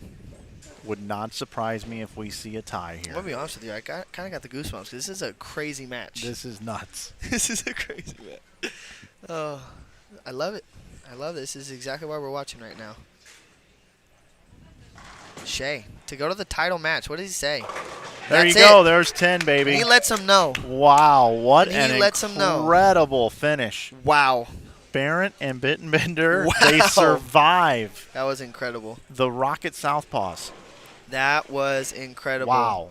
You get a little bit of a break getting the 10 out late of a pocket 7-10. Then he whiffs it. Cam gets up there and aces 2 of them, smashes a 9 pin, and the Tim and Shea throw the back, what is that, the back 7 to win by 2. 259, When they just shot 257, the final. They just shot 180 the game before. I don't know if we can have a final after that. That's the best That's match the of final. the day. That's the final. That's the final. That's it. We're calling it. Wow. Frankie and Sloan. They're Sorry, just chopping guys. up. Sorry, guys. They're chopping it. All right, folks, when we come back, we're going to have our Wow. championship match. If it's anything like that one there, it's going to be incredible. We'll see you here in just a moment here on Inside Bowling.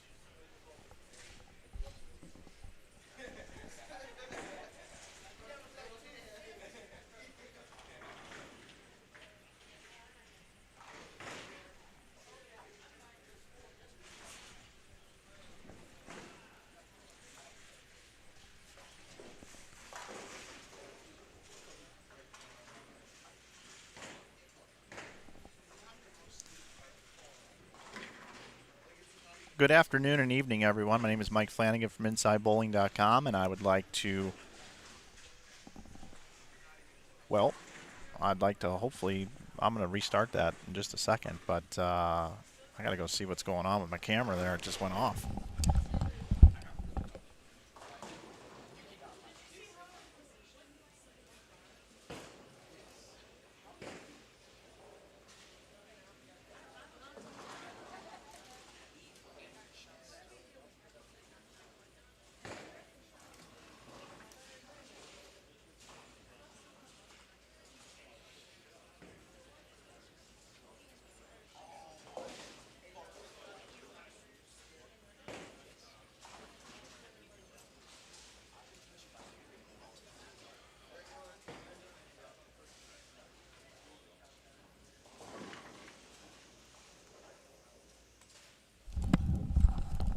Okay, I found the problem. I'm going to do a reset here. Good afternoon and good evening, everyone. My name is Mike Flanagan from InsideBowling.com. I'd like to welcome you into the finals of the Springfield Doubles 2021 edition. We had 75 teams lace them up through 3 squads, A, B, and C. On Saturday, we're down to our final 2 teams, Tim Barrett, Shea Bittenbender. They were the number 1 seeds coming into the elimination bracket, taking on defending champion Francois Lavoie. With a new partner this year, it was A.J. Chapman last year. This year, it's Christopher Sloan. They're good buddies.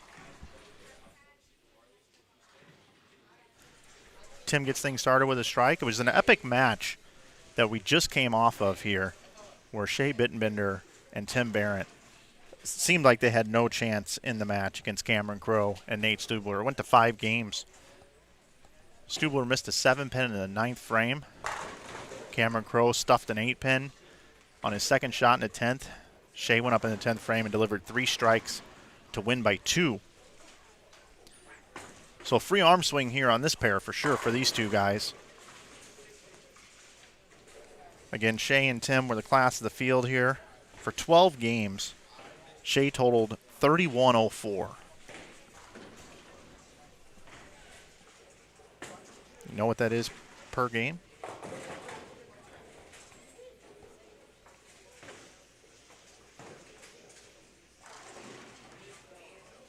.258.66, and that was with a 202 his last game. Pretty impressive. Tim, no slouch either. Average 237.41. Lavoie and Sloan came in as the 3 seeds today. Lavoie averaged 252.83. And Sloan 237.66. So the number 1 and number 3 seeds after qualifying meeting here in the championship match. The way the match works is it is best of 5 Baker head-to-head match play. Sloan bowling leadoff. Frankie is the anchor bowler. Tim bowling leadoff. Shea being the anchor bowler. Springfield doubles got started in 2019, took a year off last year due to COVID, right here in Springfield, Missouri at Enterprise Park Lanes, home of the Greater Ozark Tournament. 64 years strong it's been running. Weimer family built this center in 1991. They've been owning and operating it ever since. Their commitment to high-level bowling and scratch bowling and competitive bowling in general is one that should be modeled throughout the country. I'd like to thank some of our sponsors, the Greater Ozarks, as I just mentioned. Ben Crazy, which is a local store here that is revolutionizing the way people can bargain shop. Check them out, Ben Crazy here in the Springfield area. Wise Guys Screen Printing. If you're looking for screen printing to be done, head over to wiseguyscreenprint.com. Give them a call or fill out the form on their website. They'd be more than happy to assist you with any screen printing needs. The Greater Ozarks Pro Shop, also a great sponsor here, located here in the Pro Shop right here at Enterprise Park Lanes. Kevin Williams works there. He's also the promoter of this event. I want to thank Kevin, before I get too far away in this broadcast, for the ability to allowing us to come in and live stream for you here this weekend, and also Chris Taylor, the general manager here at Enterprise Park Lanes. Last but not least, our final sponsor to thank is Brunswick, the Brunswick family of brands. When you're considering your next bowling ball purchase, make sure you consider a Brunswick bowling ball. We just saw Frankie stuff a 7-pin there, ran over the rack for it. Now joining me in the booth is the promoter of the event, and the person that invited me to be here. Kevin Williams is back. We've got a good one here, don't we? Yeah. Not that I'm against lefties, but I think this makes this makes the match a little more interesting, seeing what all these righties are going to do on this pair, and how this match ends up being, because we have 2 tour guys, 1 multi-titleist, major titleist, and then we've got Tim and Shay, 2 of the best amateurs the game has in the nation, and they just pulled off one of the sickest games I've ever seen in a best-of-5 Game 5 match ever. Well, incredible. Harry Houdini called and said, "Hey, stop trying to show me up." Well, they might have, because that was honestly super fun to watch. Amazing. So this is going to be sick, because Frankie won this the first year we ran it with AJ Chapman. He's got a new partner in Sloan. The first year we ran it, we bowled on something much tougher. This year, we're on something a little easier, and Frankie's still here as Tim stuffs a 9-pin. But I like this matchup. I think this is going to be a good one. Who you got? It's hard not to go with Shay and Tim at this point. I agree. I mean, I agree. the number one seeds coming in. I didn't think they were going to win the last match. I agree. I mean, it's their event. It's their day. I think so. I think I can't disagree with that at all. Obviously, you got Sloan and Frankie are super good, so it's just going to be a good match. But I think Tim and Shay got a little momentum here. I think they got enough momentum that they're going to edge it out. Somebody could also make the case that it's not going to be their day, because when guys bowl like 300 on TV or have all that adrenaline going, then yeah, exactly. Yep, they fall off. Yeah. I don't see that happening. I don't that either. that is a possibility. You can, use it up too quick, but man, that game was incredible. That was sick. Your MVP right here. This is your boy. Doing what he does. Yeah, he is the MVP of the event. I went over the averages when I opened up the show here. Just an incredible performance by Shay. A lot of other players bowled extremely well. Jalen Mosley also totaled over 3,100 for his 12 games. Honorable mention to him. But if there was an all-tournament team, yeah, Shay would definitely be the MVP thus far. I think I beat Shay, so what does that say about me? And I bowled bad this morning. Did I get him? Did you get him overall? Yeah, for the 12 games. You had 29.98. He had 31.04. He had 31? He got me by 100? Yeah. I bowled really bad this morning. Damn. I beat him qualifying. 10 with the 7-pin, 10-pin. Man, I'm so tired. 238 max for them. And we've got a 237 max for Frankie Love as he mixes one up. 1-pin match right now, assuming Tim picks this 10-pin up. Once again, best of 5.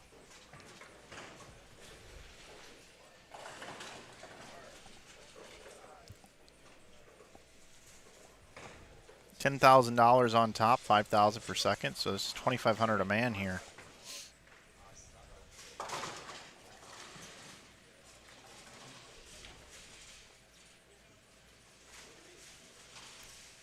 Big shot here for Sloan.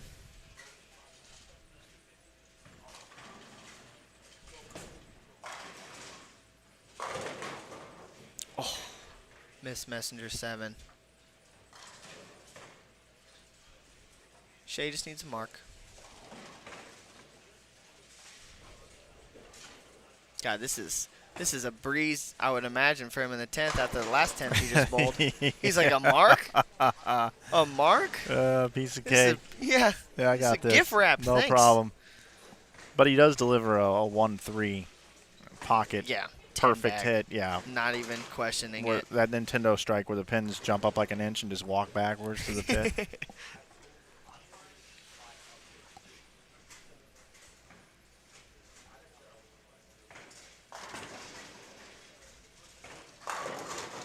All right, so Tim and Shay take game number 1.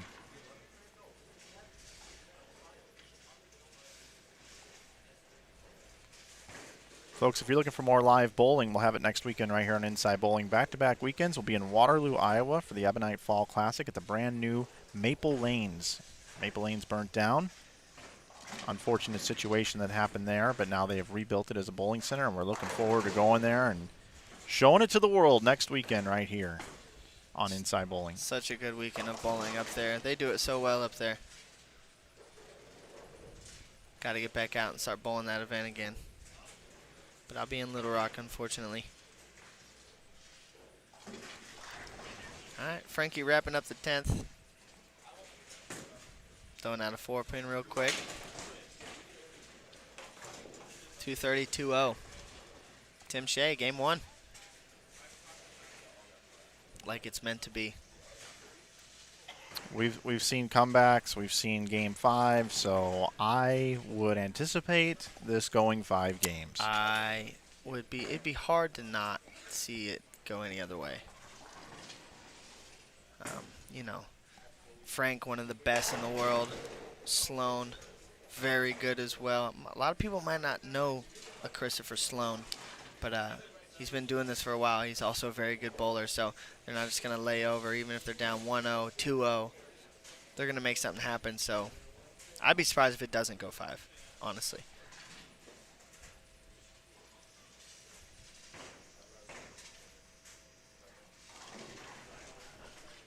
Again, thanks for watching here on Inside Bowling. If you'd like to support the channel here, you can make sure you subscribe to our YouTube channel. You can also make sure that you follow us on social media, Twitter, Instagram, and Facebook.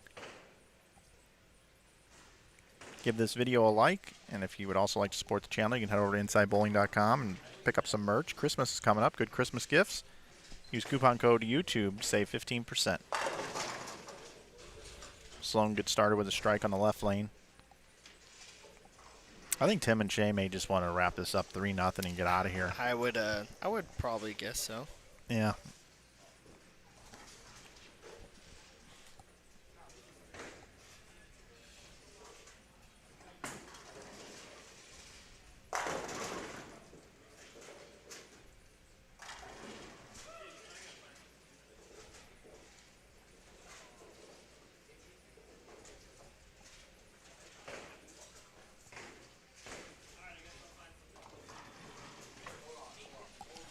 Frankie Love?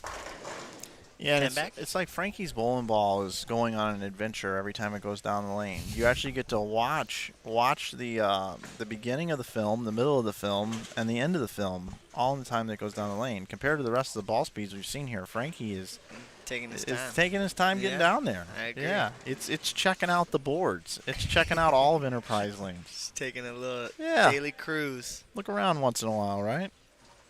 Tim with a early mistake, missing a 10-pin. That's the time to do it.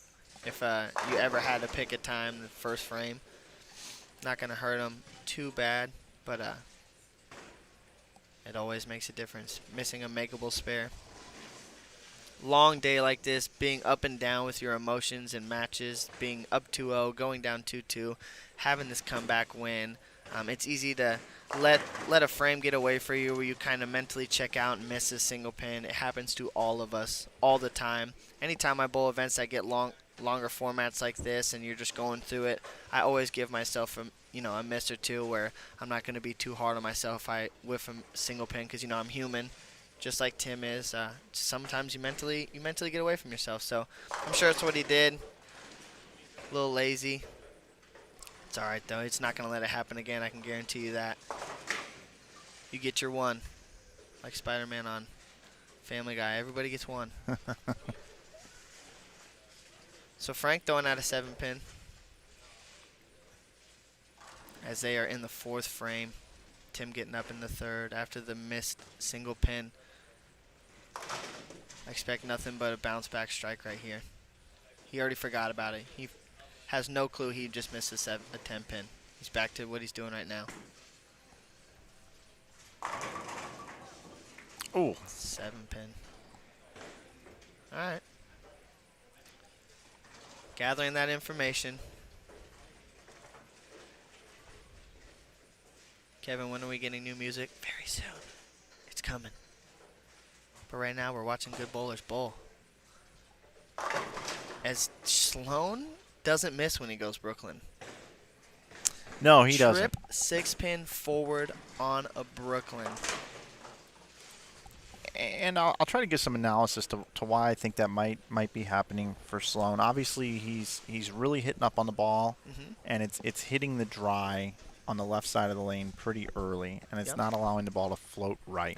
I would agree. And when you're used to bowling on the flatter patterns, you get more help when you do that. Like you get more push through the front part of the lane because it's not a house shot. Well, you and think there's not much oil out on the lane here on towards the gutter. Towards the gutter, right? I agree 100%. So even though you move left to create hold, You can move too far left. you can get to a point where if you're not clearing that area, it can actually hook more. I agree 100%. And to actually add to that, also, if you look at the projection of his ball on the lane, there's two different types of ways of lofting it. It's up and over it, or it's onto the lane. He's throwing it up in the air, so when it hits the lane, it's picking up immediately instead of getting it onto the lane a little cleaner, like that exact shot. Yeah, that's good. And look how it goes through Yeah, it. way better. He couldn't have done that at a more No, perfect time. Exactly. Where when you throw it up in the air, that means you're up hitting it, and when it hits the lane, it's hitting the lane into the lane, and it's bouncing, and it's picking up immediately. So the exact move I would have told him to do right there. He was too far left. He was trying to do too much, honestly. Yep. It's very easy to do in bowling, especially when you're good and you got tricks. Sometimes you get too ahead of yourself on those tricks. So And it's kind of cool to do it, too. There's a cool factor to it. You see Marshall Ken in the past has done it a lot. He'll just move further it's left. just not necessary, but it's like just showing off. It kind of is. Yeah. Not to say that it doesn't mean that you can't get a good path to the pocket and that you're not trying, because you certainly are. Well, I can tell you a couple bowlers that do that very often. That's what hurts them from being better. Because they're trying to throw the prettiest strikes and the coolest strikes and the strikes you can talk about. Like, oh, he's lofting it instead of just getting it done. I talked on that earlier where you should never worry about how you're striking just as long as you're doing what the lanes are asking from you. If you don't like to throw it up 5 and it doesn't look that cool but it's effective, do that. So Chris makes the right adjustment, gets it on the lane a lot cleaner. He's not trying to throw it up in the air so much. 10 back the last one. They got a big lead this game. Getting up in the 9th here. Let's see if he can repeat that. Yeah, that's exactly what he needed to do. It's like he heard us or something. Think he's tuned in on his phone? I think he is. I think he's tuned in on his phone, and I think he was like, the boys are right. Kevin and Mike are right. They can't see us that well because they're 7 pairs away and looking at a tiny computer screen. But they're right. It's not over yet. Frankie needs the first one. Frankie needs the first one right here.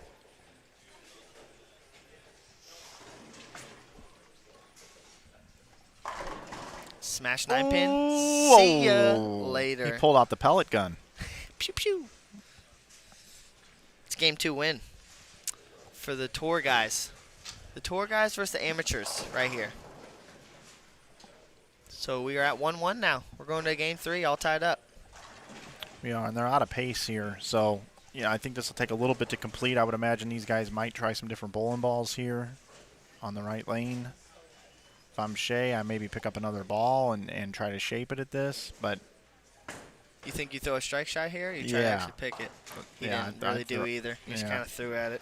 Yeah, he just must be really confident in his ball reaction. Maybe doesn't want to overcomplicate I things. think they know that they just got 270 shot at him, and they just started off the game a little slow, but they aren't necessarily bowling bad. They just they had a big game thrown at them. You just got to move on. It's gonna happen, especially in Baker with guys like this in a title match. You're gonna have a game where someone's gonna pop off a 10-strike 260 plus game. Yeah, I think they're fine. I think they just chalk it up to a loss. We'll see if Dr. Lavoie can pull off a operation here. See if he can't attach a couple legs to an arm. Nope, couldn't do it. He looks like a doctor today. Here to check your blood? Yeah, not much effort on these last couple of shots. No. They're just going to get this game out of the way and move on. Yep. But what do you think about that, though? If me, personally, if I'm bowling right now, I'm staying in the exact mindset. I am making sure I'm throwing it well. I want to still go through the correct motions. We're here getting a little lazy. Yeah. Does that take you out of it? I think it might be person to person, but I like to stay in it always. Yeah, I kind of do too. Don't want to get out of the mode. But at the same time, and we're just playing that devil's advocate with each other, bouncing ideas back and forth. None of us are right. Only the guys down there know what they're doing. But in this particular case, maybe with 12 games of qualifying plus saving some energy. Maybe they're just saving some energy. Yeah, see both. Putting the phone on airplane mode for a little bit. Again, I think it's a case-to-case basis on who it is, but I know me personally, even if I'm out of a game, I don't want to kind of get into a weird habit where the last 3 frames are just kind of chuck shots and go through the motion, because that can kind of take you out of it for a couple frames till you get dialed back in the next game. So, yep. So this is now a best of 3. The first 2 games don't matter anymore. They don't, and I don't think anything crazy happened that has momentum going one way or another. Sloan and Frankie, they shot 260, but they had a Brooklyn in there, so it could have been about 240. I think Tim and Shea would have bowled about that if they tried. So I think it's even. Momentum in no one's hands. Everyone's bowling pretty well. Ball reactions are good. We're all tied up. Yep, and Sloan's the guy I know the least amount about. I know quite a bit about him, but I know the least about him. Because I wanted to say, all these players were collegiate players. Shea anchored Lindenwood University for a period of time. Tim went to the University of Nebraska, bowled for Coach Bill Straub, and bowled with Derek Oaf, good friend of his. And then, of course, Frankie bowled at Wichita State. Yep. And then Frankie has gone on to his tour success, of course, and Sloan being, from not in our country. I don't know the background on him. Do you know much background? I really don't. I've really started being around Sloan a little more in this past year, really. He kind of hangs around the house guys with us now. The summer swing, he was with us. A little more super fun guy to be around, but I don't know too much. I know he owns owns a couple pro shops back where he's from. He does a lot of bowling back where he's from as well. So, do you know exactly where he is from? No, I really don't. Ireland? Yeah, but he's from Ireland. But yeah, is there any specific parts at all? He's told me before, but there's no way I remember that. But no, I don't know too much of his background really. Yeah, it's unfortunate. I need to do a little research on Sloan. I just know that everybody on tour really respects him, and the people that have hung out with him, like you just said, he's a joy to be around. He's fun off the lanes. Oh yeah, he's hilarious. He's a character. He's fun. And he's bowled on television. Yeah, he made the Masters show when Jacob won. Light mixer. It's amazing to me a guy like him and Sam Cooley that come over to the States and they spend so much time here away from home. We forget that sometimes, that, he's been here for 3 months now. I'm on like a 14-day road trip, and I'm just about a third of the way through it. And it's like, I'm already kind of missing my bed at home, and a guy like Sloan has been out on the road for so many months. Yeah. I mean, not even in the same country. How do they do it? All for bowling. He's here simply to bowl. That's it. It's his job, though, And also, people love the competitive spirit of it, so... that's one of my favorite aspects of bowling. There's so much to bowling that I love, but the main reason that I love bowling is I love to be able to compete, especially at the times where I can't compete at a high level. You thrive off that, and I think he probably has a little bit of that. And the one thing I like about Frankie so much, I think, is in today's world, how people talk. There's a lot of talk about two-handed bowling, power. And how you have to have that to have a chance. He's the bipolar opposite. Yeah, and Frankie is a modern-day traditionalist. He's kind of like a I wouldn't say old school, but yeah. He hits what he's looking at almost every shot. He doesn't do anything fancy. He doesn't, he just does what he likes to do. He knows what he needs to see for his own game. He doesn't miss his target. He doesn't miss spares. He keeps it in play, and then when you give him what he likes to see, he beats your brain dead. I mean, when you look at the telecast, we have the Specto on our telecast for the PBA. That guy never misses by 2 boards. Right. Yeah. Ever. Ever. The only reason he doesn't strike is if he can't get his ball through the lanes or if he's not matching up. But it's never because he's throwing it all over the place. Where there's other times where most other bowlers, they kind of get in their own way and they throw it a little bit everywhere. You don't see that from Frankie.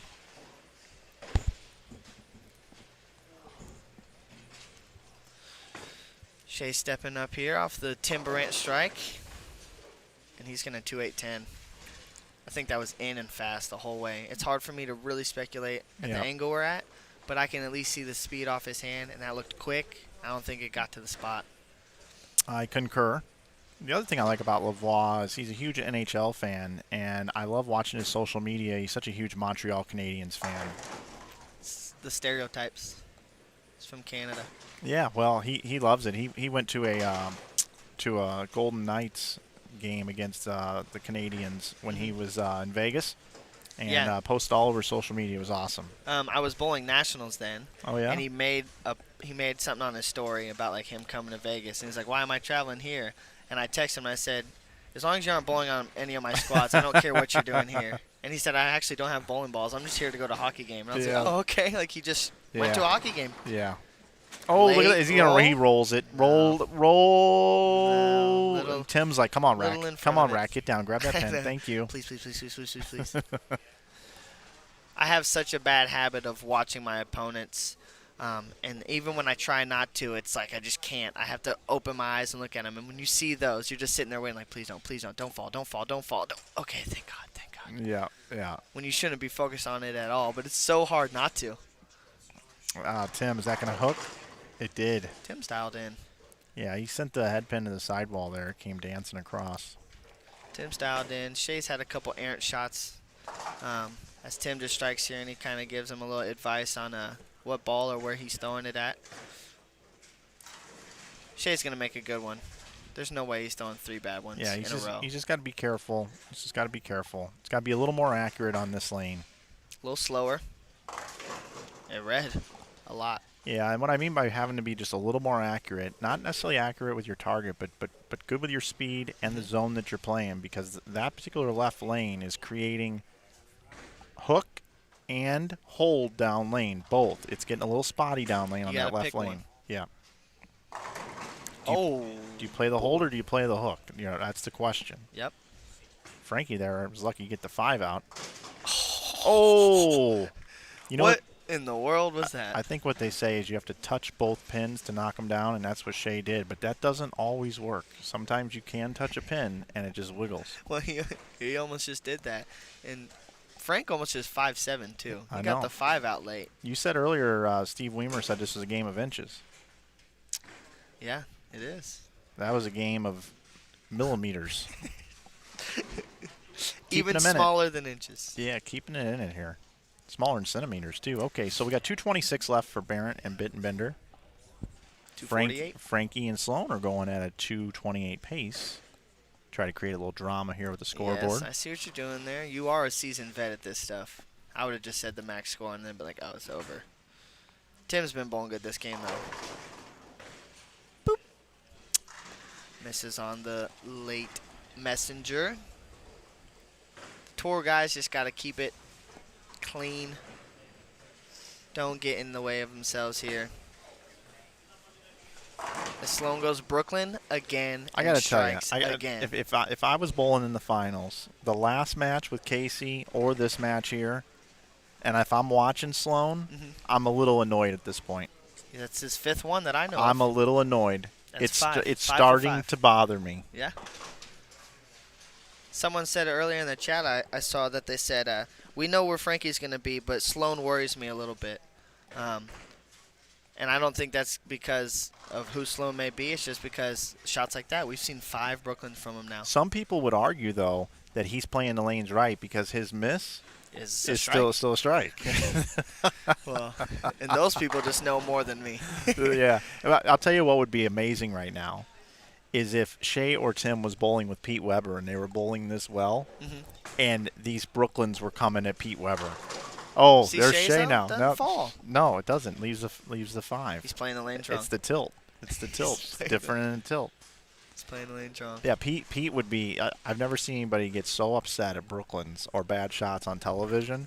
Come on. Breaks his glasses because Belmo throws a Brooklyn. Oh yeah. So I'm gonna lose to Brooklyns. Yeah. Yeah, it's crazy. You know, there's a big separation in certain people with that, where that stuff gets to you. You know, I had a match earlier this morning where there were some big breaks thrown at us, and it gets to me. And I wish it didn't because I can't control it. But some people, you know, they understand you can't do anything about that. But, you know, he knocked him over. I guess at the end of the day, the goal is to knock all these wooden things down, and Yeah. he did that no matter the fact where his ball went. So they take game 3. Sure do. Tour boys. I see all the positive comments here in the chat. We appreciate all the positive comments about the coverage this weekend. We love doing it, and I got to tell you, I've been enjoying sitting here with Kevin throughout the weekend when he's joined me as well. It's been a good time. Yeah, I love it. I appreciate it.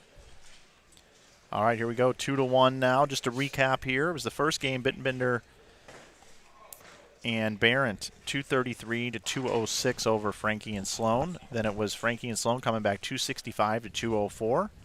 Barrett and Bittenbender went over the other lane and said, we're going to give you 204 again and see how we do. And they lost by 33, 237, 204. So if Frankie and Sloan win here, they win $10,000, and Frankie is a repeat champion. And they win some super cool trophies that we got this morning. So don't forget about those. People forget about hardware sometimes. I like to have something to look back on. So I'll make Shannon sure O'Keefe says all the time she bowls for the trophy, not the money. And she's dead well, serious. she has a lot of those. She's got a few, yeah. You've seen her trophy case downstairs. Yeah, it's ridiculous. Yeah. Their trophies are so much cooler than ours. I'm just going to say that. The women's trophies, I like the glass-looking trophies, and they have, like, big old glass trophies. As Shay. So here we She's are. struggling. Fatigue, long format, and now we see the two power players on the two teams. Not to say that Frankie and Tim can't hook it, but Right. the power players of the two teams that we're seeing them both go high now. Yep. Got the other guys that are a little softer hand. They're getting it through the front part of the lane a little better, where the other guys are trying to up-hit it a little more. You start to think, like, did Shay blow his load a little too early? I mean, again, that 10th that he threw was it's insane. nasty. Yeah, it was. It's not over yet, though. Shay's going to figure it out. Let us know in the chat. Tell us, you think it's going to be completed here at 4 games? Or you think we're going to go 5 games? Let us know. Tell us what you think. Because we both said there's no way it doesn't go 5 games. It just, we don't see it going any other way.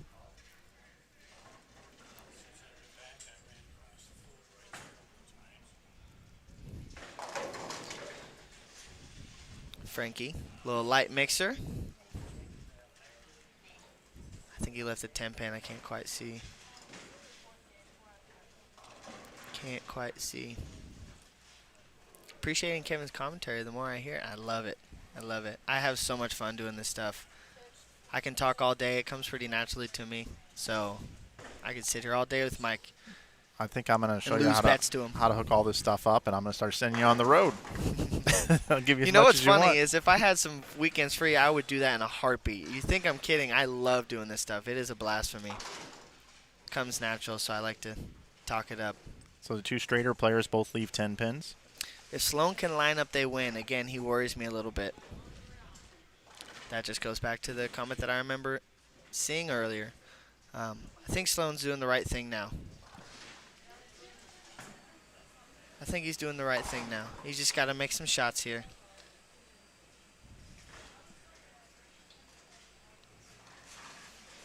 All right, Shay, last couple of shots hasn't really had an idea of where he needs to be on the lane.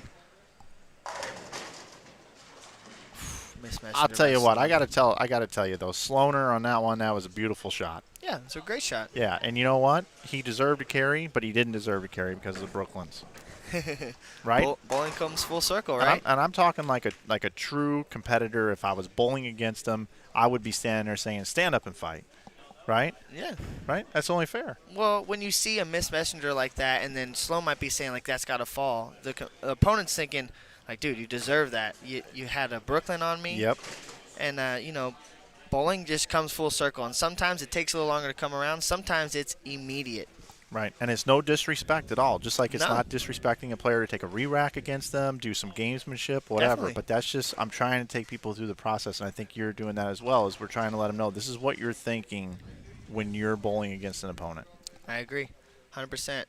You know, bowling is so mental. It's 85% mental, I tell people, at least, as Tim, 210s there, and he's been bowling very well. And these last couple of shots, not so great. But bowling is at least 80, 85% mental because there's just so much to it. And to get into someone's head a little bit. Some people might take it the wrong way and think, oh, that guy's a tool for doing that. But it's just the gamesmanship of it, you know. You see someone get away with one, and they throw a bad shot, and if you say a little comment to them and they hear it, it might stick in their brain. And then the next shot they throw it out the window because they're thinking about what you're thinking about. Yep. I see it. I've seen it happen on all levels from every bowler you can name. They all do it in some way or another. Little slide jabs that you don't really feel until after it happens. We saw Nick Pate earlier pick up a 210 when he and Miller needed it to Super advance. clutch. This is a big one right here, Tim. Gotta have it. Doesn't get it. Catches too much of the 2-pin. Well, here's Shay and Tim again with 70 in the 5th. We've seen that a few different times, but this time their tournament life at stake. People gassing me up in the chat. Mike, they want more of me. Sloan, through the face. Is that a 3-9? That is not an easy spare right now when they're as cliffed as they are. Hi, CT. Shay, saying it's not over yet. He smells blood in the water. It's not over yet, he says. This is not an easy spare. There's No. hook to the right. There's hook way to the right of him. You can't throw it too far right. It might hang. Excellent That's spare. tough. That's tough. I wouldn't even know how to throw it that, to be honest with you.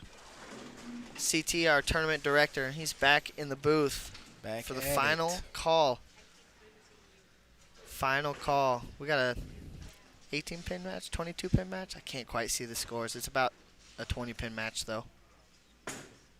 Tim likes it. Oh, man. 7-pin stands. They really needed that double there. Yeah, 22-pin match. That that's shot tough. there would have cut it to 12. Frank's throwing a good one here. I feel it. He knows that this is going to be a big shot here.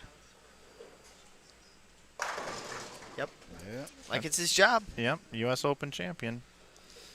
Like it's his job. This is clutch. The big thing is here, and you know, it comes back to the Baker, is that sometimes it's hard to get doubles on the board if you have one guy struggling, and that's exactly where we're at.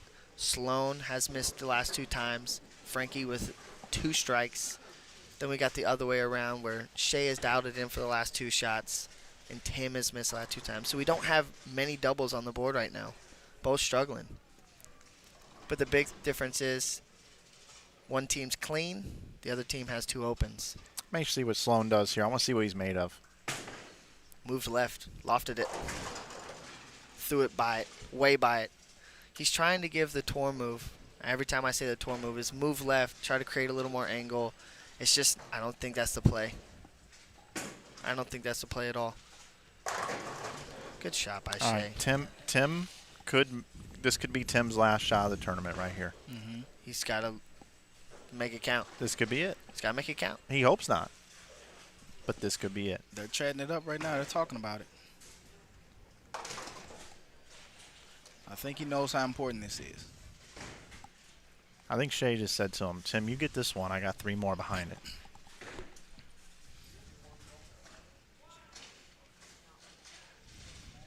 They're going to need a little help here.